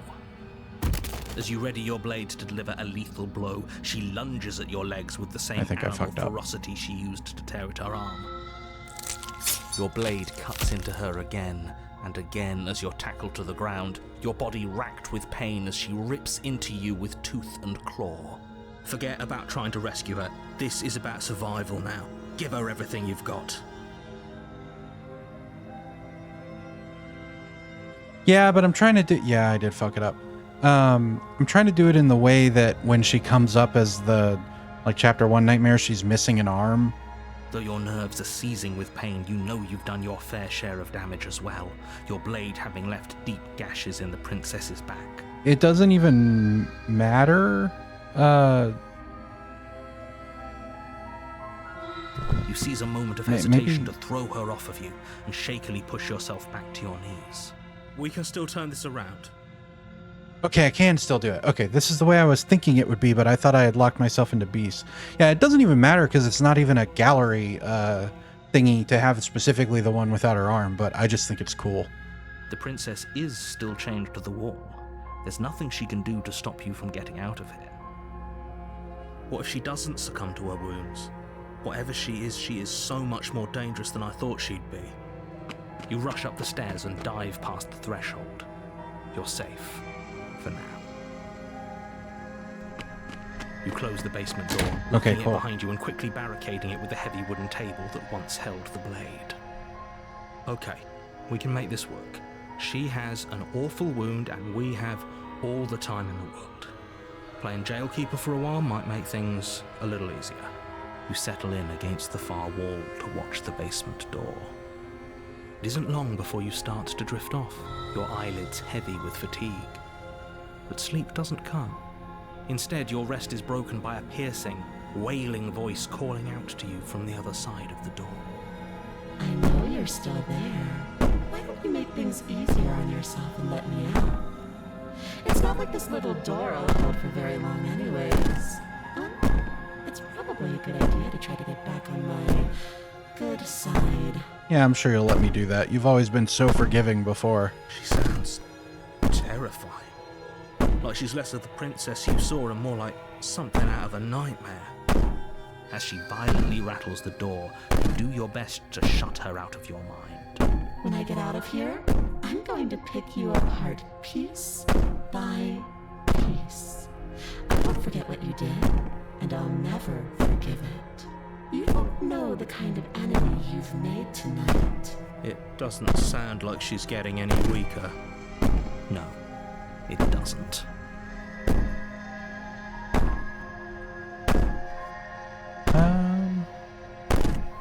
Yeah, I like this one because it's unique to this route. Bang on the door all you want. It'll only make you bleed out faster. Do you think a couple of cuts is enough to do me in?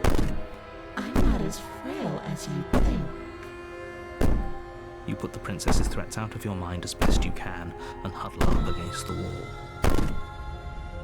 You jolt awake in the middle of the night to silence in the cabin. The ruckus has stopped, and the door to the basement is ajar, its lock broken, and the table shoved out of the way. There's an eerie implication from the arm still being there but not flickering with the rest of her that the flesh is dead, supported by the fact that if you stab Nightmare she also stops flickering, meaning in a moment of clarity the only thing left alive of her is her mask. Huh. Where is she? Fucking alarm. Apparently oh yeah, because it was all like at the same time. Goodbye, accessories. Thanks for helping me get out of that awful basement. You're welcome. You try Wait. and stumble to your feet, but as the princess draws Why do you still have your it's hand? as though your body simply stops working. It isn't all at once. Oh well. Paralysis comes in waves. First your toes go numb, and then your feet, and then your legs. You lie prone on the floor of the cabin, unable to do anything but witness her approach. That's why I was thinking I fucked up. I think what I have to do is get far enough into beast / sometimes witch, where her like arm is completely on the floor and it's really dark, and then I think I make a run for it. And that's where she would come up without the arm. But it's fine. Whose side are you on? Yours, of course. But I have a duty to uphold the truth. Lying about the facts of the situation doesn't change them. So helpless. I can take my time with you, can't I?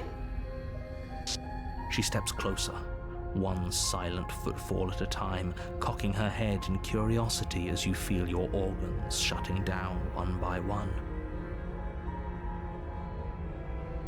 Or maybe I can't take my time with you. You don't look well. A little green around the gills. Isn't that what I just did, though? Time is... I must have stabbed her too early. Oh, no. I don't know. It's fine, it's fine. What a shame. If you'd only helped me get out of here, we could have done such wonderful things together. You started to do that, but thought you messed... So I messed up by... Oh, that feels bad.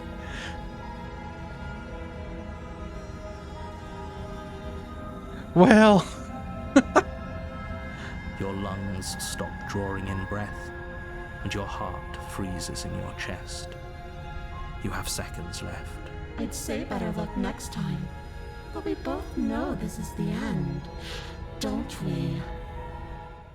It can't be. This can't actually be how everything ends. Yeah, it's fine. We'll get it some other time. I'm sorry, but it is. Everything goes dark, and you die. Chapter 2. The Nightmare. You're on a path in the woods, and at the end of that path is a cabin. And in the basement of that cabin is a princess. You're here to slay her. If you don't, it will be the end of the world.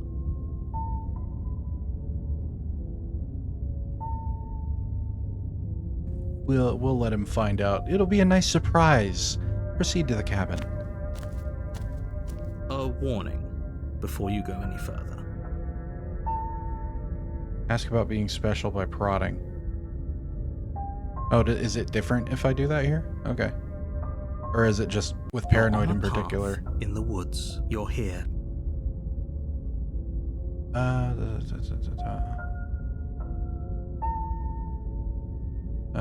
We'll just do... Wait, hadn't this already happened? Hasn't. Or if it has, I certainly haven't been a part of it. We've just met for the first time, you and I.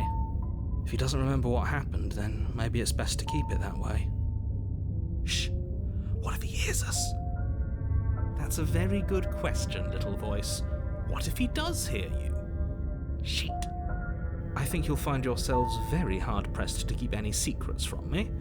Not that it matters right now, because like I said, this is the first time we've met. Still, I'd rather not get off on the wrong foot. We've a world to save, after all. Let's assume I'm telling the truth, and all of this really did already happen.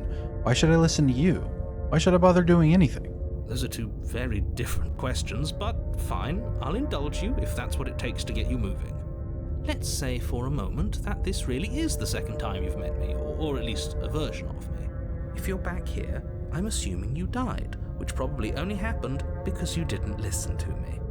Oh, we listened to you all right. Worst decision of our incredibly short life. We tried to slay her, we really did.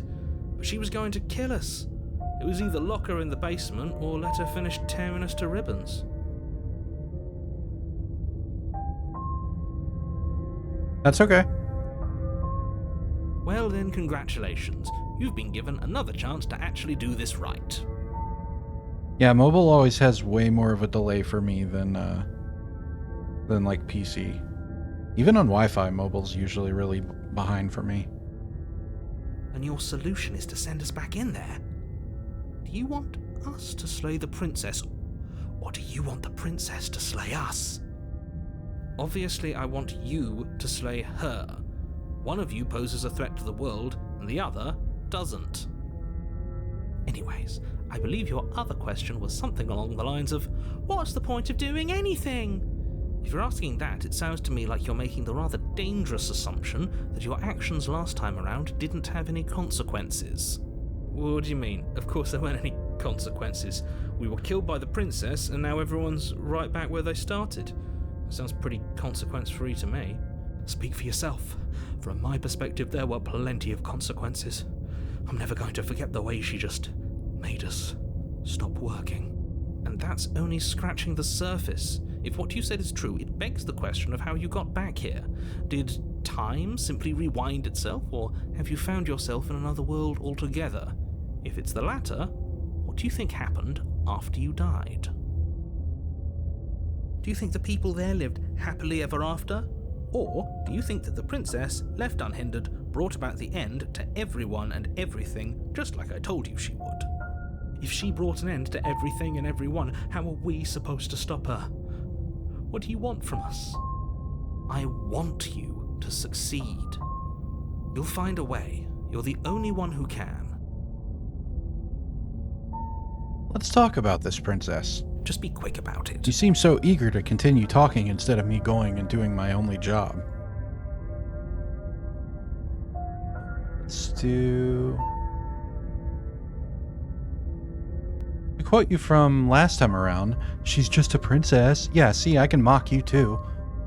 How can you possibly justify saying that? She's clearly something far, far worse. She is just a princess. Whatever you think happened to you last time, just get it out of your head before you get to the cabin, and you'll be fine.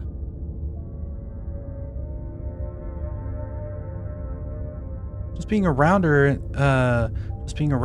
the end shut down all of my organs. What the hell am I supposed to do about that? Like I said, if she killed you, it was probably because you didn't listen to me.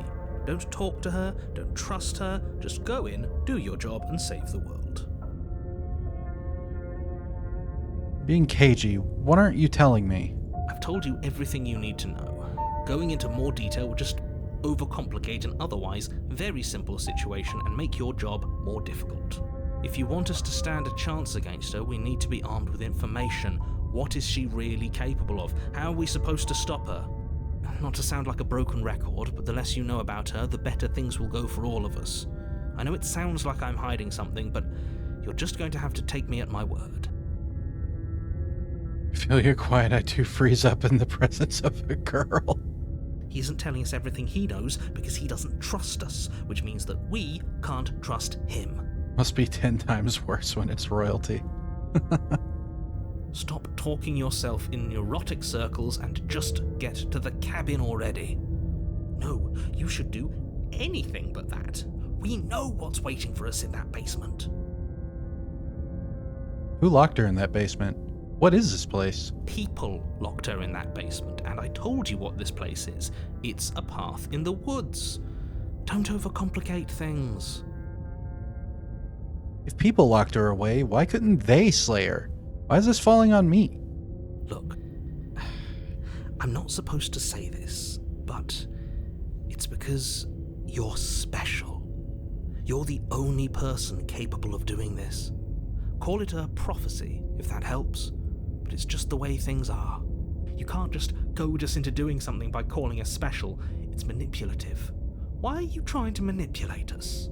I don't know, I kinda like being special. Okay, fine. Maybe you can goad him into doing something, but he's not even the one who makes the decisions here. I'm not goading you into doing anything. You already know the princess is dangerous. All I'm trying to say is that you have to be the one to deal with her. I know it doesn't seem fair, but that's just the way it is. And for what it's worth, I know you have it in you to finish the job. We don't. You saw what happened to us last time. We need to leave.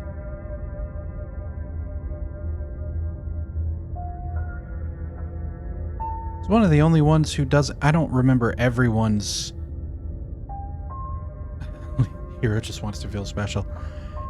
I don't remember everyone's response to that, but I feel like most of them pretty much fall for the flattery, don't they? Great. Now, if you don't mind, the whole world is waiting with bated breath for you to save it from ruin. Proceed to the cabin. A warning before you go any further. She will lie, she will cheat, and she will do everything in her power to stop you from slaying her. Don't believe a word she says. I don't think lying and cheating is her thing. She was very direct with us last time. Or at least she was direct with us after we decided to lock her away. It doesn't matter. Don't trust anyone. I mean, she barely got a word in edgewise before we decided to lock her away. Some of them, like skeptic and paranoid here, don't buy it. Others don't care. Gotcha. Yeah, I mean, it makes sense that those two would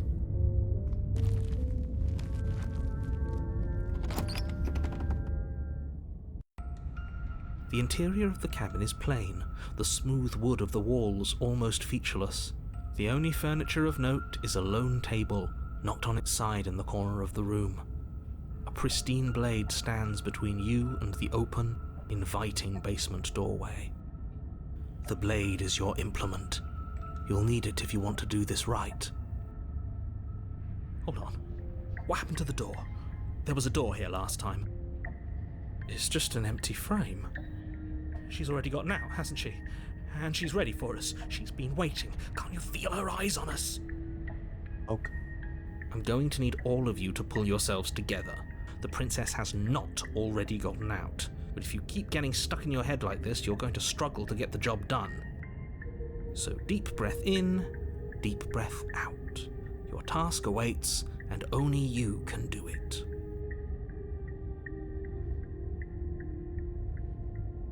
I think I want to go in without the blade. We'll see what Paranoid has to say about the mirror first. You walk up to the wall next to the empty basement door frame. It's a wall. There isn't much to see here. What are you talking about? This isn't a wall.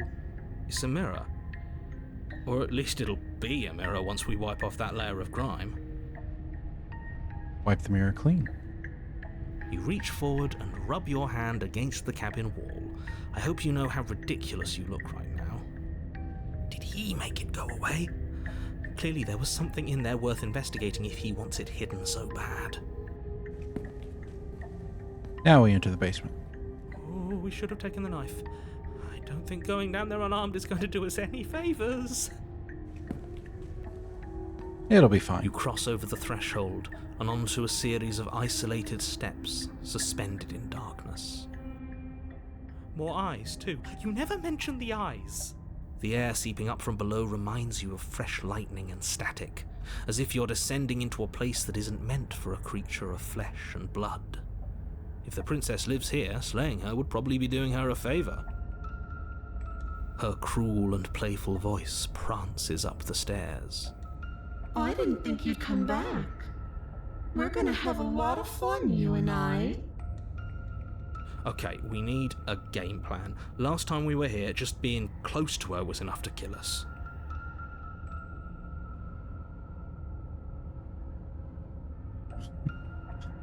Full confidence that I'm going to kill her even though I didn't take the knife seems kind of hilarious. We don't need a plan. I'm just going to kill her. Mr. Narrator seems to think I can do it. I don't know why you're all being such pessimists right now. Finally, a voice of reason. The rest of you should take notes. Still, slaying her would be easier if you had a weapon. Should we go back for it? Can we even go back for it? You briefly turn back. Where once there was an entrance to the cabin, now there are only more stairs. I guess the only way out of this place is through it. You make your way to the bottom of the stairs. As you emerge, you find yourself between two loose rows of white wooden planks suspended in nothingness. A smattering of cobblestones visible against the inky black of the basement mark where the floor should be, forming vague pathways. At what seems to be the end of the room, they diverge in opposite directions, left and right. She could be anywhere, and there's nowhere for us to hide. We're completely exposed. Okay, that's an interesting scene I've not seen before, and I've seen a lot of this game. I was thinking, I'd consider myself probably 2-3 steps down from you as far as the things in the game I've seen, at least. But like, I was like, wait, I've never seen that before. Let it be noted, chat, that we encountered a scene that even Panda hadn't seen before. Thank you for the kudos. I'm going to be riding that high for the rest of the night. She could be anywhere. Are you really not going to comment on how weird this place is? No, I'm not. We're going to die down here. I don't want to die again. Please stop saying that. You're only going to make things worse. Just pick a direction and start moving. I wouldn't give it too much thought if I were you. It doesn't really matter, because either way you go, I'm going to find you. Which pointless choice do I want to make? Let's just stubbornly and stupidly keep trying to go back. Go back the way you came. You turn back to the stairs, only to find that they aren't there. I read that's an achievement for sure, and my fucking goldfish brain already forgot the context of what you're talking about and was like, what are you talking about? I didn't get an achievement. A faintly outlined path lies before you. So first there were more stairs when I looked back. Now there are no stairs when I look back. Make up your mind, game. Slide to the left. Crisscross. There you are. I told you I was going to find you. You did. As the princess approaches, your legs suddenly go numb. Your arms quickly follow. Y'all ready, chat? This is it, isn't it? It's almost like you want me to get you. Interesting. There has to be a way out of this. Think! Think!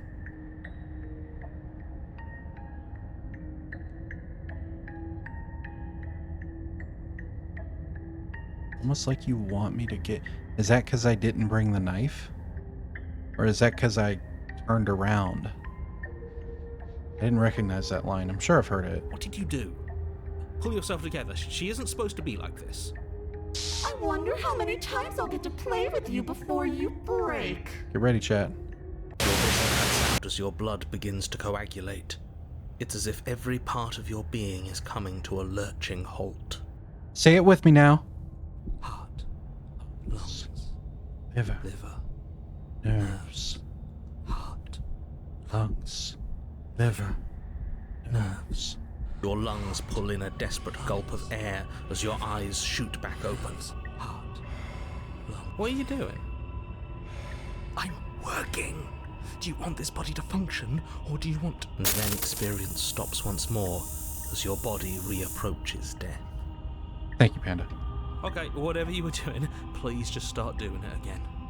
You sure about that? Are you sure that's what you want, or do you want to interrupt me some more? You have seconds left. It always amuses / annoys me when I watch like VODs of streamers playing this, especially bigger ones, that there's always at least 2 or 3 people in their chat who start doing that too early, and it's like, come on, you know when it's gonna happen, give it a second. I thought at first Nightmare was wearing a body stocking, but no, her skin is just withered. Yeah. Yes, I'm sure. Heart, lungs, liver, nerves, heart. Again, your eyes shoot open as you gasp for breath. Nerves. I mean, it makes sense that we'd make her like a, or they, I guess, would make her like a ghost zombie thing here instead of just a straight up ghost, since we already have the Spectre. Can't decide what you want to do, can you? Heart, lungs, Oh well, standing there gasping like a fish is more fun than dead. Even if you look ridiculous. She isn't attacking us. heart. Why? The why doesn't matter. She's already proven her ill intent. Don't lose sight of your mission. And how are we supposed to do that? We don't have a weapon. The way out of here is nowhere to be seen. That isn't my fault. It doesn't matter whose fault it is, because fighting her isn't an option right now. Then you should get looking, shouldn't you? Heart, lungs, liver, nerves, heart, lungs, liver, nerves, heart, lungs, liver, nerves, heart, lungs, liver, nerves, heart, lungs, liver, nerves, heart, lungs, So sassy. liver, nerves, heart. I didn't take the knife, so I'm sure she'll have some shit to say about this. How about I just kill you instead? Oh, that's adorable. You don't have anything that can hurt me, so do your worst. Liver, nerves, I do think it's funny that the narrator's so optimistic about me killing her that even though we didn't take the knife, he said it'd be easier for us to do it if we had a weapon. But when you take the blade, he's like, you'll need it if you want to do this right. I'm like, so can we do it without the blade or not?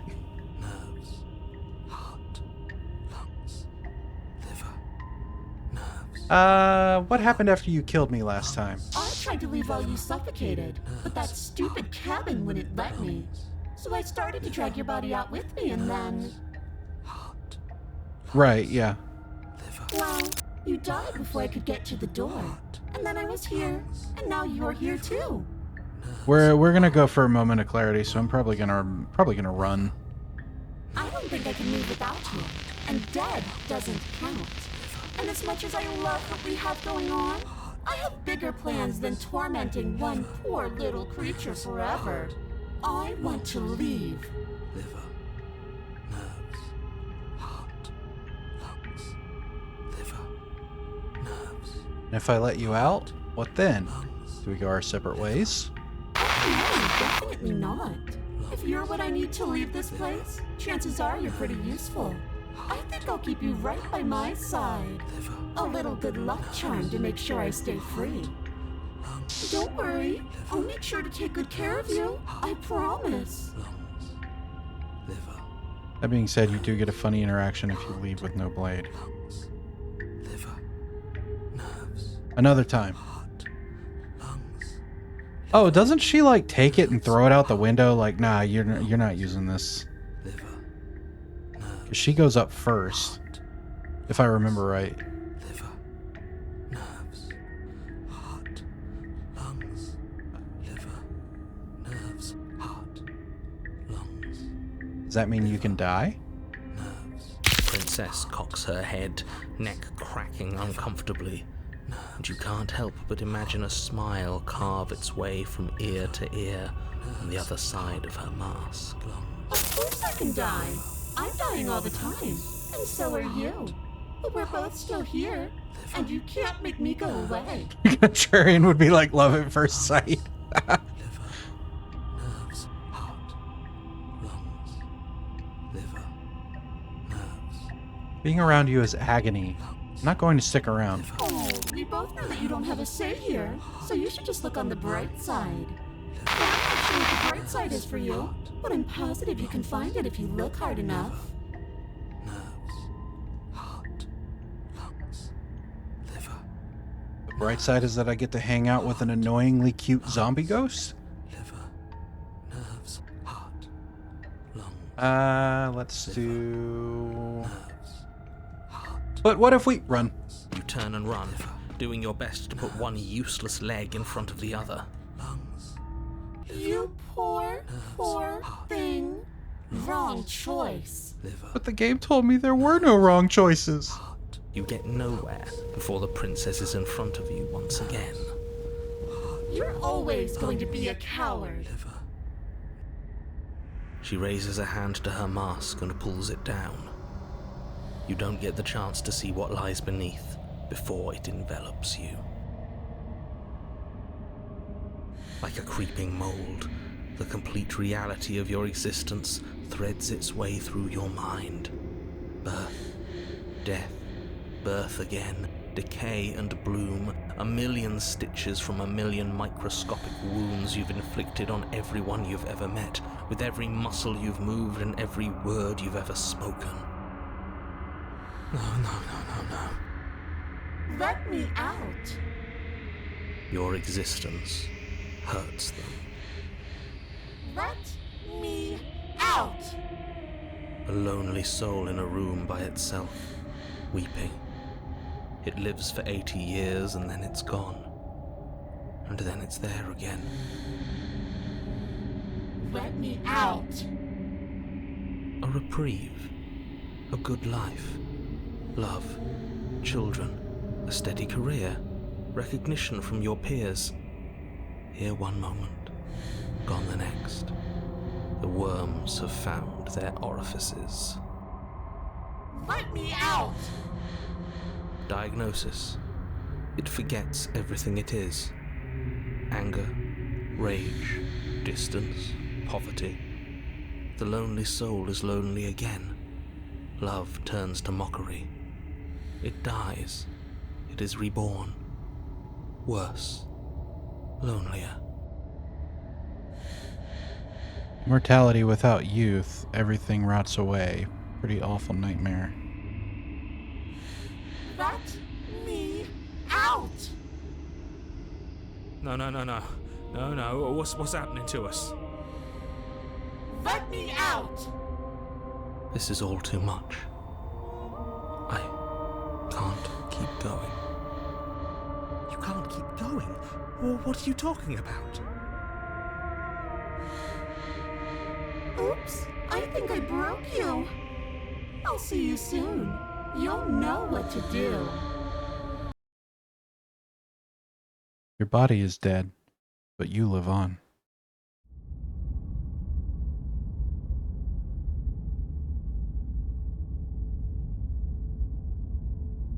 Narrator cosplaying is broken. Yeah.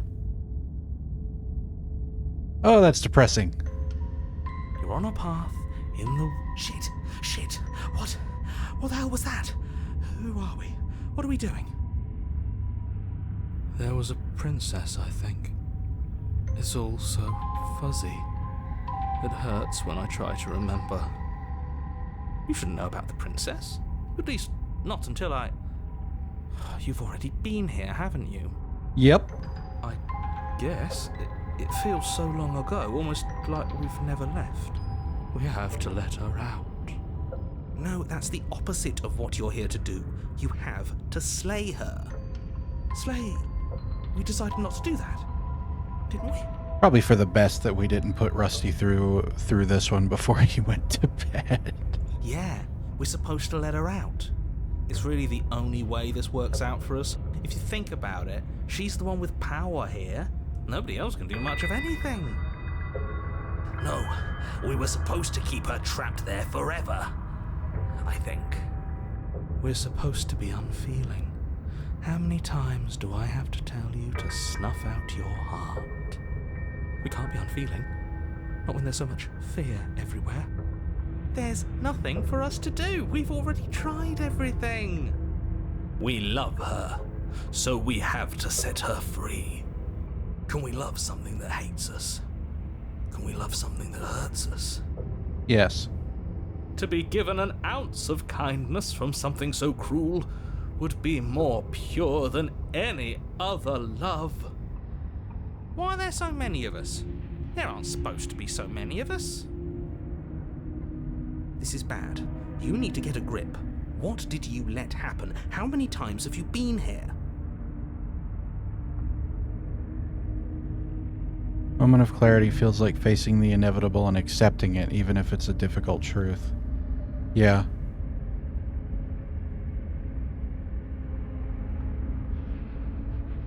I think they're all wrong.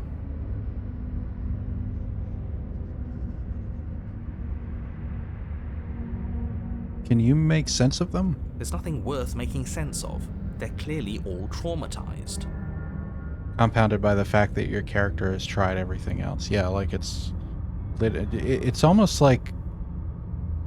I mean, it's a lot like the Razor in that way. It's just we're not shown it as explicitly, I guess.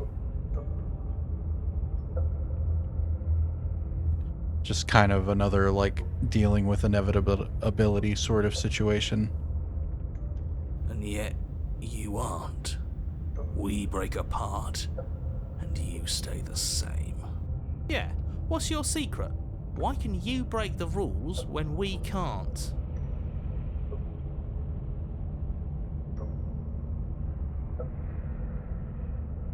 I feel so disjointed. I don't know if I can pull this off. I don't know if I can slay her. I don't care how you feel. You have to slay her. You have to pull yourself together. You have to snap out of it. Well, if you don't care about how I feel, then that's a done deal, narrator. I thought we were friends. I thought we were finally cool. I thought you would be different. You're lucky you haven't been stuck here like the rest of them. There's no other way to keep going. You either need to forget, or you need to stop feeling much of anything. they can't do either. He's not wrong. He's the only smart one left, if you ask me. He's worse than her.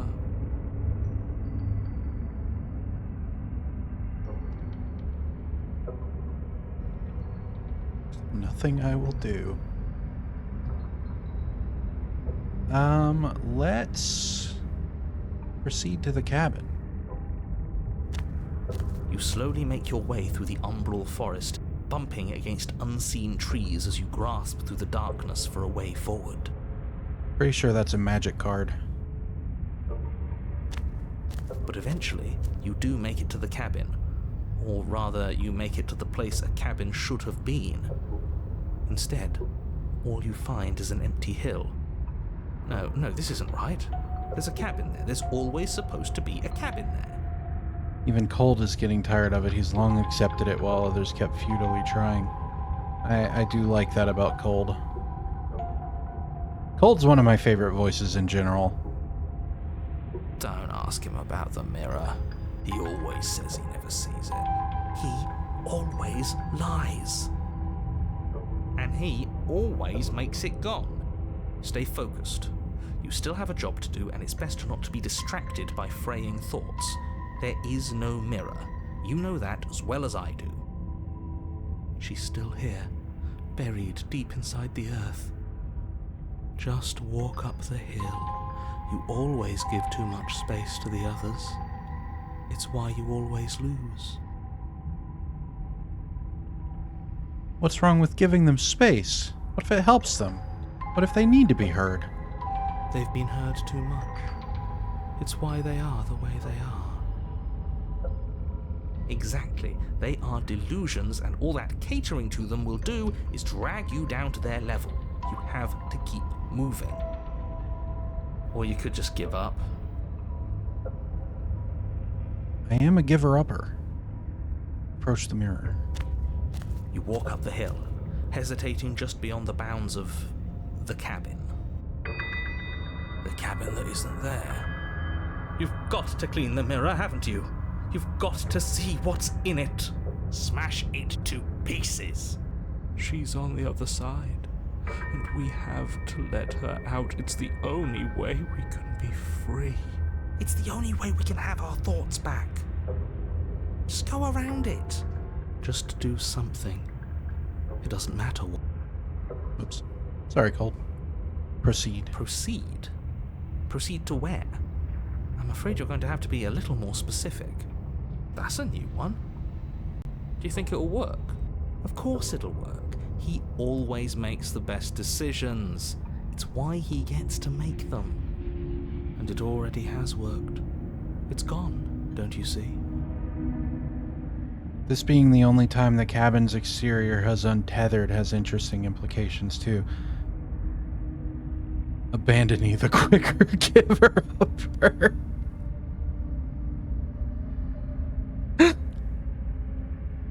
My off-the-cuff interpretation of the cabin thing would be that, like, we've been here way more times than most of the other routes, and every time we do, her influence spreads more, as further evidenced by the fact that, like, we've tried everything. We have to do what she wants at this point. So, like, the cabin barely matters. Like, it's like the construct just trying to, like, its last attempt to hold on before she just gets what she wants entirely. I don't know. We're one step closer to her. I've long been in the headcanon that since Quiet as Princess's jailer in prison, the cabin exterior is a visual extension of that prison. It's us. That makes sense. The interior of the cabin is much the same as the exterior of the cabin. A dull, fuzzy, dreamlike nothing. It's empty and isolating, but there's just enough vague shape and unknown texture to suggest the structure they're in. Wrong and unsettling as it may be. So, of course, being at the end of his rope, the cabin is just vaguely there. Yeah. The only object of note is a pristine blade buried in the dirt floor, a hint of its shining edge teasing through the sediment. The blade is your implement. You'll need it if you're going to do this right. Take it. It's the only way forward.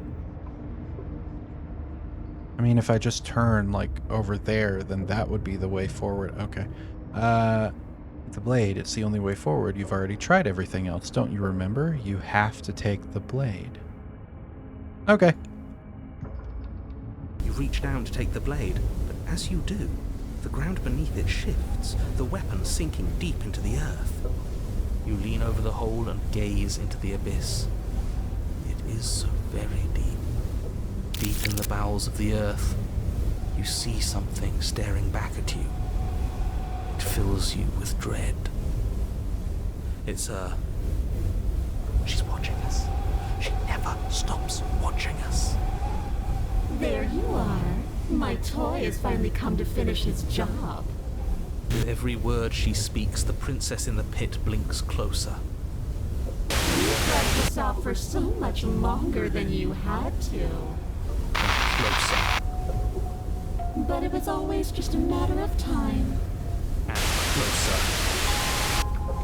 You are going to have to stop running eventually. And closer. Everything stops running eventually. Except for me. I've already taken your will, and you're not getting it back. All that's left is for you to take my will and let me out. Okay, but can I have this one instead? No? Okay. Sure, fine. Don't give me any choice. It'll be so much fun. You and me, together, exploring the world and spreading fear wherever we go. Well, mostly just me. But you'll get to be there too. A witness. I can even make you a little cage if you want. Gilded and everything. It's gonna have to be a big I'm kinda huge. I know you can see me. Now don't pose. Don't try to resist. I've already molded you into what I need. And you lost your power so long ago. Don't bother working yourself into a frenzy to get it back. Do something. Do anything that isn't taking her hand. We can't escape the grab my hand reference. Just an object, a tool. You were once something else a long time ago. But that was something. Was that something you? Or is it just a dull and jaded memory? There's no other ending here. Just take her hand and set her free. You extend your hand to hers. For all her past cruelties, the moment feels gentle, tender even. I can't believe you just made me say that. I hate you. Haha! Love pissing off the narrator. The motion is difficult at first, as if something still resists your efforts. But then that resistance gives way, and it's over.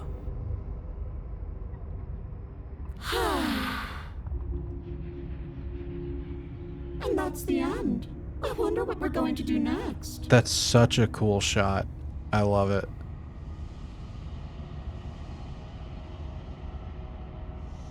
I didn't think I'd be so tired. Where did it lead you? Back to me.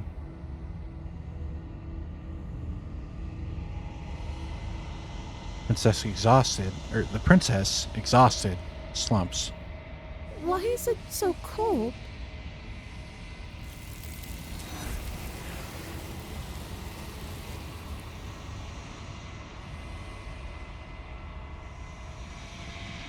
You do not get the chance to respond, nor will you ever. It's time to leave. Memory returns. She's gone. Yeah. I can finally think again. Almost. That mirror's back. What does that mean for us? I'm sure it'll be whisked away just like her. Maybe it won't be gone. Things are different now, aren't they? One of us will be. Doesn't seem like there's much else to do here. Finally, we can smash it. If I had a nickel for every fan art that had quiet kissing Clarity in the face void, I'd have 2 nickels. Which it isn't much, but it's funny that it happened twice. Oh, you stop with the smashing. What do we say, boys? One last vain attempt to look at ourselves. Yeah. I think I'd like that. Seems we've got a majority. All that's left is to give it a look. Approach the mirror.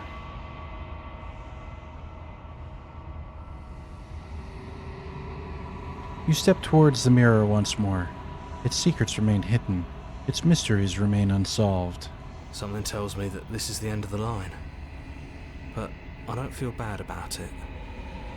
I'm ready. It feels okay. The fear's gone. I'm done fighting. My heart feels quiet. The game was always going to end. I'll be free of all of you. I'm ready for the truth. I'm ready to sleep. I'm just ready to be anywhere that isn't here. Boys, it's been an honor. Gaze into your reflection. Silence as you reach forward. They're gone once again. The mirror always makes them leave, but you need to see what's in it. You've unraveled. You find yourself in the long quiet once again. Proceed to the cabin. You're at the cabin. Approach her.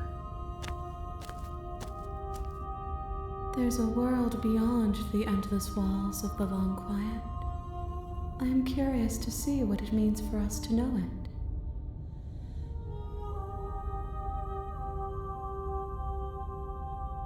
Do you have thoughts on this vessel? This one is a waiting maw, an inevitable destination where all roads end. She will make for a wise heart. Do not mourn her. She is exactly where she needs to be. I guess the exactly where she needs to be is kind of a catch-all for when that specific heart doesn't have like a more, I guess, topical description of why I shouldn't mourn her. Because that's what she said about the last one as well.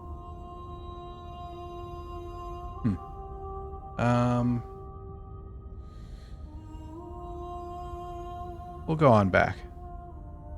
I'm ready to go back. The next time I see you, each of us will finally know what we are. I will be here, waiting for you. Everything goes dark, and you die.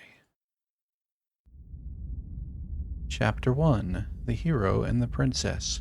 One more time. You're on a path in the woods, and at the end of that path is a cabin. And in the basement of that cabin is a princess. You're here to slay her. If you don't, it will be the end of the world. Okay. This one we're going to go for one of my favorites, I think. Silently continue to the cabin. You make your way up the short path to the cabin. You'll find the princess within. We're not going to go through with this, right? She's a princess. We're supposed to save princesses, not slay them. Ignore him. He doesn't know what he's talking about. Proceed into the cabin.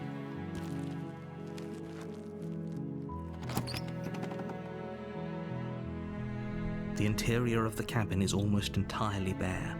The air is stale and musty, and the floor and walls are painted in a fine layer of dust. The only furniture of note is a plain wooden table. Perched on that table is a pristine blade. The blade is your implement. You'll need it if you want to do this right. No blade this time.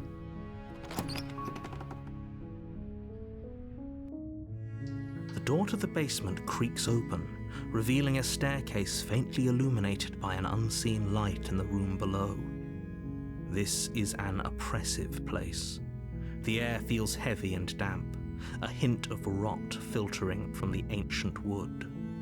If the princess really lives here, slaying her is probably doing her a favor. Her voice softly carries up the stairs. Hello?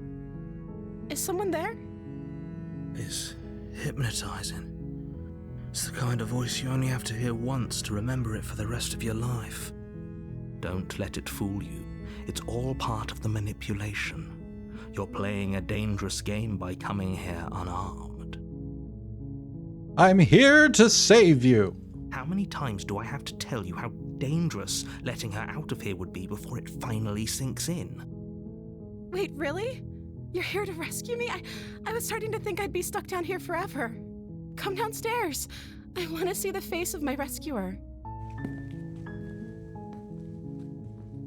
You walk down the stairs and lock eyes with the princess. There's a heavy chain around her wrist, binding her to the far wall of the basement. She's beautiful. How could someone like this be a threat to anyone? I am begging you to stay focused. There's a lot riding on you here. Hi. I can't believe you're here. I've been waiting for something like this to happen forever. I hope you brought something to deal with these chains. Don't do it. If she gets out of those chains, we're all one step closer to the end. I'll see what I can do. You're only making this more difficult. Thank you. Thank you. You're making a huge mistake. No, you're doing the right thing. You walk up to the chains binding the princess to the wall and give them a tug. They're large and heavy, far too solid for you to even imagine trying to break them apart. I'm guessing you don't have the key? Maybe it's somewhere upstairs. Doubtful. Whoever locked the princess away down here intended for her to never see the light of day. They wouldn't have just left the key to her chains somewhere in the cabin. I'm going to check upstairs. Maybe the key's still lying around somewhere up there. And if not, maybe I can at least find something to break you free. Okay. I'll be here. Good luck. You attempt to make your way out of the basement, but the door at the top of the stairs slams shut. You hear the click of a lock sliding into place. Is someone else here? On the one hand, this is the third time that I've started Chapter 1 this way. This playthrough. On the other hand, for someone who's never seen this game played before, it's a pretty good example of how much different things can be even when they started almost exactly the same. This game is ridiculous. Return to the bottom of the stairs. You make your way to the bottom of the stairs. This would have been so much easier if you'd just taken the blade like you were supposed to. Easier for whom? Easier for everyone. Look at the mess you're in. I heard the door slam. They locked you down here too, didn't they? There's a slight panic rising in the princess's voice. If I could just get out of these chains, I know we could force our way out of here together. On the other hand, apologies for subjecting y'all to this for the third time tonight. She barely hesitates before Whoops. raising her arm to her mouth, her teeth tearing through her limb with the determination of a trapped wolf. As she rips her flesh from her bone, a sound comes from behind you, the clang of bouncing metal. It's the blade from upstairs. You're not sure how it made its way down here, but if there's a time to strike, it's now. Or we could use it to free her. You won't like what happens if you do that. Moms. Save the princess. Fine. Against your better judgment, you place the blade against the ragged, self-inflicted wound on the princess's arm, just above the unyielding chain binding her to this place. You cut into her flesh. The blade is sharp, and it takes little effort to crack through the bone of her arm. Her limb falls to the ground, and the heavy chains follow suit. She didn't so much as utter a sound through the whole ordeal. No, Whoops. she didn't. She smiles softly as her gaze meets yours, blood from her wounded arm dripping rhythmically to the ground. How is she still smiling after everything? It's like she isn't even bothered by what just happened. Okay, real quick, there's an ad break, and I haven't stood up in like 2 hours, so I will be back in a moment. I'll just leave the music playing and catch y'all shortly.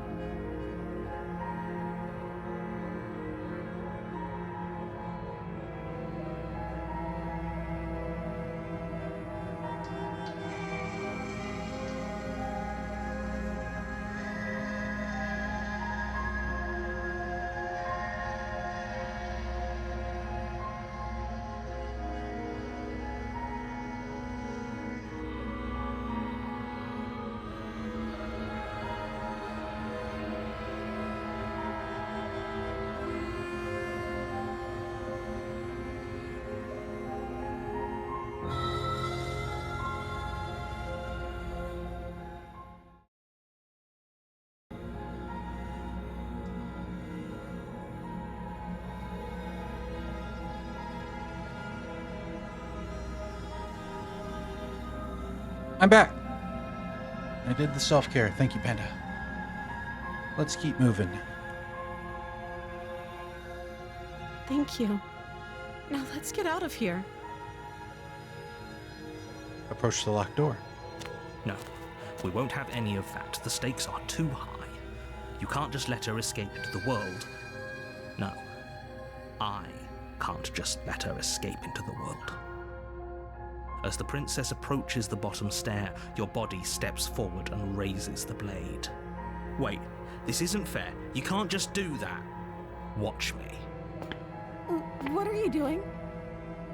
Well, no more option 6 for me. Warn her. Stop that. Something's come over you, hasn't it? You know you don't have to do this, right? Your body lunges forward, the blade held low, ready to sink into her heart. But the princess dodges, stumbling back against the wall before the blade has a chance to connect. Stop it. Stop trying to resist me. I'm trying to get you out of here alive. Resist. The blade. Move the blade. Yeah, which was our first go-round. As your body remains frozen in stubborn resistance, the princess takes a cautious step forward.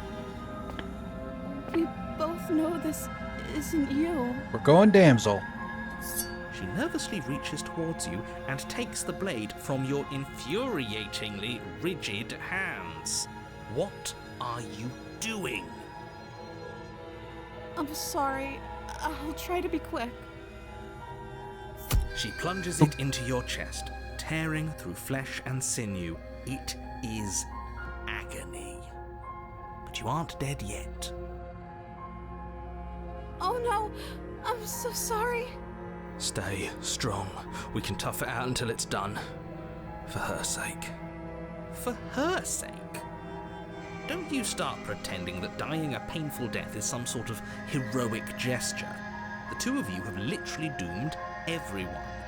Whatever. She sinks the blade into your chest again and again and again, and you feel every inch of burning pain that slices its way into your body. Stabby? Sorry. I'm sorry. Ow. She doesn't know how to use a knife, does she? Apparently not, though it doesn't matter how sloppy her blade work is, does it? A stab wound is still a stab wound, and it won't be long before you bleed out. I'm so sorry. With one last thrust of the knife, your legs give out beneath you. You collapse to the floor, your blood pooling around you, your limbs unresponsive. The princess stares down at your ruined chest as tears carve rivulets of pink down her blood-spattered cheeks. It can't just end like this, right? Gotta say, rivulets is not a word that you hear a lot. Oh, that's rich coming from you. As much as I'd prefer for things to have gone differently, I can't deny the reality of what's happened. The two of you made your choice. It's over. Everything goes dark. And you die. Bye. Chapter 2, The Damsel. You're on a path in the woods, and at the end of that path is a cabin. And in the basement of that cabin is a princess. You're here to slay her. If you don't, it will be the end of the world. Nah, proceed to the cabin. A warning before you go any further. She will lie, she will cheat, and she will do everything in her power to stop you from slaying her. Don't believe a word she says. Okay, sorry, I had to check something that I totally forgot about till just now, but we're good. If only you knew what you did to us, you villain. Excuse me? Forget he said anything. But he is a villain. He made our beloved brutally take our life last time. He's trying to keep us apart, but he won't be able to withstand the power of our love. Damn it, Smitten, I was trying to keep it a secret. Last time? What are you talking about? I think he just likes to hear the sound of his own voice. Let's try to ignore him. I do, but I also speak from the heart. My passions are too great to be stifled. They must be expressed. Sure, yeah, your passions are strong and all, but not everyone needs to hear them. Some things are better kept quiet. Don't pay their bickering any mind. Focus on the task ahead. Task ahead, got it. Proceed into the cabin.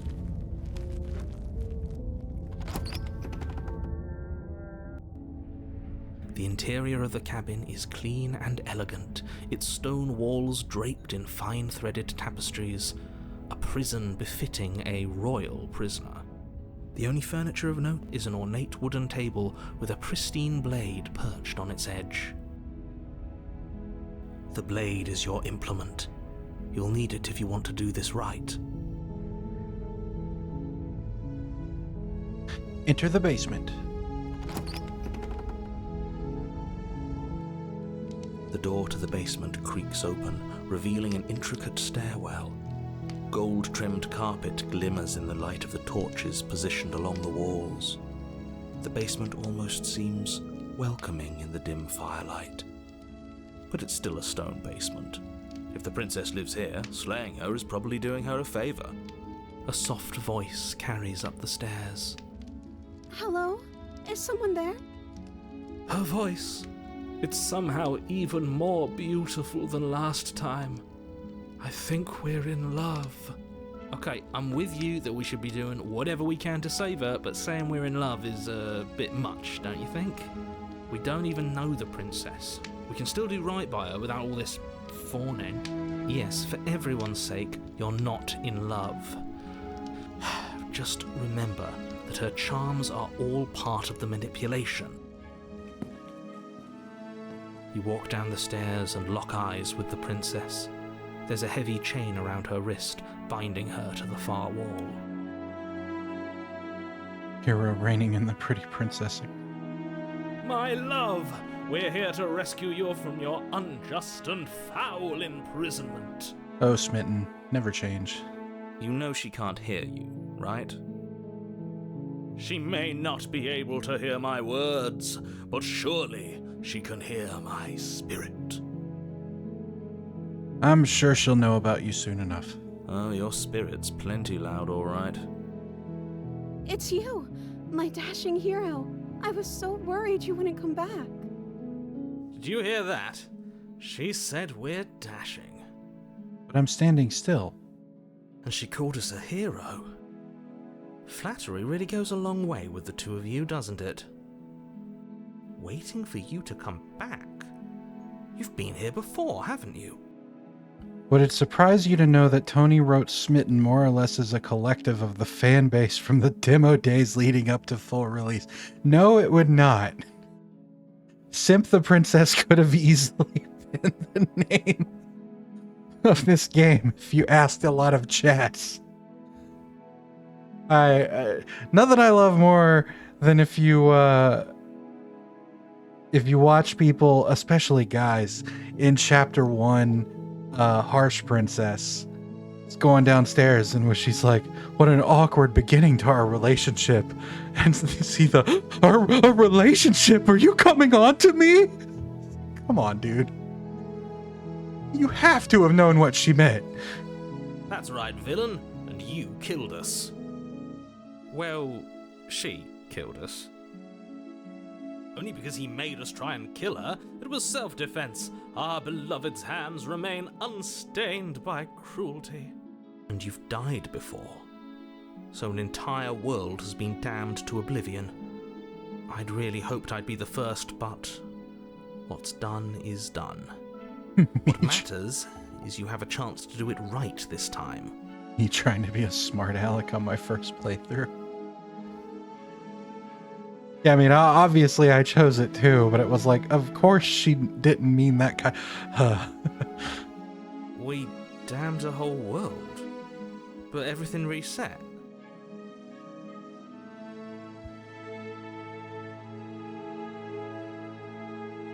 Nothing resets, you're just somewhere else. You can't keep hopping between worlds forever, especially not without leaving a trail of incomprehensible devastation behind you. This is horrible. I did fight her, but once it was revealed to be a time loop situation, I felt bad and got to Fury pre-pristine cut.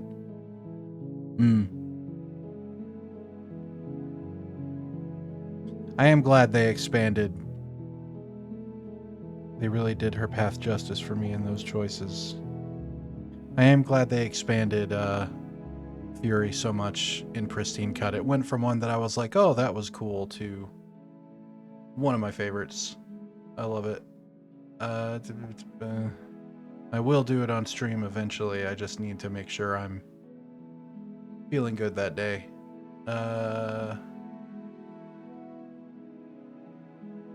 How about... I do love this one. I have to ask, did you end the world after you killed me back there? I don't know. Was I supposed to have ended the world? Would that have made you happy? Isn't that just like our darling princess? She wants to make us happy. My heart melts further with every word that passes through her beautiful lips. Are you listening to her? That's a confession. Honestly, the world sucks. people are a plague, and I hope you brought a slow and painful ruin to them all.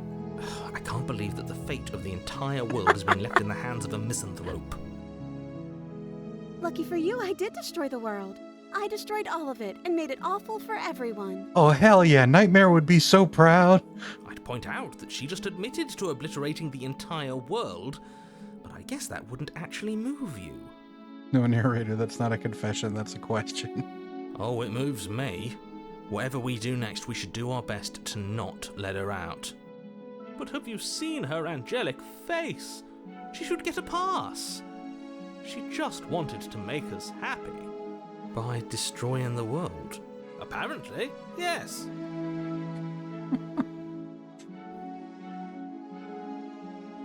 Oh boy,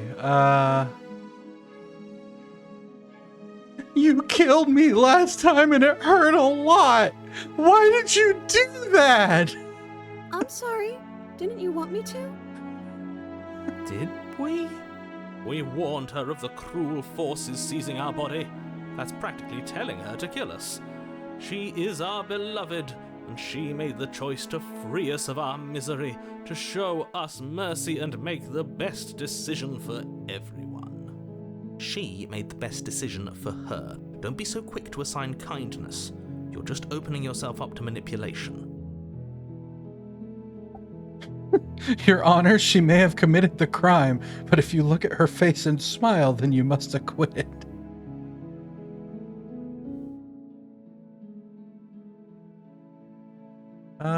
Let's rescue the princess. Rescue her? What are you talking about? Did you forget that she's a world-ending monstrosity? And even if you wanted to unleash her onto the world, despite the complete moral disaster that would be, you'd have to get her out of those chains. Good luck with that. Oh, that's fun. Don't you see how dainty her hands are? We'll be able to slip her out with ease. No, she's a prisoner here. You can't just slip her hand through the chains. If her hand could just slip out of the chains, why hasn't she done it already? Because we've yet to present her with her freedom. I'm not sure I follow. Would you rather believe me, a passionate heart guided by love and my own good nature? Or would you rather believe the devil on your shoulder who tells you what you can and cannot do? I think I'd rather believe in facts. Ah, so you're one of those empiricists. One of us has to be. Then let me show you a brand new truth. Narrator, we courageously step forward and free our beloved from her bindings. No, I can't let you do that. If you take another step towards the princess, You'll what? Take over our body and force us to try and kill her? I would if you had a weapon. Not on my watch, villain. My passions contain titanic depths, and if you try anything that might harm our dearest, I will end our life without a second thought. You wouldn't. I would. I'd listen to him if I were you. He has a lot of strong feelings. And doesn't the world end if we don't stop her? You approach the princess and gingerly slide her hand from her bindings. That shouldn't have worked. I'll be damned. We're doomed. I can't believe it. But I guess I have to. I told you, there's no life more worth living than that of a true believer. Thanks, Stan Lee. I'm free, and you're not trying to kill me this time. Thank you. Thank you so much. The princess jumps up and smothers you in a joyful embrace. Ugh. If only you had a weapon, one slip of the wrist and your pristine blade would be buried in her back and everyone out there would be saved. Luckily for Mr. Romance, we don't have a weapon. Who needs a weapon when we have the power of love on our side? What do we do now? Now we get a little weird. What do you want to do? Let me guess. End the world? Spoken with the rank cynicism of someone who has never felt love in his heart. I don't actually know. Nobody's ever asked me what I wanted before. She doesn't even know what she wants. You may have had her all wrong. What if this whole thing is just a misunderstanding? What if she doesn't want to end the world? You're so gullible. Is the only thing you've ever doubted the actual truth? I think I want to leave. And I think... The princess closes her eyes in deep reflection. And then she shrugs. I don't know. What do you want to do?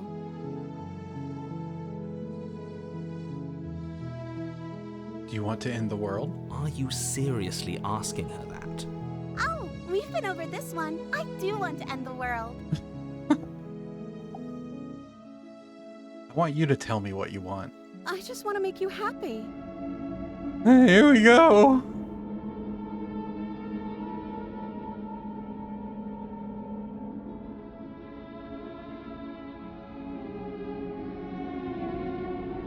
I want you to make me unhappy. Okay, if that's what makes you happy, I can make you unhappy.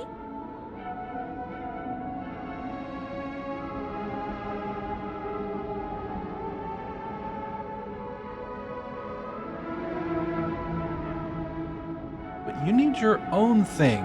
You just met me. You can't base your entire happiness around me.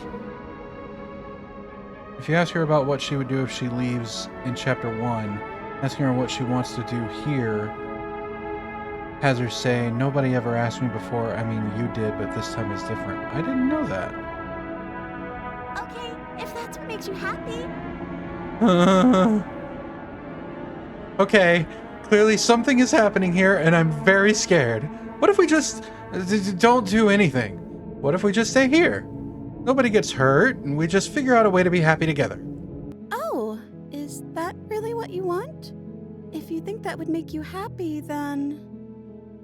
Her eyes dart uncomfortably to the corners of the room. I guess we could do that. Oh, at least she's normal again. Normal again? Can't you tell she's sad? She's distraught. This is unacceptable. But she can't be unhappy about staying with us. Can she? No. It has to be him. It has to be this place. If we just made these walls more fitting for a princess, if we just say the right things, if we just showed her the contents of our heart, she'd be happy here. Oh, have you not done this version since they changed it to Skeptic? As the voice thinks its thought, your hands raise, fingers pointing towards your chest, and then... What? No, you absolutely do not do that. Oh, but I do. What? What is he doing? We can't see unless you tell us. Are you sure you want to know? I suppose I can't stall forever. You plunge your nails into your chest, digging deep, grasping for a handhold. And you find it, your fingers curling around your ribs. Oh no, what are you doing? Are you okay? You can't do that and be okay. All I know is that every line, bar a couple, are identical, just re-recorded to be Skeptic. Oh, okay. That makes sense. It would have been hard to rewrite the whole thing. Time out. He should not be allowed to do that. He's not the decider. And yet, it's done, isn't it? It will be soon. You yank violently, your bones cracking with wet pops as you pull yourself apart inch by painful inch. Your exposed heart, framed by jagged ribs, thumps rhythmically in your raw, bloodied chest. The loosened threads of your body unfurling to cover the surface of the room. Don't mind my sacrifice.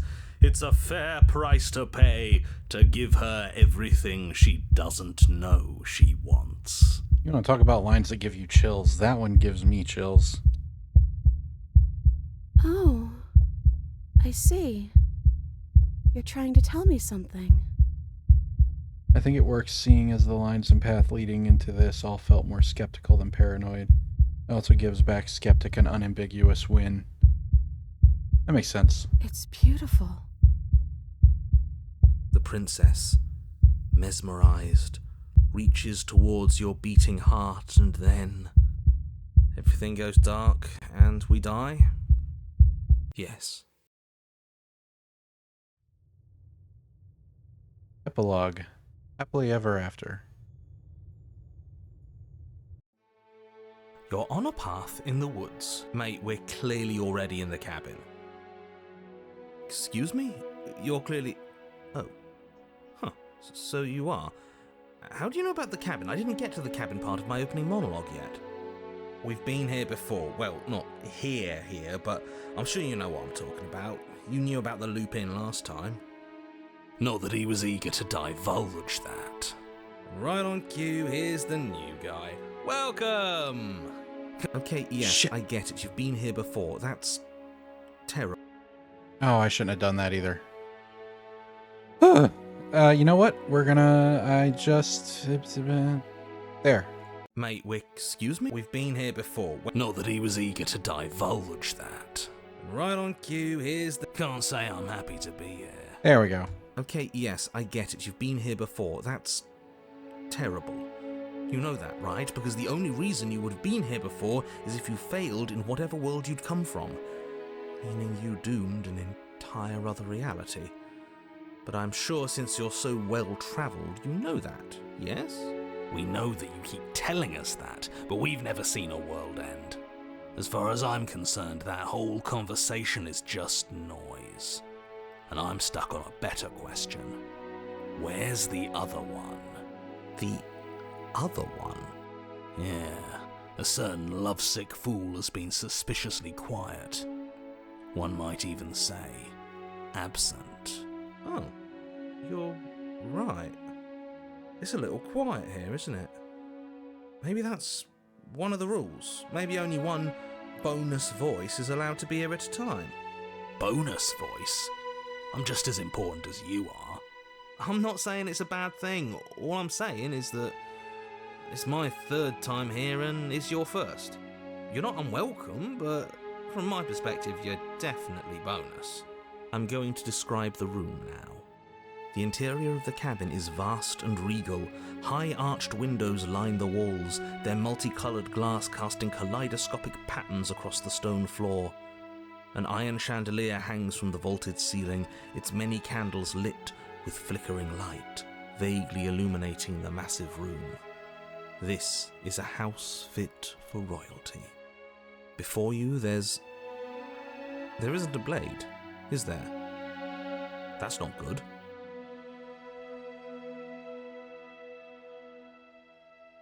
Does it matter if the blade's here?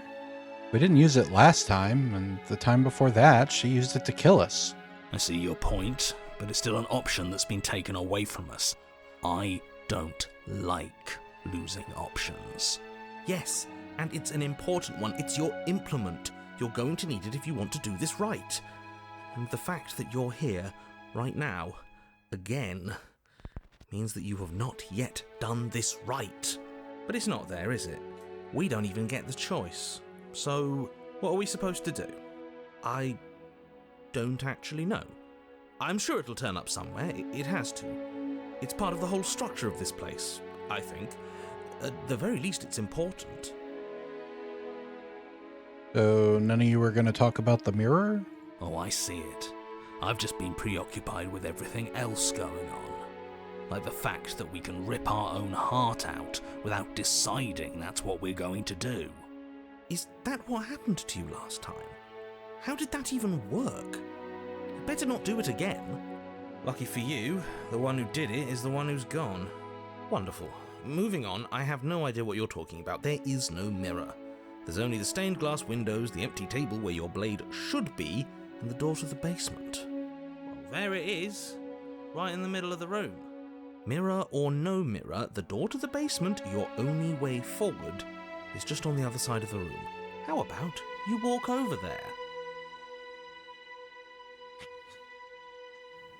It takes so much to get here. Turning around and leaving would be... Happily Ever After was another chapter I was confused on, but slowly came to understand. This one was like very immediately, to me, or my own interpretation of it at least. You cross the room, stopping just in front of the door to the basement. What, is this about that supposed mirror? Just reach forward and fumble around a bit. I'm sure you'll find the handle. A lot of players emotionally connect with this, but it never resonated with me. I hear you. I mean, a lot of the subjects in this game, I honestly feel like it's better if it doesn't emotionally resonate with people, because a lot of it's very difficult. But this one is probably one of the only like really popular chapters that I'm like, yeah, I'm in that boat. Like, I like all of them, but I think the other ones that I'm like really into are not as ubiquitously popular, probably because they're not as like cut and dry. Oh, it worked out and they really love each other. But that's me again, probably being very like contrarian. Princess and the Dragon did, and in a really big way, like I imagine HEA has for those other players, like it knocks you down hard. See, that's interesting because to me, Princess and the Dragon was like, oh shit, this is really cool on like a, it revealed a lot about the plot and how the game works and stuff. And the music is very emotional. I need to play it more to, I guess, fully grasp the relationship part of it.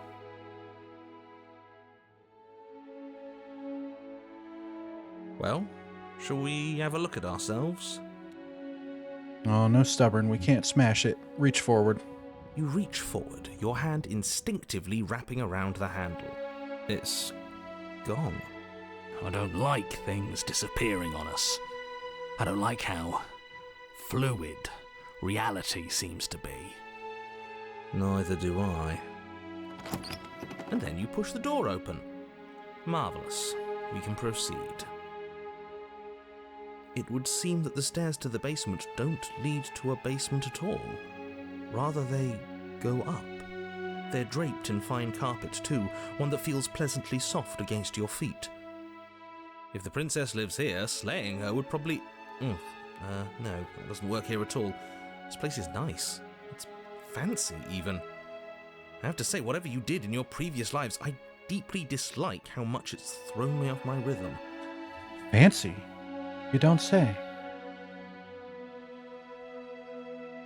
Well, if all of this has thrown you off your rhythm so much, then maybe we don't have to slay the princess. I have a normally high empathy, but a difficult time expressing it.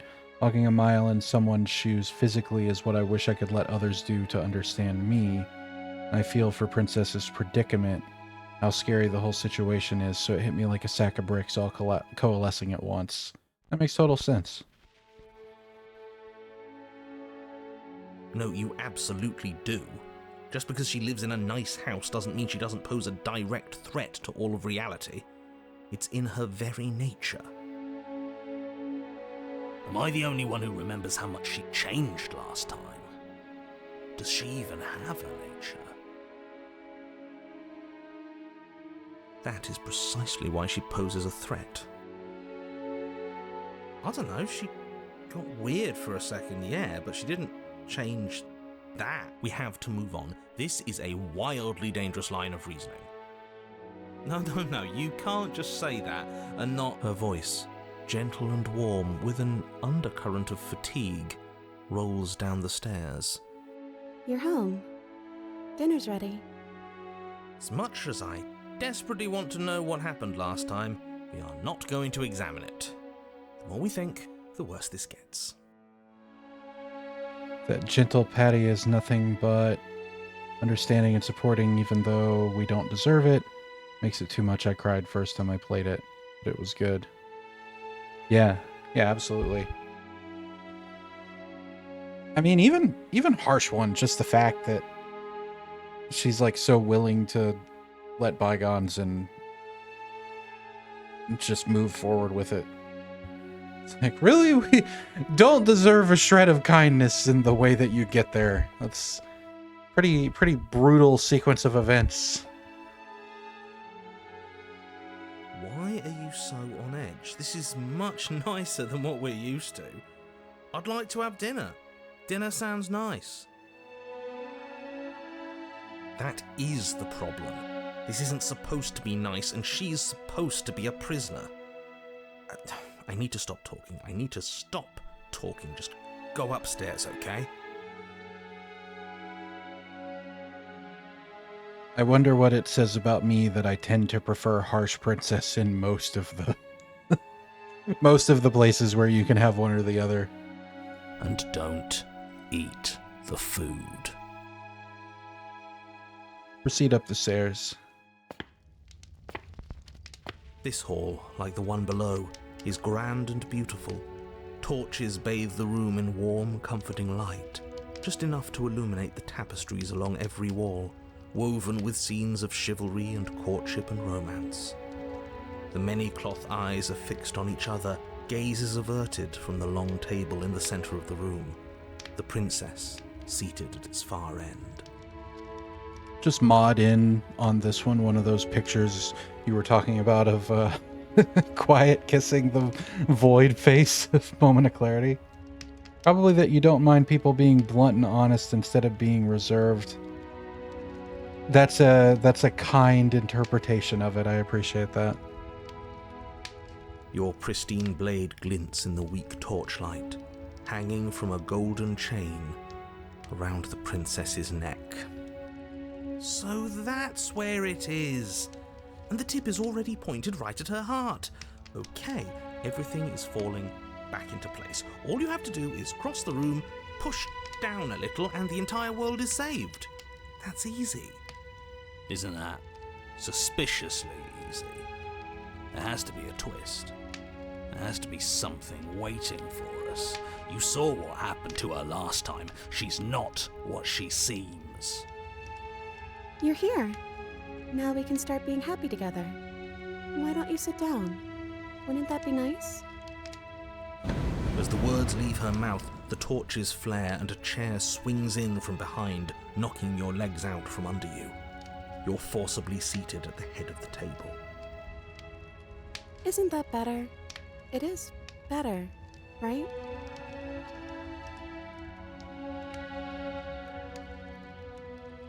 What is this place? It's our happy ending, just like you asked for. It's everything we're supposed to have ever wanted.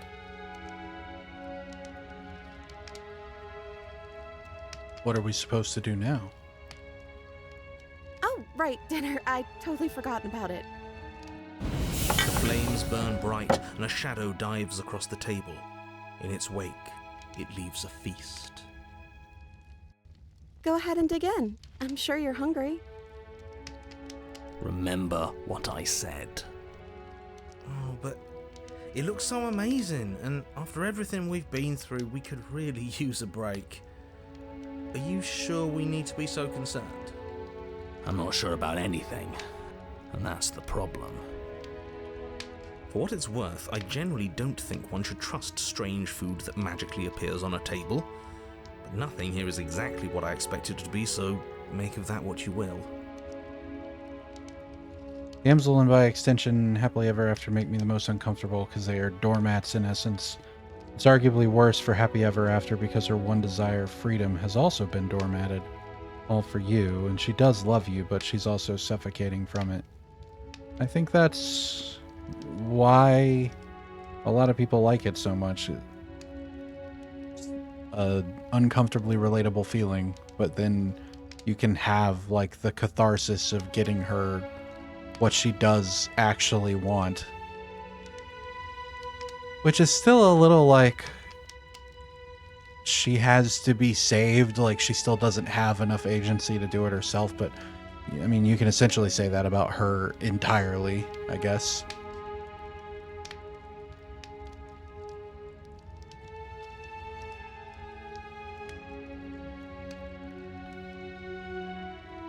We'll trust the skeptic, refuse her hospitality. It's okay. It's okay. We can figure something else out. Think. This is fine. This is fine. This is fine. Let's challenge that complacency a bit. This isn't fine. This isn't fine at all. As the words leave her mouth, one of the torches on the wall sputters and then goes out entirely. What just happened? Did I do something wrong? A light went out. Maybe a coincidence, but maybe not. As if in response to the dousing of their brother, the other 3 torches blaze brighter, their flames licking at the walls. Their shadows deepen, dancing angrily across the stone.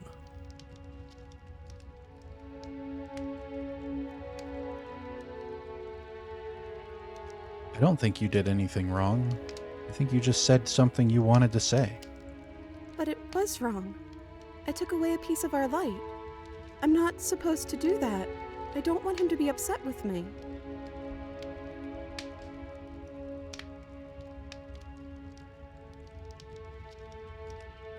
You said he.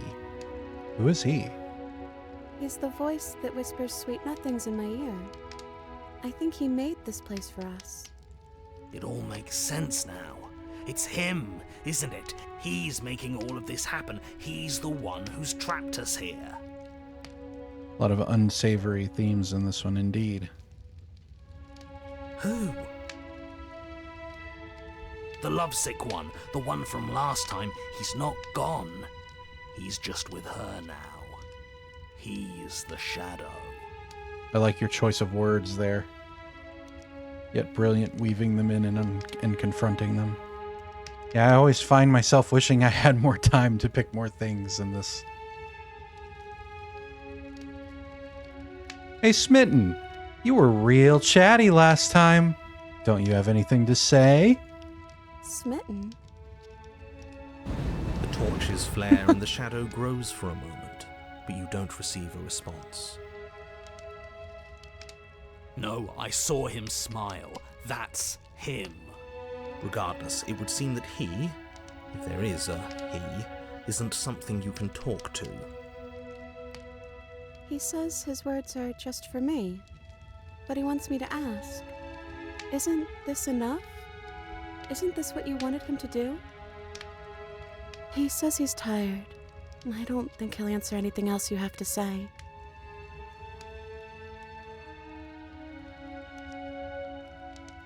Forget about the food. What shall we do now? I don't know. Maybe we could play a game. Oh, see, I could refuse the food, but Yeah, that's exactly what we should do. The flames roar and the shadow comes dancing across the table.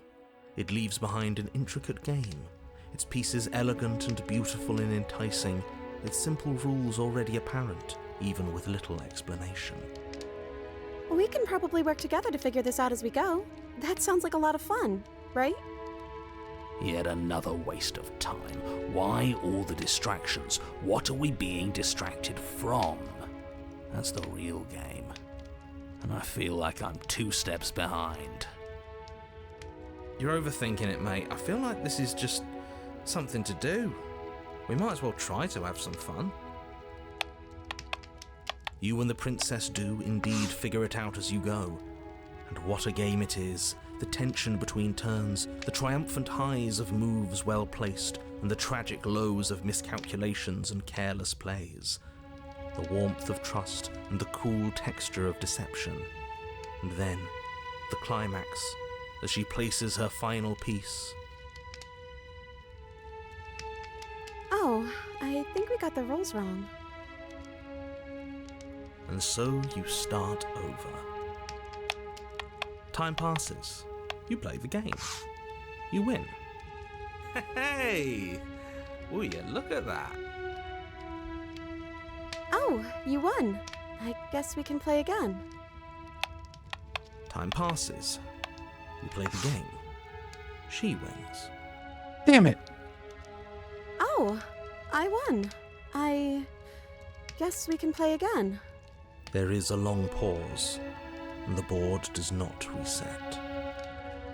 This isn't fun anymore, is it? It's never going to stay fun.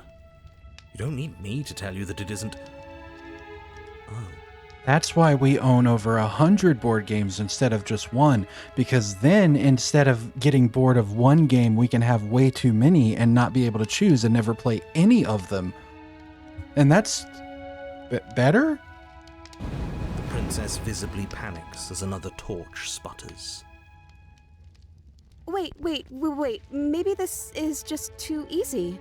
Maybe if we added more rules and pieces, it would be fun again. Yeah. The game's just a little simple. We can make it fun again. The shadow descends on the board once again. More pieces are added, their shapes more intricate, their purposes less immediately clear, and the two of you set about discovering the complexities of the game anew. Perhaps the poignant part of all this is accepting that even good times don't and can't last forever. If they did, all meaning is lost. That's also a good interpretation of it. It has a different effect on me, but I like that too. And so you do. And it is fun again. In fact, it's almost as fun as the first time you played, and the sputtering torch roars back to life. But then you get used to the additions, and the feeling starts to fade. A creeping numbness settling in over the board. Juxtaposed and capped off by the dance, which lasts for but a brief moment, but because of that it feels endless and also powerful. More pieces are added. The feelings flare. The feelings fade. The princess suggests new rules. A glimmer of what could have been excitement flits through your mind, quickly vanishing as the game progresses. Your pieces advance in an ever-increasing slog to their destination.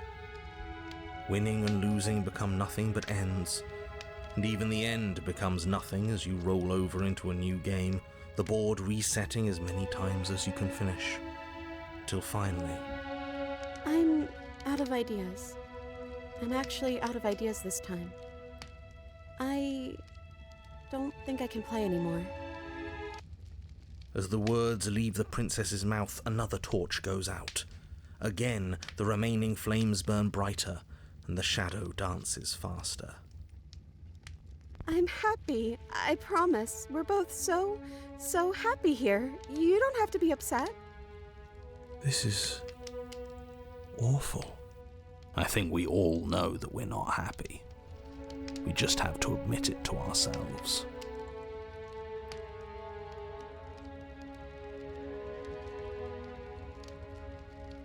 Are you actually happy here? The princess starts to hyperventilate, her quick breaths punctuating the uncomfortable silence between you. Yes! Why wouldn't I be? Let's not talk about it.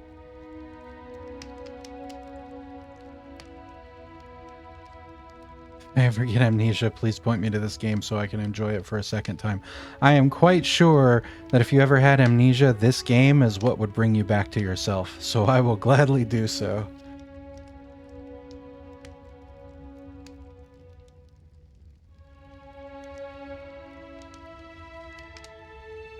We need the truth. You need to tell me how you really feel. Don't turn in the paper this time. I don't feel anything. The third torch sputters out. The princess's shadow dances furiously against the far wall. There's just one left. What's going to happen when it goes out?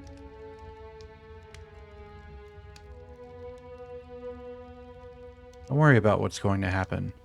If you could do anything in the world, what would it be? What would you choose? I think I'd like to dance under the stars. That sounds lovely.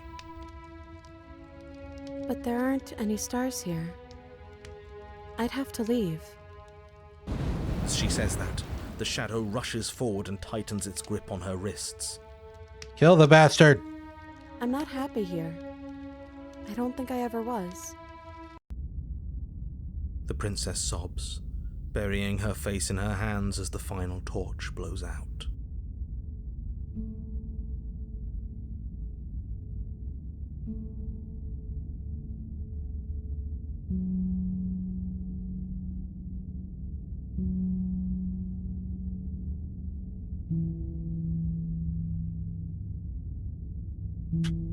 Well, this sucks.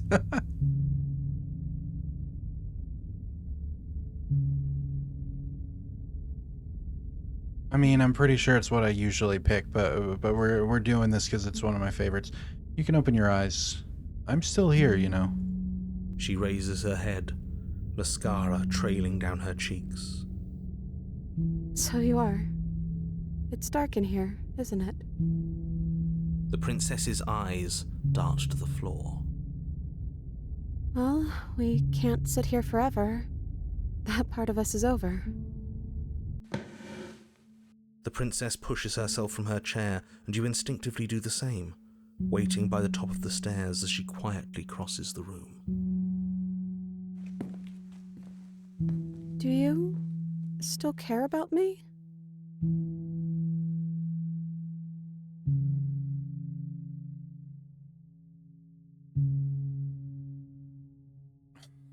Ouch.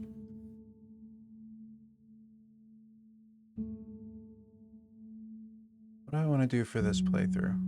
What feels right?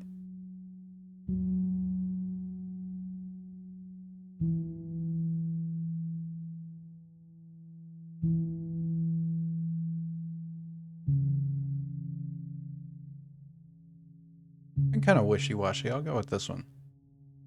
I'm not sure I've ever had the chance to figure out how I feel about you. I've just wanted to leave since the moment I found myself in the woods. Comes in with a surprise sleigh. I'll have to be drunk or something to do that at this point. This last little chunk, I'm like, ah. I can be a dick to her the entire playthrough, but when I reach this part, I'm like, it's a little too personal. Then maybe that's what we should do. Leave. Offer her your hand. As the princess steps towards the stairs, you offer her your hand.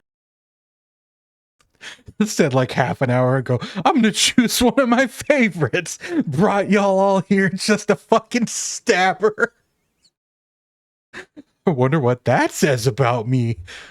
The corners of her mouth curl into a demure smile, and she gently takes your hand in hers. She's cold, a little clammy, but her skin against yours is the most real thing you have ever felt. You're offering surprisingly little resistance. If we leave the cabin, doesn't that end the world? Ah! I almost forgot the name of the game. Slaves. It does if he's telling the truth. Oh, I need the humor or I'd be crying right now. Yes, well, I've seen my fairy tale ending, and I think there might be worse things than the end of the world. It really was just all meaningless blather then, wasn't it? Think what you will. I'm done fighting. You and the princess don't exchange words as you descend the stairs to the cabin's entrance. And then the two of you step out into the world. I think this is the end of me, even if it's not the end of you. I hope this was worth it. Genuinely, I do. He's really gone, isn't he? Yeah.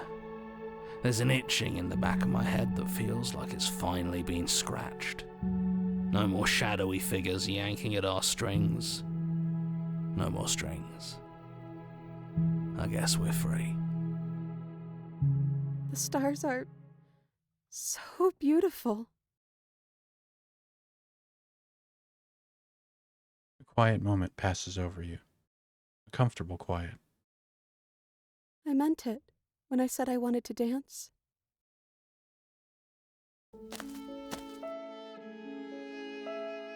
She gently pulls you forward, and the two of you fall into a graceful step. The only rhythm that guides you is the shared thumping of your hearts, beating in perfect unison. Thank you for the self-care, Panda. It's good crying. This one, at least.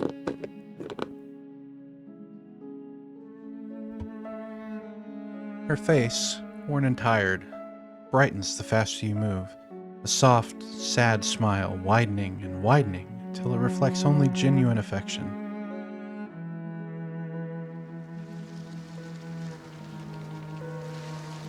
I'm also a big sucker for string instruments, so throwing those in here probably like amplifies any other things it might have had me feeling by like 10. You send her out in a wide spin, and your arms stretch to their limits, only the tenuous grasp of your hand in hers, holding you together. You share a gaze that feels like it lasts forever. Thank you for taking me here. This is nice, even if it's a little cold outside. Music and Princess and the Dragon likewise did that for me. It's almost Oriental. Yeah, for sure. That's what I was getting at. Like whatever unprocessed feelings I have about Princess and the Dragon, that clearly I really need to spend some time with it. As soon as the music kicks in, like when she throws the dagger out of the basement window or whichever other way you do it, just has me like, ah!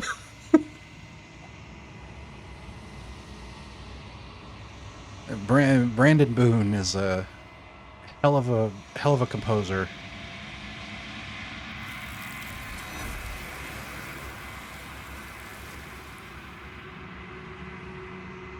He did the music for Scarlet Hollow too, and it's just as good. You do not get the chance to respond, nor will you ever. It's time to leave. Memory returns. She's gone. Where did she go? Should we try and find her? And is that a mirror? Why is it here? Why now? It's gonna be okay. Just trust me. We've been here before, and you always get scared. But it feels so bad. Like looking into it right now is going to be the end of everything. What? I can't hear you. Over the sound of the long quote-unquote quiet. You're right. Part of me wants the truth, but something stronger is holding me back. Fear.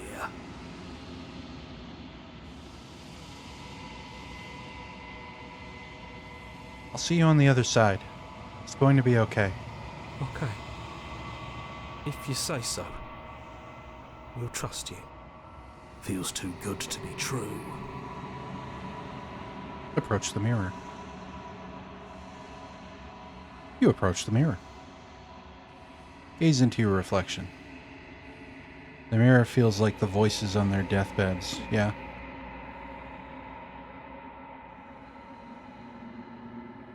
Silence as you reach forward. They're gone once again.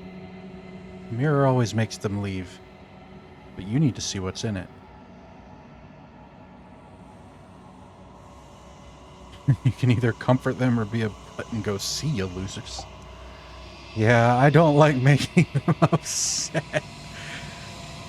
It takes an ending that is already my least favorite and makes it worse. You're nothing at all. But that isn't right. You can't be nothing. You refocus your gaze and then see it. A figure, faint and veiled in shadow, just beyond the reflection. Are you me? I think you know what I am.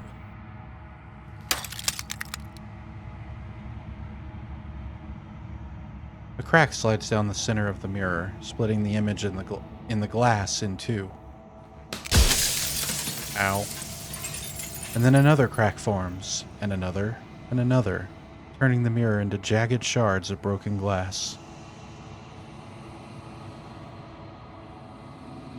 Alright, I think I've seen just about everything he has to say, so it doesn't super matter to me which I pick. Let's do... You're the one who wanted me to slay the princess. Why? Because among other things, she is death itself. To rid the world of suffering, to save untold trillions from being lost forever to the cosmic wind, she must be destroyed. When I went back to SCP to find that quote for you in the other stream, forgot how forceful Shifty can feel just trying to talk to her. Yeah. I don't... the larger like meta story of life and death and the, you know, the value of change and all that whatnot isn't what draws me to this game. Like, it's still very good, but like I'm generally on the side of what Shifty represents, but man, she drives me up the wall. And despite how far you've fallen, you will still have a chance to fulfill your purpose once I'm gone.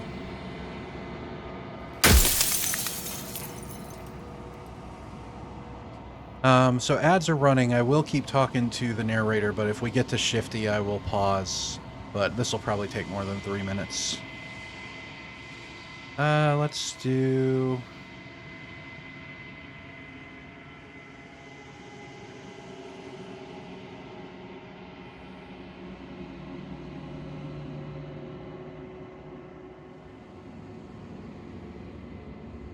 I was made to do this single task? Who made me? What am I? You're the long quiet, the god I made to rid the world of death.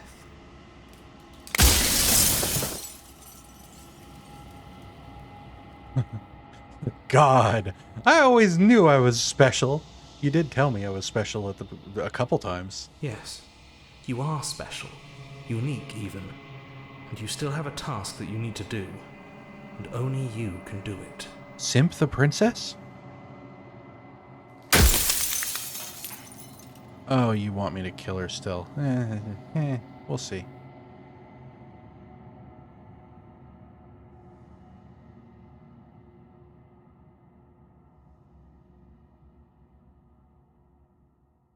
Who cares about dying? I've died plenty of times just being an absolute, like, insensitive jerk to him. You haven't. You've flirted with dying. You've played pretend. But your consciousness is an unbroken stream.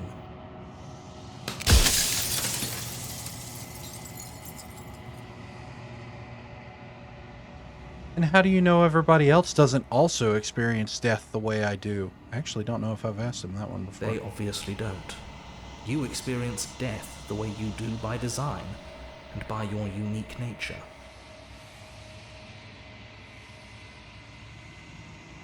If I could have one thing from Shifty in exchange for leaving together with her, it would be to have one mortal lifetime with her. It doesn't feel fair to be suddenly thrust into existence, be pulled in all directions at once, and then be forced to make a choice when there isn't really much to me. After that, I would be fine ascending with her. I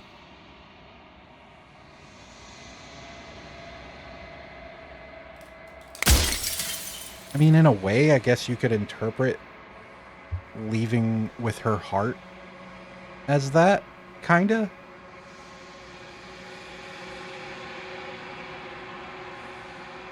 In one of my lives, you doubted yourself.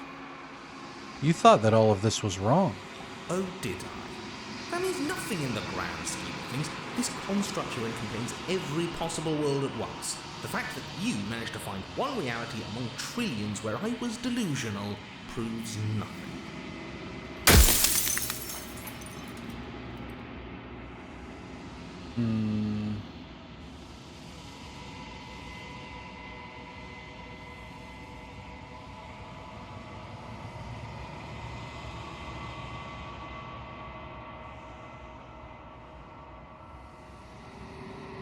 I think you're wrong. I don't think dying is bad at all, and you're just making all this up as you go. If you really want to waste valuable time telling me I'm wrong and we both know I'm not, then that's your prerogative. Wait, is prerogative spelled with two R's, or is that a typo? Have I been spelling prerogative wrong? Like the 2 times a year that I write it?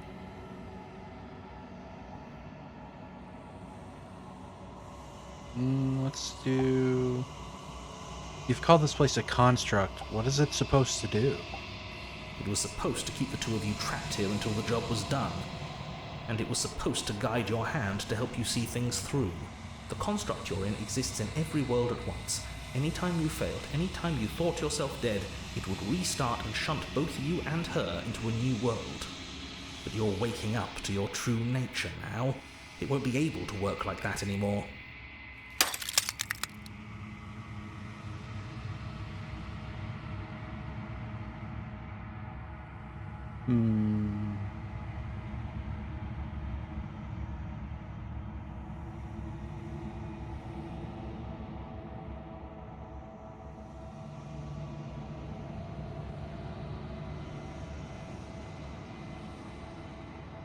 You a god, or were you a god? No. In life, I was painfully mortal, a witness to the end of days. I held the fear of death in my heart and saw oblivion threaten the very memory of everything I knew and everyone I loved. I needed to do something, so I made you, and I made her, and I made this place to hold you both.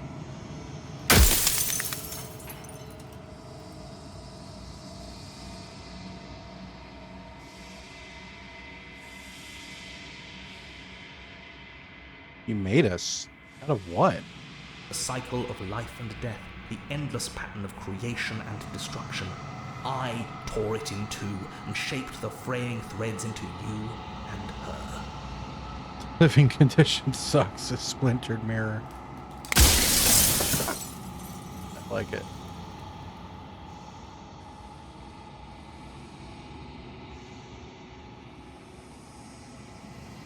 I think you're out of time. So I am, and so it was always going to be. I'm just an echo, and every echo fades away. You know what you have to do. I know what I'm going to do.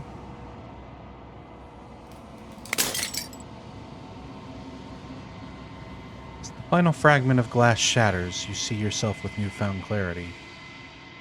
The narrator was right. You are the long quiet, a vast and nascent god, and it's finally time for you to wake up. All of this is you. Proceed to the cabin one last time. When you arrive at the heart of things, there's no final vessel for you to bear witness to. There's nothing for you to find.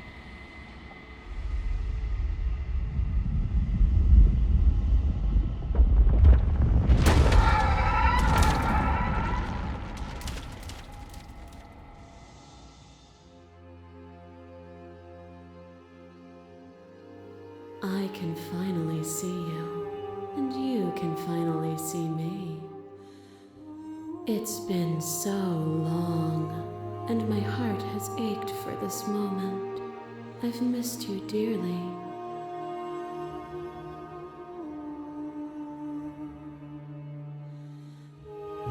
Even though I generally don't like Shifty, I do like the interaction here. I've missed you too. She unfurls an endless cascade of smiles in response, and then patiently waits for you to continue.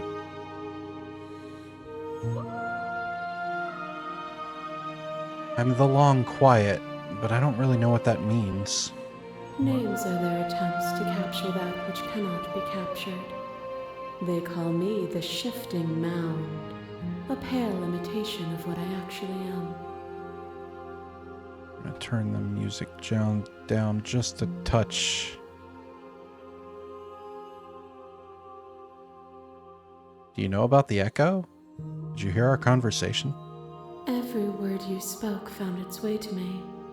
I know him, and I know his construct. He was deluded by his fear of death. Pay him no mind. What happens now? Ever the passive player, always reacting and never acting. But it's woven into your nature. This isn't it? This is the first sign of me not liking Shifty, because this is bullshit. I've been the one making choices the entire time. She's the one that by her nature responds to my opinion of things. Or like exists in response to my perception of things. When the echo spun us from one into two, he gave you a choice and me a role to play. I am not death, but I contain it in my multitudes. I have a newfound respect for Unknown Together since rewatching another game about choosing your future. Unknown Together, being like the one where you leave with her heart. That is the one I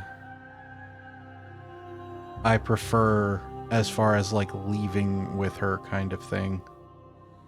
That being the future is yours to choose. Don't let anybody take that from you. Indeed. So, will you attempt to destroy me and bring about a world devoid of death and the possibility of meaning? Or Will you open the final doors to our liberation? Only more people understood that.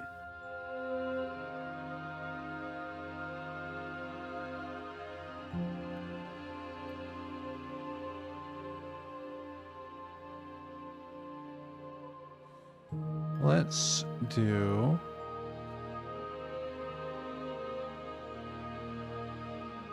Let's talk this through. I still have so many questions, and I need answers before I can make a choice. My very nature is paradox, as is yours. You cannot use words to grasp at things that are beyond their reach, and you cannot rationalize that which defies logic. But violence and passion are dances that both of us know well. If this is what it takes to enlighten you, then so be it. A picture of a life, and a picture of a life, and a picture of a life. How deep must repetition still our movements, until even the air we breathe is stale? You doused the flames of false devotion, and in my despair, you lifted my chin, and the two of us danced beneath the stars. But the stars can't be seen unless the flames go out, and the walls come crashing down. Can you not do for all things what you did for us?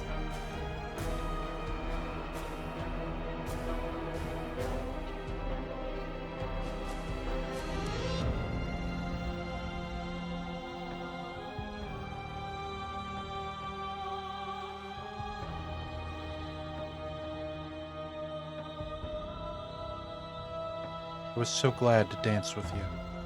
And dance with me again, and you'll never have to stop.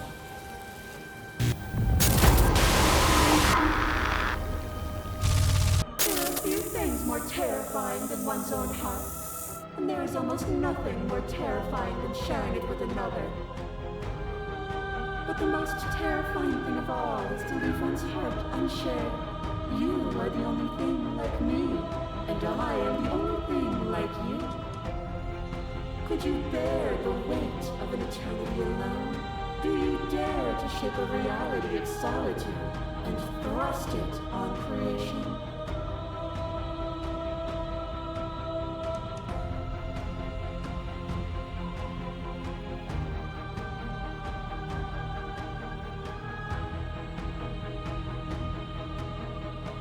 You showed me your heart to break me. It was a terrible thing. No, that's not fair. I have a lot of empathy for Nightmare / Moment of Clarity. Thank you for sharing yourself with me. I'm aware of what it did to you. The understanding you've returned to me is a gift. A boundless torrent of blades cut you from boundless angles. You are a body. You are gory ribbons. You are a body again. And you feel all of it. On and on it goes until your bodies are not your thoughts, are not you. Alive, dead, alive, dead, then alive and dead, all at once. You learned to put yourself away, and in your stillness you rose above me. You died countless steely deaths, and you lived countless short lives, and yet it is all so far behind you. I pushed you to a greatness you never would have reached without me.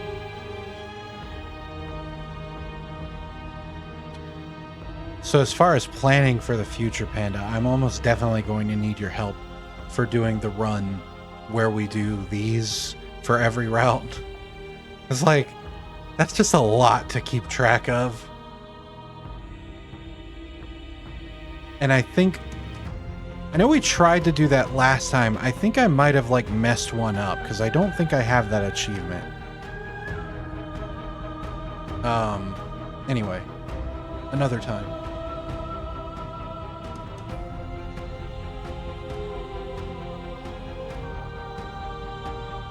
If you hadn't snatched that body away, we would have killed each other.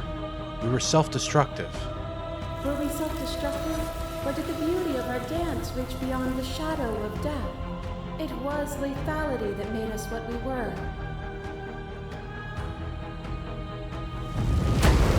I crush you. I bleed you. I grind you to paste. My scars are a memory of what you used to be to me. I want those feelings back. Okay, cool. Let's talk on Discord to plan that for next time then. I'd like to do that one fairly early in the gallery unlocking, since I need like more specific things to get that than I do a lot of the other stuff.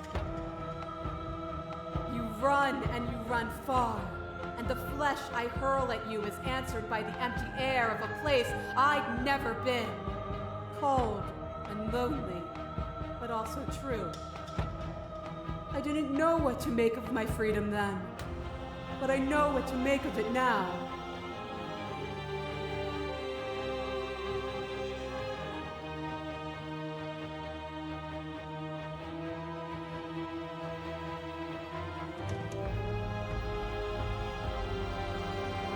You challenged me, and by challenging me, you gave me purpose.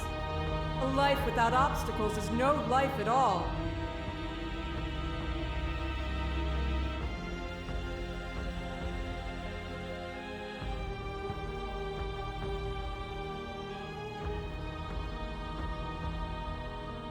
We've both become better for what we've been through, haven't we? We have. Look at what we are now, and see how small we were then. Laid upon a web of nerves, laid upon a web of nerves. The shade of a beautiful beginning we can never return to. Is that like a bag of milk inside of a bag of milk inside of a bag of milk? Cool game.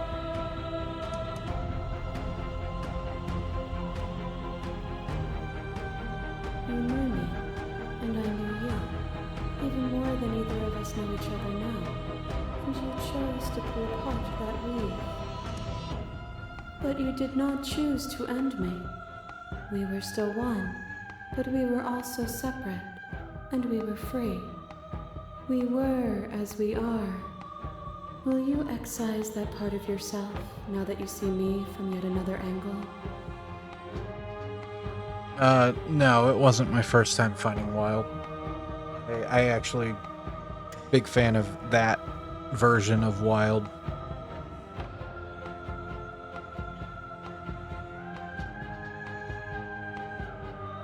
Emotionally, it has a lot of similarities to Happily Ever After for me.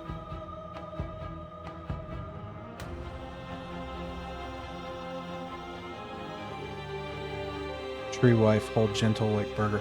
I mean, I know there's a lot of like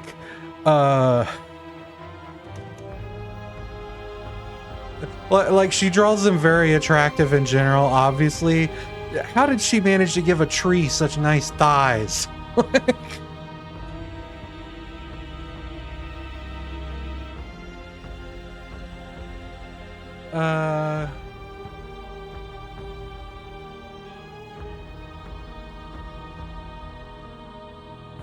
Oof.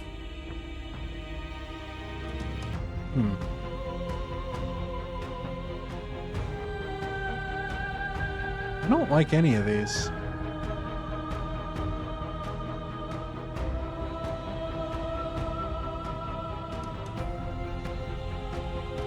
But I do like addressing the vessel's statements. I'll go with the one I'm closest to liking.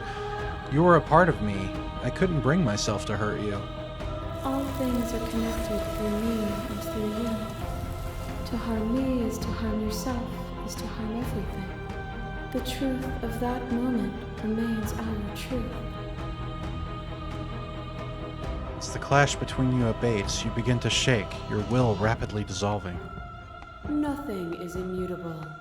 Everything that is exists only in relation to everything it isn't. Appreciate the minis holding her up because she can't do it herself. Yeah, for sure. That kind of attention to detail is just ridiculous. Like, there's always something to look at that I haven't caught before. There is no constant. There is no center. Especially now that I've played Scarlet Hollow, it blows my mind that this is the, like, side project. No, just because, like, this is still huge. Oh, open your eyes and accept what we are, we can leave this prison together. Like, and it just puts in a perspective of like, I don't know that I will ever see everything in Scarlet Hollow, because I don't know that I'll ever see everything in this.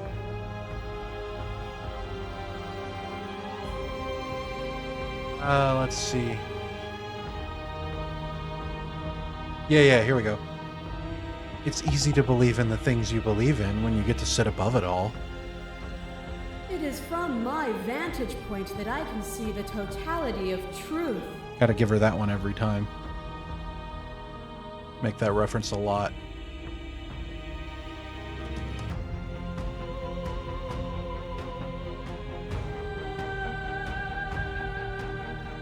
You've done everything you can to make me understand your perspective, but you keep dismissing mine. If you think you can change me, then I must be able to change you. She said the thing!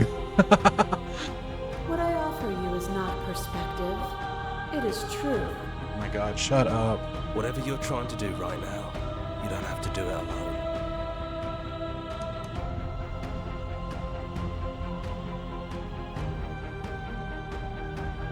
How are you supposed to? No, fuck that. I thought voices weren't allowed here. Apparently that's not true, but we can worry about it later. She's too many things all at once out here. If you want to get through to her, you need some way to get through all of that divine confidence. There's still a piece of me nestled close to where it all began. I can take you there. I can take you to her heart. It's time to resume our dance. She's relentless, isn't she? Let's make this quick. Are you ready? But I can't dance. I'm ready. Then let's go.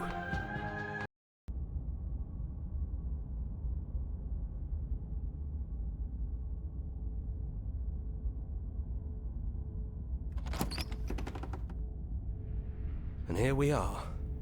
I'd say we were back where it all started, but I guess it's a little after that, isn't it? Do you need me to describe things? I'd like that. For old time's sake. Yeah, of course. The interior of the cabin is, well, it's a cabin, yeah? There isn't much here, just a table and a knife and a door. And some windows. There's no mirror, either. I think you broke it. And I know you're still trying to find some middle ground, but if things go south, we're going to need that blade. Is it just you and me? Did anyone else make it to the cabin? It's just us. I think the rest of them are still out there, jumbled up in the rest of her. Is the narrator really gone? Yeah, it's dead silent in here. Whatever it was that was left of him, I don't think it could handle you waking up to godhood. Pretty sure he got obliterated. Good riddance. Yeah. He really put us through hell, didn't he?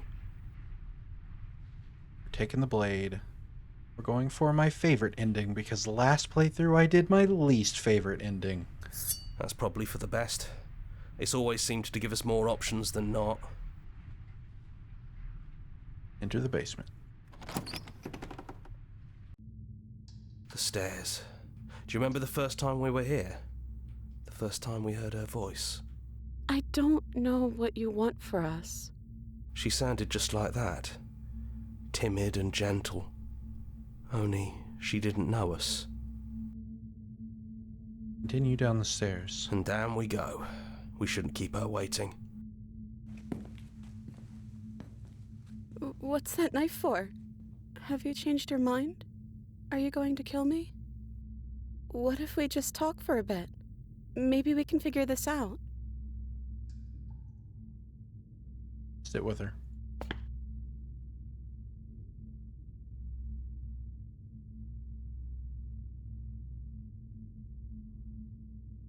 Are you the same as you are out there? I don't feel the same. I feel smaller.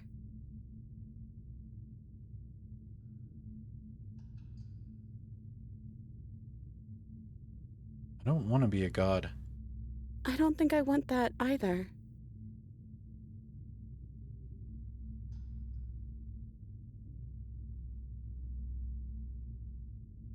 don't want to have to slay you, but I don't know what other options there are. Then maybe you don't have to kill me. Maybe there never even has to be an ending.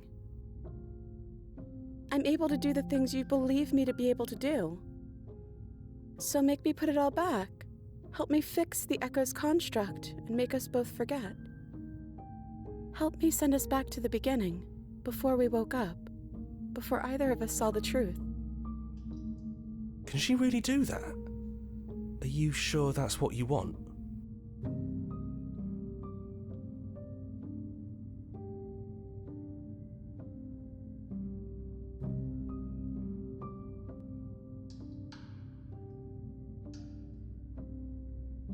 Would resetting it do anything to help them? The people out there? If you continue to exist, then don't they continue to die and suffer? If you can believe this helps them, then it will help them, right? Yes, it is, and it's my favorite, although I prefer the version with Harsh Princess.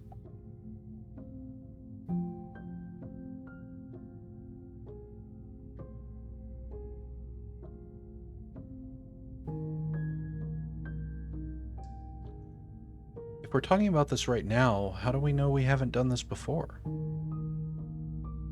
Do I change my mind, please? Please let me take it back. Maybe we have done all of this before. Maybe we're supposed to do this forever.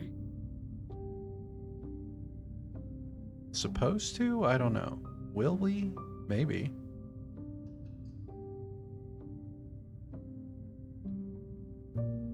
How do you know that things won't end worse? What if when I make my way back here I'm different and I hurt you? What if I kill you? What if I let you bring about the end of everything? None of that will happen, because you'll still be you, and I'll still be me.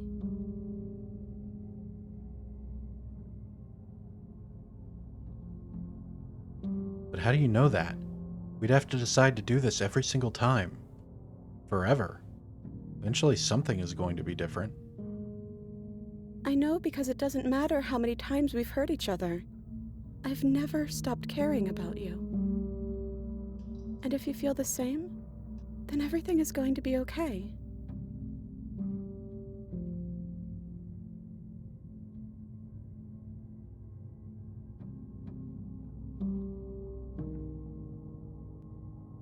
Is there any other way?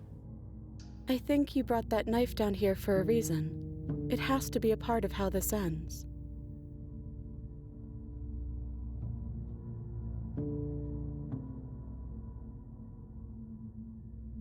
We're going to find ourselves back here eventually. And when we do, we'll make the same choice. We'll choose to forget, and we'll reset everything, again.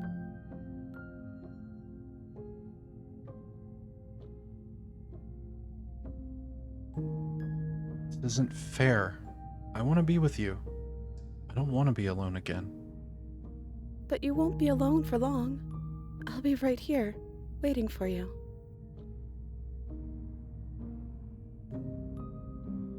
I don't want to forget you. I don't want to forget you either. But unless we do this, you'll have to choose, right now, between me and everyone else. I take it all back. I don't want this. I don't want to kill you. Is it too late to go back to being a god? No. Different run, I would feel that way, not this one.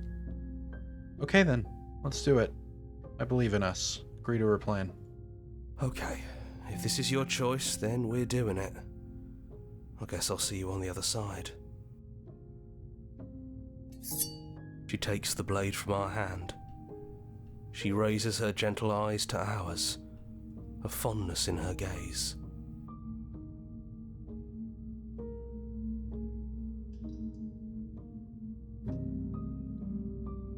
I'll see you soon.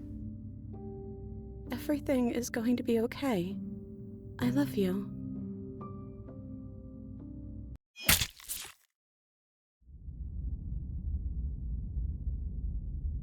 Chapter 1. The Hero and the Princess. You're on a path in the woods, and at the end of that path is a cabin. And in the basement of that cabin is a princess. You're here to slay her. If you don't, it will be the end of the world.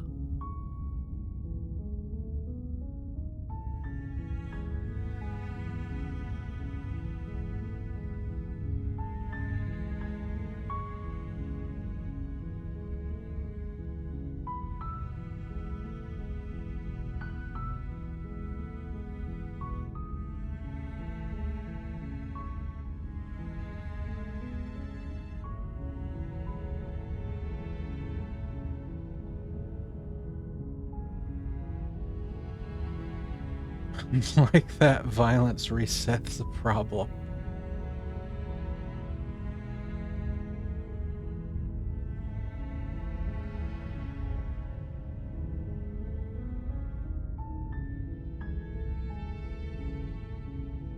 I think it would be more than is appropriate for stream for me to get into why that's my favorite ending, but I do love it very much.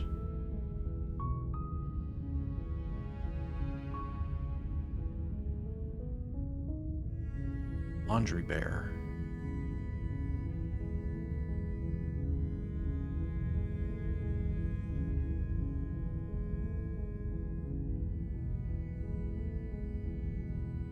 Thanks, Alpha Testers from Patreon. That's a lot of you. Renpai Tom.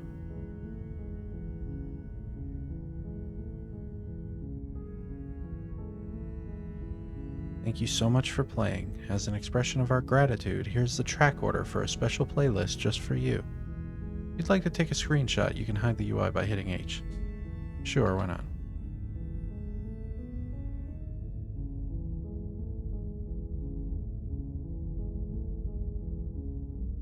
Follow us somewhere else. That sounds a little creepy.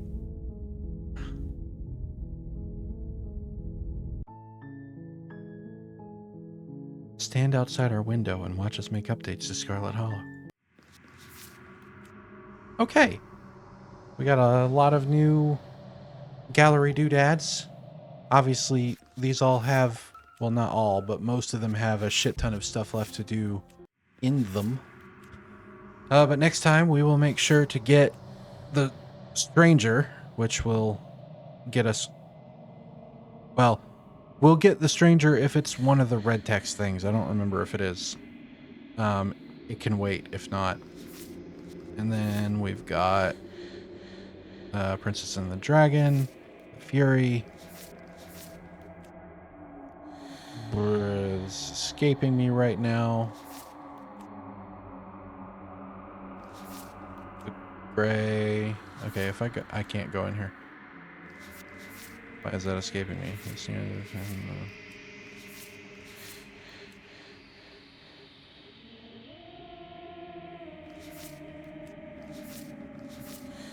Well, don't I feel silly? Whatever, we'll figure it out.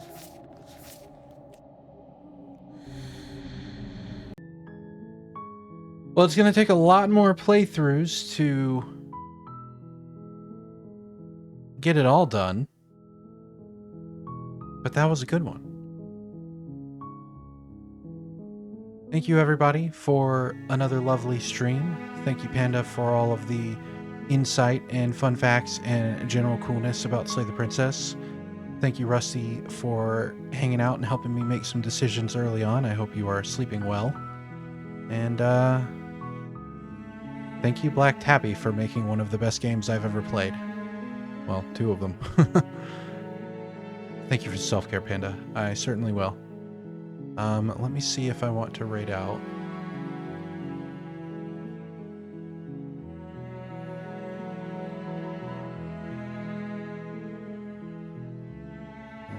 That one.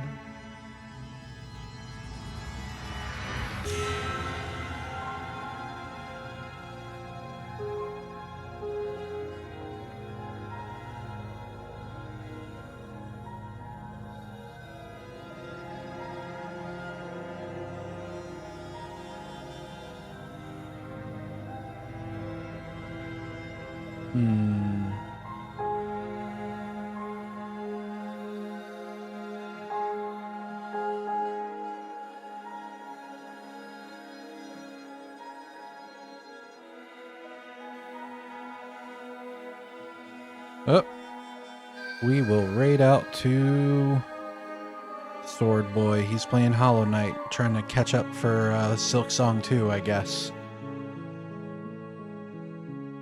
You too, Panda. But yeah, thanks everybody. We're gonna go say hi to Sword Boy. I'm gonna go to bed. I will be back tomorrow with Hollow Knight, and probably Sunday with more Hollow Knight because I'm rescheduling Dead Cells to Monday so that Rusty can be there. And we'll see if I can get Hollow Knight done before Silksong comes out, and then maybe or maybe not play Silksong when it comes out. We'll see. Anyway. Oh, thank you for being here, Dungy. It's always nice to see y'all. Yeah, so we're gonna raid out to Sword Boy, and I'll catch y'all later. Have a good one.